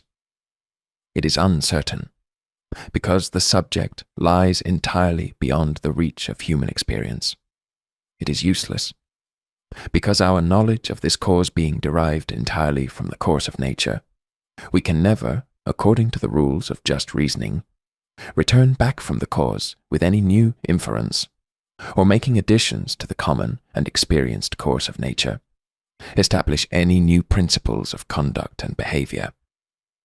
I observe, said I, finding he had finished his harangue, that you neglect not the artifice of the demagogues of old, and as you were pleased to make me stand for the people, you insinuate yourself into my favour by embracing those principles, to which, you know, I have always expressed a particular attachment, but allowing you to make experience, as indeed I think you ought, the only standard of our judgment concerning this, and all other questions of fact. I doubt not, but from the very same experience to which you appeal, it may be possible to refute this reasoning, which you have put into the mouth of Epicurus. If you saw, for instance, a half-finished building, surrounded with heaps of brick and stone and mortar, and all the instruments of masonry, could you not infer from the effect that it was a work of design and contrivance? And could you not return again, from this inferred cause, to infer new additions to the effect, and conclude that the building would soon be finished, and receive all the further improvements which art could bestow upon it? If you saw upon the seashore the print of one human foot, you would conclude that a man had passed that way, and that he had also left the traces of the other foot, though effaced by the rolling of the sands or inundation of the waters. Why then do you refuse to admit the same method of reasoning with regard to the order of nature? Consider the world and the present life only as an imperfect building, from which you can infer a superior intelligence, and arguing from that superior intelligence, which can leave nothing imperfect. Why may you not infer a more finished scheme or plan, which will receive its completion in some distant point of space or time? Are not these methods of reasoning exactly similar? And under what pretense can you embrace the one, while you reject the other? The infinite difference of the subjects, replied he, is a sufficient foundation for this difference in my conclusions. In works of human art and contrivance, it is allowable to advance from the effect to the cause, and returning back from the cause, to form new inferences concerning the effect, and examine the alterations, which it has probably undergone, or may still undergo. But what is the foundation of this method of reasoning? Plainly this: that man is a being, whom we know by experience, whose motives and designs we are acquainted with, and whose projects and inclinations have a certain connection and coherence, according to the laws which nature has established for the government of such a creature. When, therefore, we find that any work has proceeded from the skill and industry of man, as we are otherwise acquainted with the nature of the animal, we can draw 100 inferences concerning what may be expected from him, and these inferences will all be founded in experience and observation. But did we know man only from the single work or production which we examine, it were impossible for us to argue in this manner. Because our knowledge of all the qualities which we ascribe to him, being in that case derived from the production, it is impossible they could point to anything farther, or be the foundation of any new inference. The print of a foot in the sand can only prove, when considered alone, that there was some figure adapted to it, by which it was produced. But the print of a human foot proves likewise, from our other experience, that there was probably another foot, which also left its impression, though effaced by time or other accidents. Here we mount from the effect to the cause, and descending again from the cause, infer alterations in the effect. But this is not a continuation of the same simple chain of reasoning. We comprehend in this case 100 other experiences and observations concerning the usual figure and members of that species of animal, without which this method of argument must be considered as fallacious and sophistical. The case is not the same with our reasonings from the works of nature.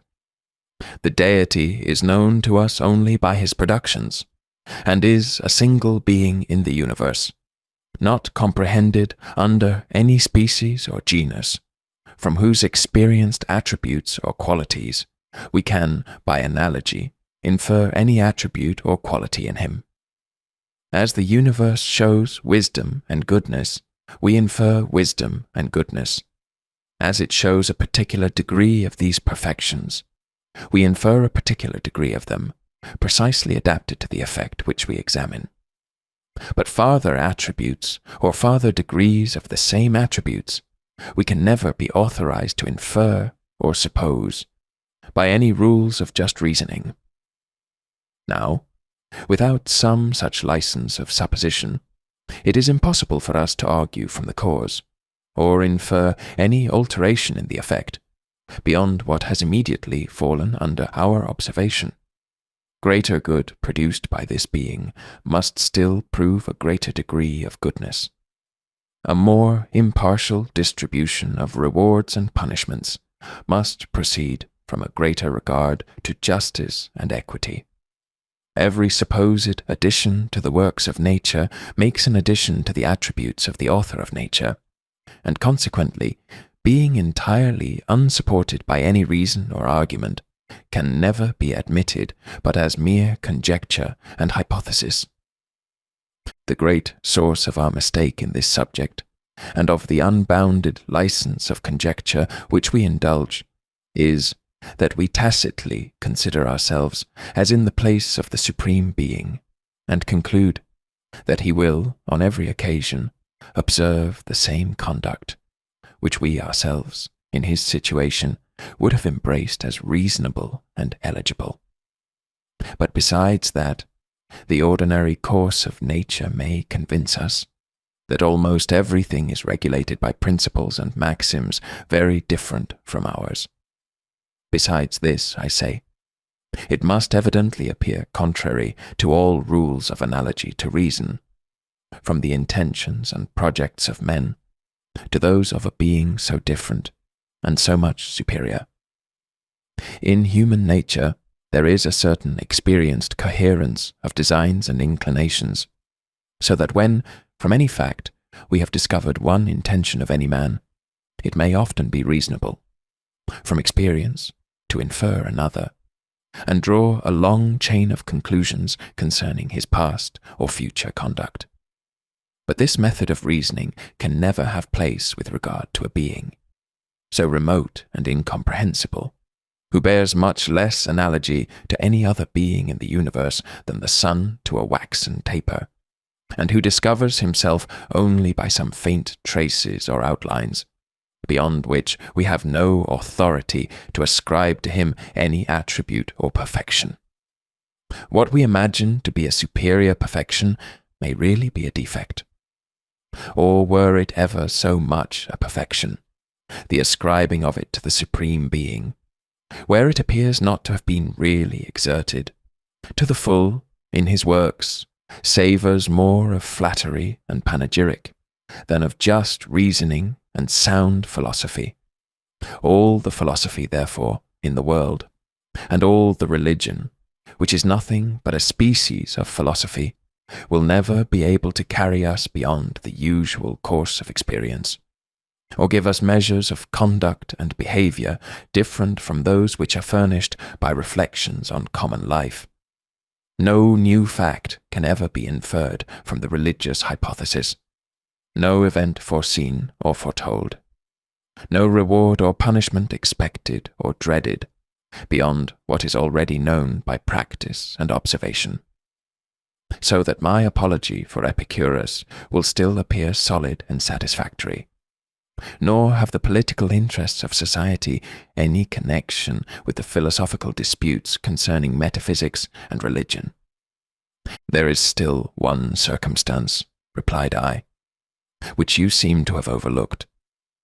Though I should allow your premises, I must deny your conclusion.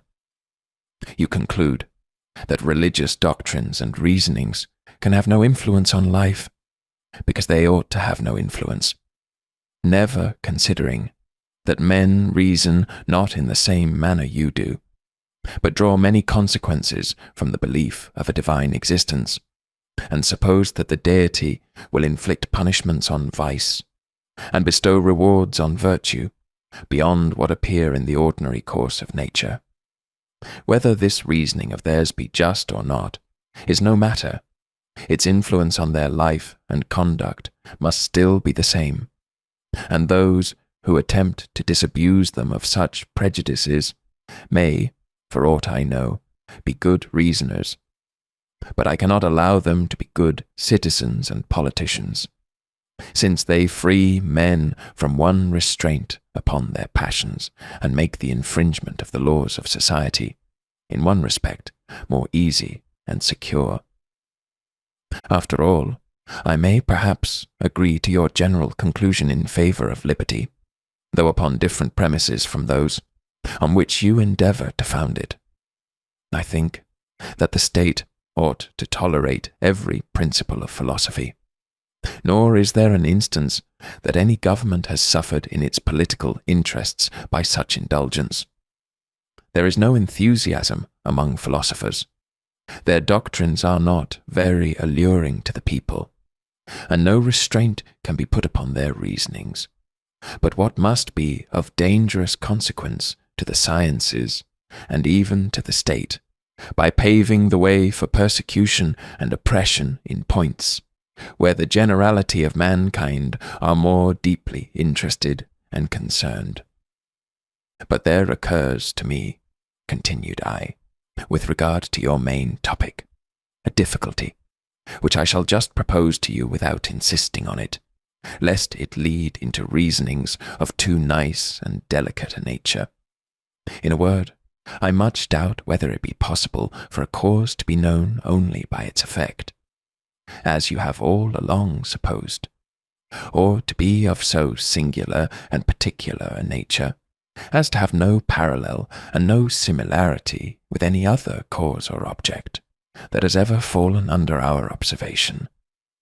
It is only when two species of objects are found to be constantly conjoined that we can infer the one from the other, and were an effect presented, which was entirely singular, and could not be comprehended under any known species, I do not see that we could form any conjecture or inference at all concerning its cause, if experience and observation and analogy be indeed the only guides which we can reasonably follow in inferences of this nature. Both the effect and cause must bear a similarity and resemblance to other effects and causes, which we know, and which we have found in many instances to be conjoined with each other. I leave it to your own reflection to pursue the consequences of this principle. I shall just observe that as the antagonists of Epicurus always suppose the universe, an effect quite singular and unparalleled, to be the proof of a deity, a cause no less singular and unparalleled. Your reasonings upon that supposition seem at least to merit our attention. There is, I own, some difficulty, how we can ever return from the cause to the effect, and reasoning from our ideas of the former, infer any alteration on the latter, or any addition to it. Chapter 12 of the Academical or Sceptical Philosophy, Part 1.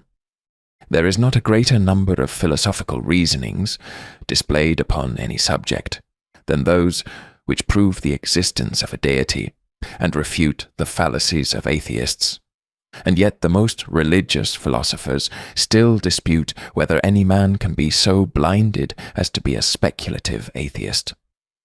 How shall we reconcile these contradictions? The knights errant, who wandered about to clear the world of dragons and giants, never entertained the least doubt with regard to the existence of these monsters. The skeptic is another enemy of religion, who naturally provokes the indignation of all divines and graver philosophers, though it is certain that no man ever met with any such absurd creature, or conversed with a man who had no opinion or principle concerning any subject, either of action or speculation. This begets a very natural question. What is meant by a skeptic, and how far it is possible to push these philosophical principles of doubt and uncertainty? There is a species of skepticism, antecedent to all study and philosophy, which is much inculcated by Descartes and others as a sovereign preservative against error and precipitate judgment. It recommends an universal doubt, not only of all our former opinions and principles, but also of our very faculties, of whose veracity, say they, we must assure ourselves by a chain of reasoning deduced from some original principle, which cannot possibly be fallacious or deceitful. But neither is there any such original principle which has a prerogative above others that are self-evident and convincing, or if there were, could we advance a step beyond it, but by the use of those very faculties of which we are supposed to be already diffident. The Cartesian doubt, therefore, were it ever possible to be attained by any human creature, as it plainly is not, would be entirely incurable, and no reasoning could ever bring us to a state of assurance and conviction upon any subject. It must, however, be confessed that this species of skepticism, when more moderate, may be understood in a very reasonable sense, and is a necessary preparative to the study of philosophy, by preserving a proper impartiality in our judgments, and weaning our mind from all those prejudices which we may have imbibed from education or rash opinion, to begin with clear and self-evident principles, to advance by timorous and sure steps, to review frequently our conclusions, and examine accurately all their consequences, though by these means we shall make both a slow and a short progress in our systems, are the only methods by which we can ever hope to reach truth, and attain a proper stability and certainty in our determinations. There is another species of skepticism, consequent to science and inquiry, when men are supposed to have discovered either the absolute fallaciousness of their mental faculties, or their unfitness to reach any fixed determination in all those curious subjects of speculation, about which they are commonly employed. Even our very senses are brought into dispute by a certain species of philosophers, and the maxims of common life are subjected to the same doubt as the most profound principles or conclusions of metaphysics and theology. As these paradoxical tenets, if they may be called tenets, are to be met within some philosophers, and the refutation of them in several, they naturally excite our curiosity, and make us inquire into the arguments on which they may be founded. I need not insist upon the more trite topics employed by the skeptics in all ages against the evidence of sense, such as those which are derived from the imperfection and fallaciousness of our organs on numberless occasions, the crooked appearance of an oar in water, the various aspects of objects according to their different distances, the double images which arise from the pressing one eye, with many other appearances of a like nature. These sceptical topics, indeed, are only sufficient to prove that the senses alone are not implicitly to be depended on, but that we must correct their evidence by reason and by considerations derived from the nature of the medium, the distance of the object, and the disposition of the organ, in order to render them, within their sphere, the proper criteria of truth and falsehood. There are other, more profound arguments against the senses, which admit not of so easy a solution. It seems evident that men are carried by a natural instinct or prepossession to repose faith in their senses, and that, without any reasoning, or even almost before the use of reason, we always suppose an external universe, which depends not on our perception, but would exist, though we and every sensible creature were absent or annihilated. Even the animal creation are governed by a like opinion, and preserve this belief of external objects in all their thoughts, designs, and actions. It seems also evident that, when men follow this blind and powerful instinct of nature, they always suppose the very images presented by the senses to be the external objects, and never entertain any suspicion that the one are nothing but representations of the other. This very table, which we see white, and which we feel hard, is believed to exist, independent of our perception, and to be something external to our mind, which perceives it. Our presence bestows not being on it. Our absence does not annihilate it. It preserves its existence uniform and entire, independent of the situation of intelligent beings who perceive or contemplate it. But this universal and primary opinion of all men is soon destroyed by the slightest philosophy, which teaches us that nothing can ever be present to the mind but an image or perception, and that the senses are only the inlets through which these images are conveyed without being able to produce any immediate intercourse between the mind and the object. The table, which we see, seems to diminish as we remove farther from it. But the real table, which exists independent of us, suffers no alteration. It was, therefore, nothing but its image, which was present to the mind. These are the obvious dictates of reason, and no man who reflects ever doubted that the existences, which we consider when we say this house and that tree, are nothing but perceptions in the mind, and fleeting copies or representations of other existences, which remain uniform and independent. So far, then, are we necessitated by reasoning to contradict or depart from the primary instincts of nature, and to embrace a new system with regard to the evidence of our senses. But here, philosophy finds herself extremely embarrassed when she would justify this new system and obviate the cavils and objections of the skeptics. She can no longer plead the infallible and irresistible instinct of nature, for that led us to a quite different system, which is acknowledged fallible and even erroneous. And to justify this pretended philosophical system by a chain of clear and convincing argument, or even any appearance of argument, exceeds the power of all human capacity. By what argument can it be proved that the perceptions of the mind must be caused by external objects, entirely different from them, though resembling them, if that be possible, and could not arise either from the energy of the mind itself, or from the suggestion of some invisible and unknown spirit, or from some other cause still more unknown to us? It is acknowledged that, in fact, many of these perceptions arise not from anything external, as in dreams, madness, and other diseases, and nothing can be more inexplicable than the manner in which body should so operate upon mind as ever to convey an image of itself to a substance, supposed of so different, and even contrary a nature. It is a question of fact, whether the perceptions of the senses be produced by external objects, resembling them. How shall this question be determined?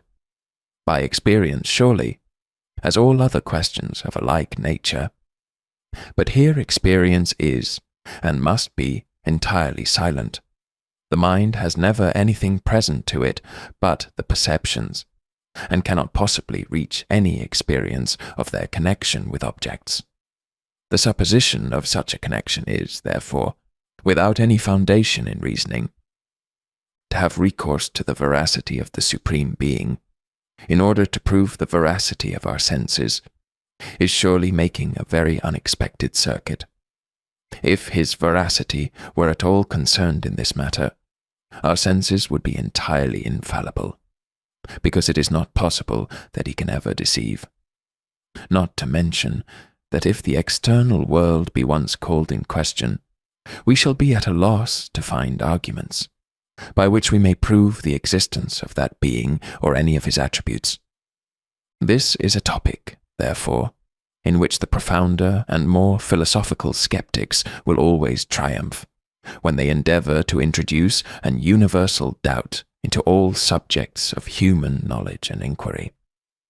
Do you follow the instincts and propensities of nature, may they say, in assenting to the veracity of sense? But these lead you to believe that the very perception or sensible image is the external object. Do you disclaim this principle, in order to embrace a more rational opinion, that the perceptions are only representations of something external? You here depart from your natural propensities and more obvious sentiments, and yet are not able to satisfy your reason, which can never find any convincing argument from experience to prove that the perceptions are connected with any external objects. There is another skeptical topic of a like nature, derived from the most profound philosophy, which might merit our attention were it requisite to dive so deep, in order to discover arguments and reasonings which can so little serve to any serious purpose. It is universally allowed by modern inquirers that all the sensible qualities of objects, such as hard, soft, hot, cold, white, black, etc., are merely secondary, and exist not in the objects themselves, but are perceptions of the mind, without any external archetype or model which they represent. If this be allowed, with regard to secondary qualities, it must also follow, with regard to the supposed primary qualities of extension and solidity. Nor can the latter be any more entitled to that denomination than the former.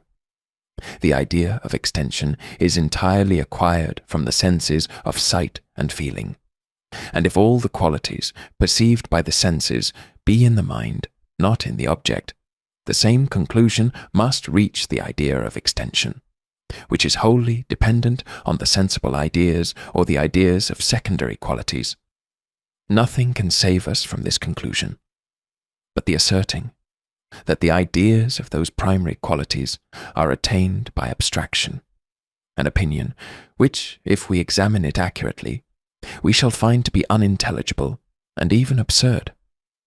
An extension that is neither tangible nor visible cannot possibly be conceived, and a tangible or visible extension, which is neither hard nor soft, black nor white, is equally beyond the reach of human conception.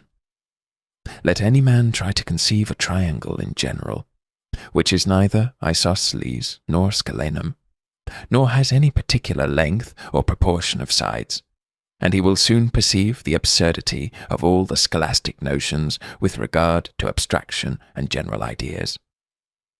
Thus the first philosophical objection to the evidence of sense, or to the opinion of external existence, consists in this, that such an opinion, if rested on natural instinct, is contrary to reason, and if referred to reason, is contrary to natural instinct, and at the same time carries no rational evidence with it to convince an impartial inquirer.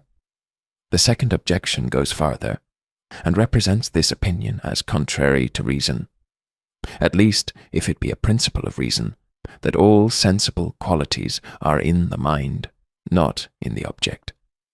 Bereave matter of all its intelligible qualities, both primary and secondary, you in a manner annihilate it, and leave only a certain unknown, inexplicable something as the cause of our perceptions. A notion so imperfect that no skeptic will think it worth while to contend against it. Chapter 12. Part 2. It may seem a very extravagant attempt of the skeptics to destroy reason by argument and ratiocination. Yet is this the grand scope of all their inquiries and disputes. They endeavour to find objections, both to our abstract reasonings, and to those which regard matter of fact and existence. The chief objection against all abstract reasonings is derived from the ideas of space and time, ideas which in common life and to a careless view are very clear and intelligible, but when they pass through the scrutiny of the profound sciences, and they are the chief object of these sciences, afford principles which seem full of absurdity and contradiction. No priestly dogmas, invented on purpose to tame and subdue the rebellious reason of mankind, ever shocked common sense more than the doctrine of the infinitive divisibility of extension with its consequences, as they are pompously displayed by all geometricians and metaphysicians, with a kind of triumph and exaltation. A real quantity, infinitely less than any finite quantity, containing quantities infinitely less than itself, and so on in infinitum. This is an edifice so bold and prodigious that it is too weighty for any pretended demonstration to support, because it shocks the clearest and most natural principles of human reason. But what renders the matter more extraordinary is that these seemingly absurd opinions are supported by a chain of reasoning, the clearest and most natural. Nor is it possible for us to allow the premises without admitting the consequences. Nothing can be more convincing and satisfactory than all the conclusions concerning the properties of circles and triangles. And yet, when these are once received, how can we deny that the angle of contact between a circle and its tangent is infinitely less than any rectilineal angle? That as you may increase the diameter of the circle in infinitum, this angle of contact becomes still less even in infinitum, and that the angle of contact between other curves and their tangents may be infinitely less than those between any circle and its tangent, and so on in infinitum? The demonstration of these principles seems as unexceptionable as that which proves the 3 angles of a triangle to be equal to 2 right ones, though the latter opinion be natural and easy, and the former big with contradiction and absurdity. Reason here seems to be thrown into a kind of amazement and suspense, which without the suggestions of any sceptic gives her a diffidence of herself, and of the ground on which she treads. She sees a full light, which illuminates certain places, but that light borders upon the most profound darkness. And between these she is so dazzled and confounded that she scarcely can pronounce with certainty and assurance concerning any one object. The absurdity of these bold determinations of the abstract sciences seems to become, if possible, still more palpable with regard to time than extension. An infinite number of real parts of time, passing in succession and exhausted one after another, appears so evident a contradiction, that no man, one should think, whose judgment is not corrupted, instead of being improved by the sciences, would ever be able to admit of it. Yet still reason must remain restless and unquiet, even with regard to that scepticism to which she is driven by these seeming absurdities and contradictions. How any clear, distinct idea can contain circumstances contradictory to itself, or to any other clear, distinct idea, is absolutely incomprehensible, and is, perhaps, as absurd as any proposition which can be formed, so that nothing can be more sceptical, or more full of doubt and hesitation, than this scepticism itself, which arises from some of the paradoxical conclusions of geometry or the science of quantity. The sceptical objections to moral evidence, or to the reasonings concerning matter of fact, are either popular or philosophical. The popular objections are derived from the natural weakness of human understanding, the contradictory opinions which have been entertained in different ages and nations, the variations of our judgment in sickness and health, youth and old age, prosperity and adversity, the perpetual contradiction of each particular man's opinions and sentiments, with many other topics of that kind. It is needless to insist farther on this head. These objections are but weak, for as, in common life, we reason every moment concerning fact and existence, and cannot possibly subsist without continually employing this species of argument, any popular objections derived from thence must be insufficient to destroy that evidence. The great subverter of Pyrrhonism, or the excessive principles of scepticism, is action and employment, and the occupations of common life.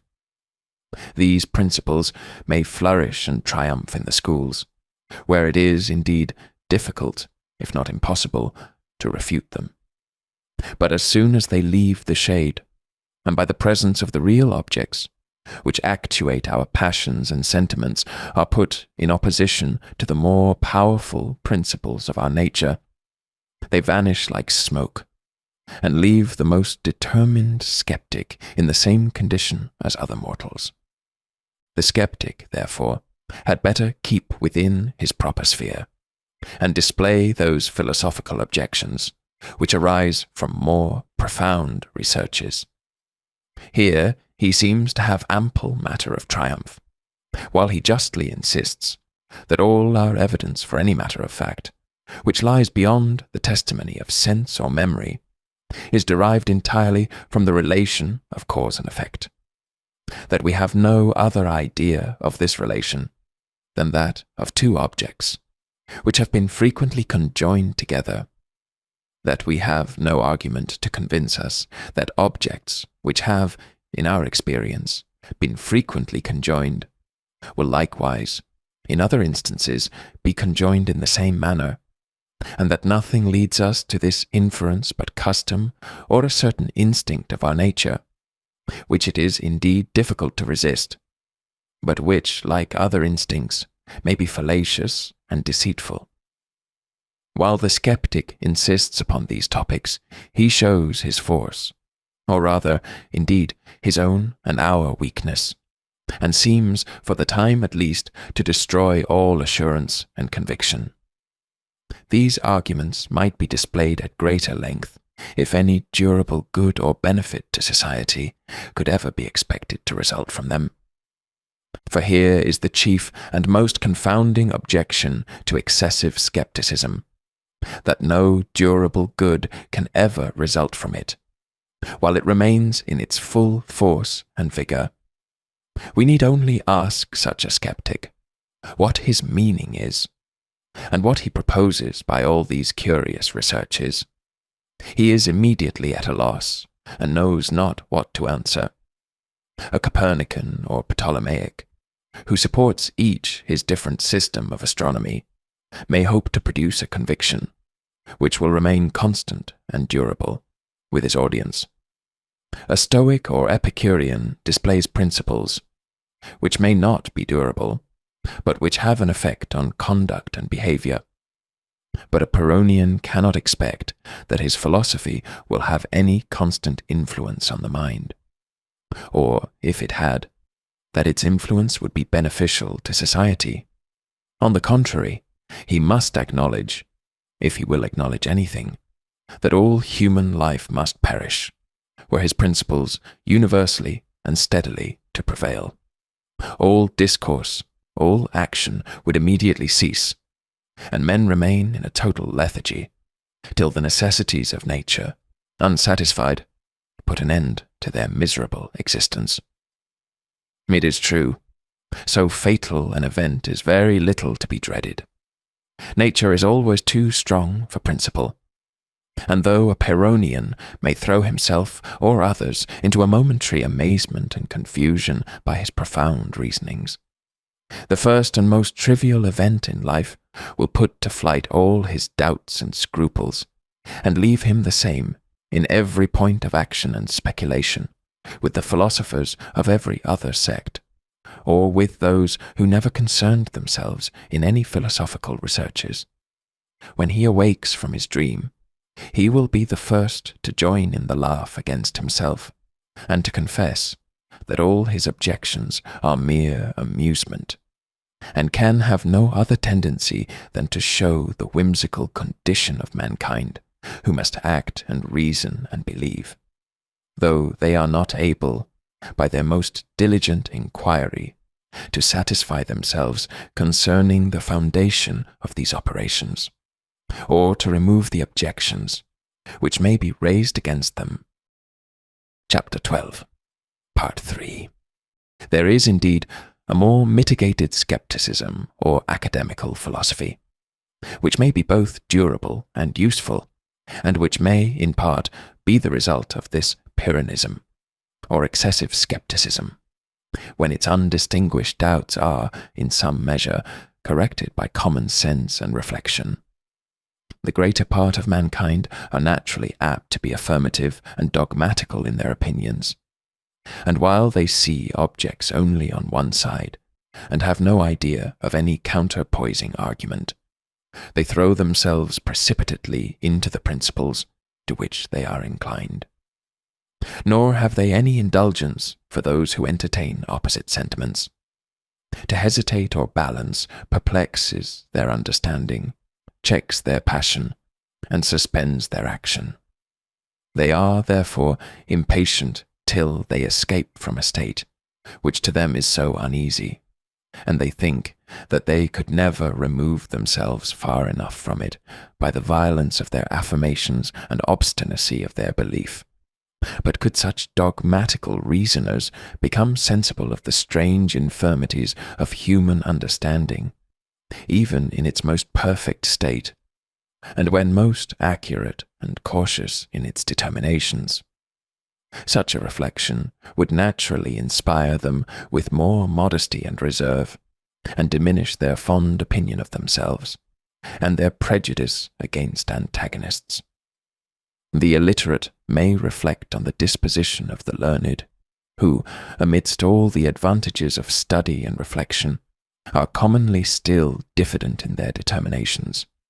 And if any of the learned be inclined from their natural temper to haughtiness and obstinacy, a small tincture of Pyrrhonism might abate their pride, by showing them that the few advantages which they may have attained over their fellows are but inconsiderable, if compared with the universal perplexity and confusion which is inherent in human nature.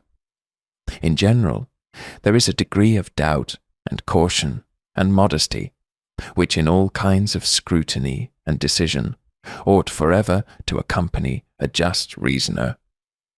Another species of mitigated skepticism, which may be of advantage to mankind, and which may be the natural result of the Pyrrhonian doubts and scruples, is the limitation of our inquiries to such subjects as are best adapted to the narrow capacity of human understanding. The imagination of man is naturally sublime, delighted with whatever is remote and extraordinary, and running, without control, into the most distant parts of space and time, in order to avoid the objects which custom has rendered too familiar to it. A correct judgment observes a contrary method, and avoiding all distant and high inquiries confines itself to common life, and to such subjects as fall under daily practice and experience, leaving the more sublime topics to the embellishment of poets and orators, or to the arts of priests and politicians.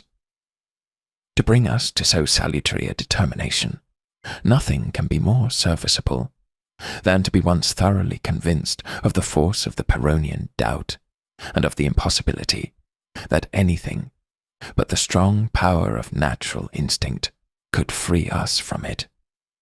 Those who have a propensity to philosophy will still continue their researches, because they reflect that besides the immediate pleasure attending such an occupation, philosophical decisions are nothing but the reflections of common life, methodized and corrected.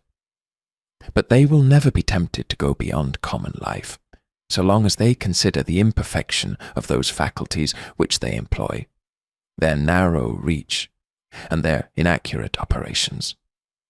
While we cannot give a satisfactory reason why we believe, after 1,000 experiments, that a stone will fall or fire burn, can we ever satisfy ourselves concerning any determination which we may form with regard to the origin of worlds and the situation of nature from and to eternity? This narrow limitation, indeed, of our inquiries is, in every respect, so reasonable that it suffices to make the slightest examination into the natural powers of the human mind, and to compare them with their objects, in order to recommend it to us. We shall then find what are the proper subjects of science and inquiry. It seems to me that the only objects of the abstract science or of demonstration are quantity and number, and that all attempts to extend this more perfect species of knowledge beyond these bounds are mere sophistry and illusion. As the component parts of quantity and number are entirely similar, their relations become intricate and involved, and nothing can be more curious, as well as useful, than to trace, by a variety of mediums, their equality or inequality through their different appearances. But as all other ideas are clearly distinct and different from each other, we can never advance farther by our utmost scrutiny than to observe this diversity, and by an obvious reflection, pronounce one thing not to be another. Or, if there be any difficulty in these decisions, it proceeds entirely from the undeterminate meaning of words, which is corrected by juster definitions. That the square of the hypotenuse is equal to the squares of the other two sides cannot be known, let the terms be ever so exactly defined, without a train of reasoning and inquiry.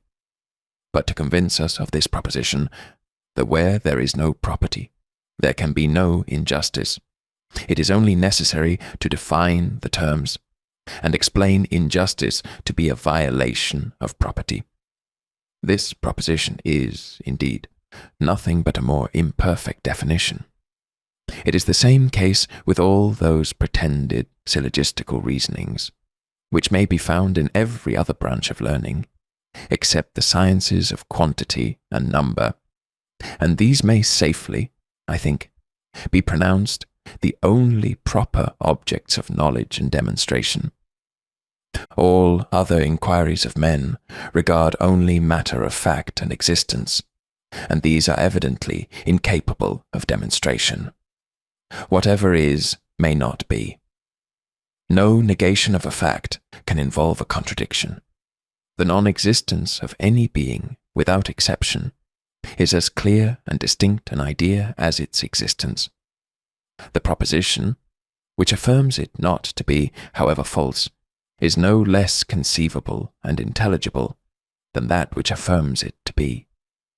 The case is different with the sciences, properly so called. Every proposition which is not true is there confused and unintelligible. That the cube root of 64 is equal to the half of 10 is a false proposition, and can never be distinctly conceived. But that Caesar, or the angel Gabriel, or any being never existed, may be a false proposition, but still is perfectly conceivable, and implies no contradiction. The existence, therefore, of any being can only be proved by arguments from its cause or its effect, and these arguments are founded entirely on experience. If we reason a priori, anything may appear able to produce anything. The falling of a pebble may, for aught we know, extinguish the sun, or the wish of a man control the planets in their orbits. It is only experience which teaches us the nature and bounds of cause and effect, and enables us to infer the existence of one object from that of another. Such is the foundation of moral reasoning, which forms the greater part of human knowledge, and is the source of all human action and behavior. Moral reasonings are either concerning particular or general facts. All deliberations in life regard the former, as also all disquisitions in history, chronology, geography, and astronomy. The sciences, which treat of general facts, are politics, natural philosophy, physic, chemistry, etc., where the qualities, causes, and effects of a whole species of objects are inquired into. Divinity or theology, as it proves the existence of a deity and the immortality of souls, is composed partly of reasonings concerning particular, partly concerning general facts.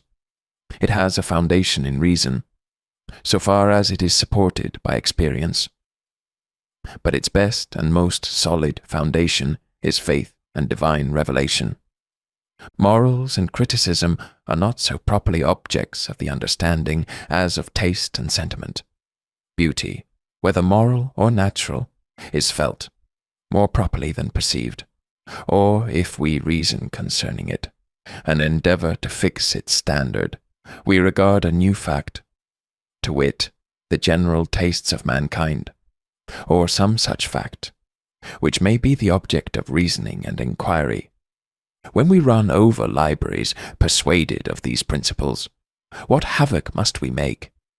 If we take in our hand any volume, of divinity or school metaphysics, for instance, let us ask, does it contain any abstract reasoning concerning quantity or number? No. Does it contain any experimental reasoning concerning matter of fact and existence? No. Commit it, then, to the flames, for it can contain nothing but sophistry and illusion.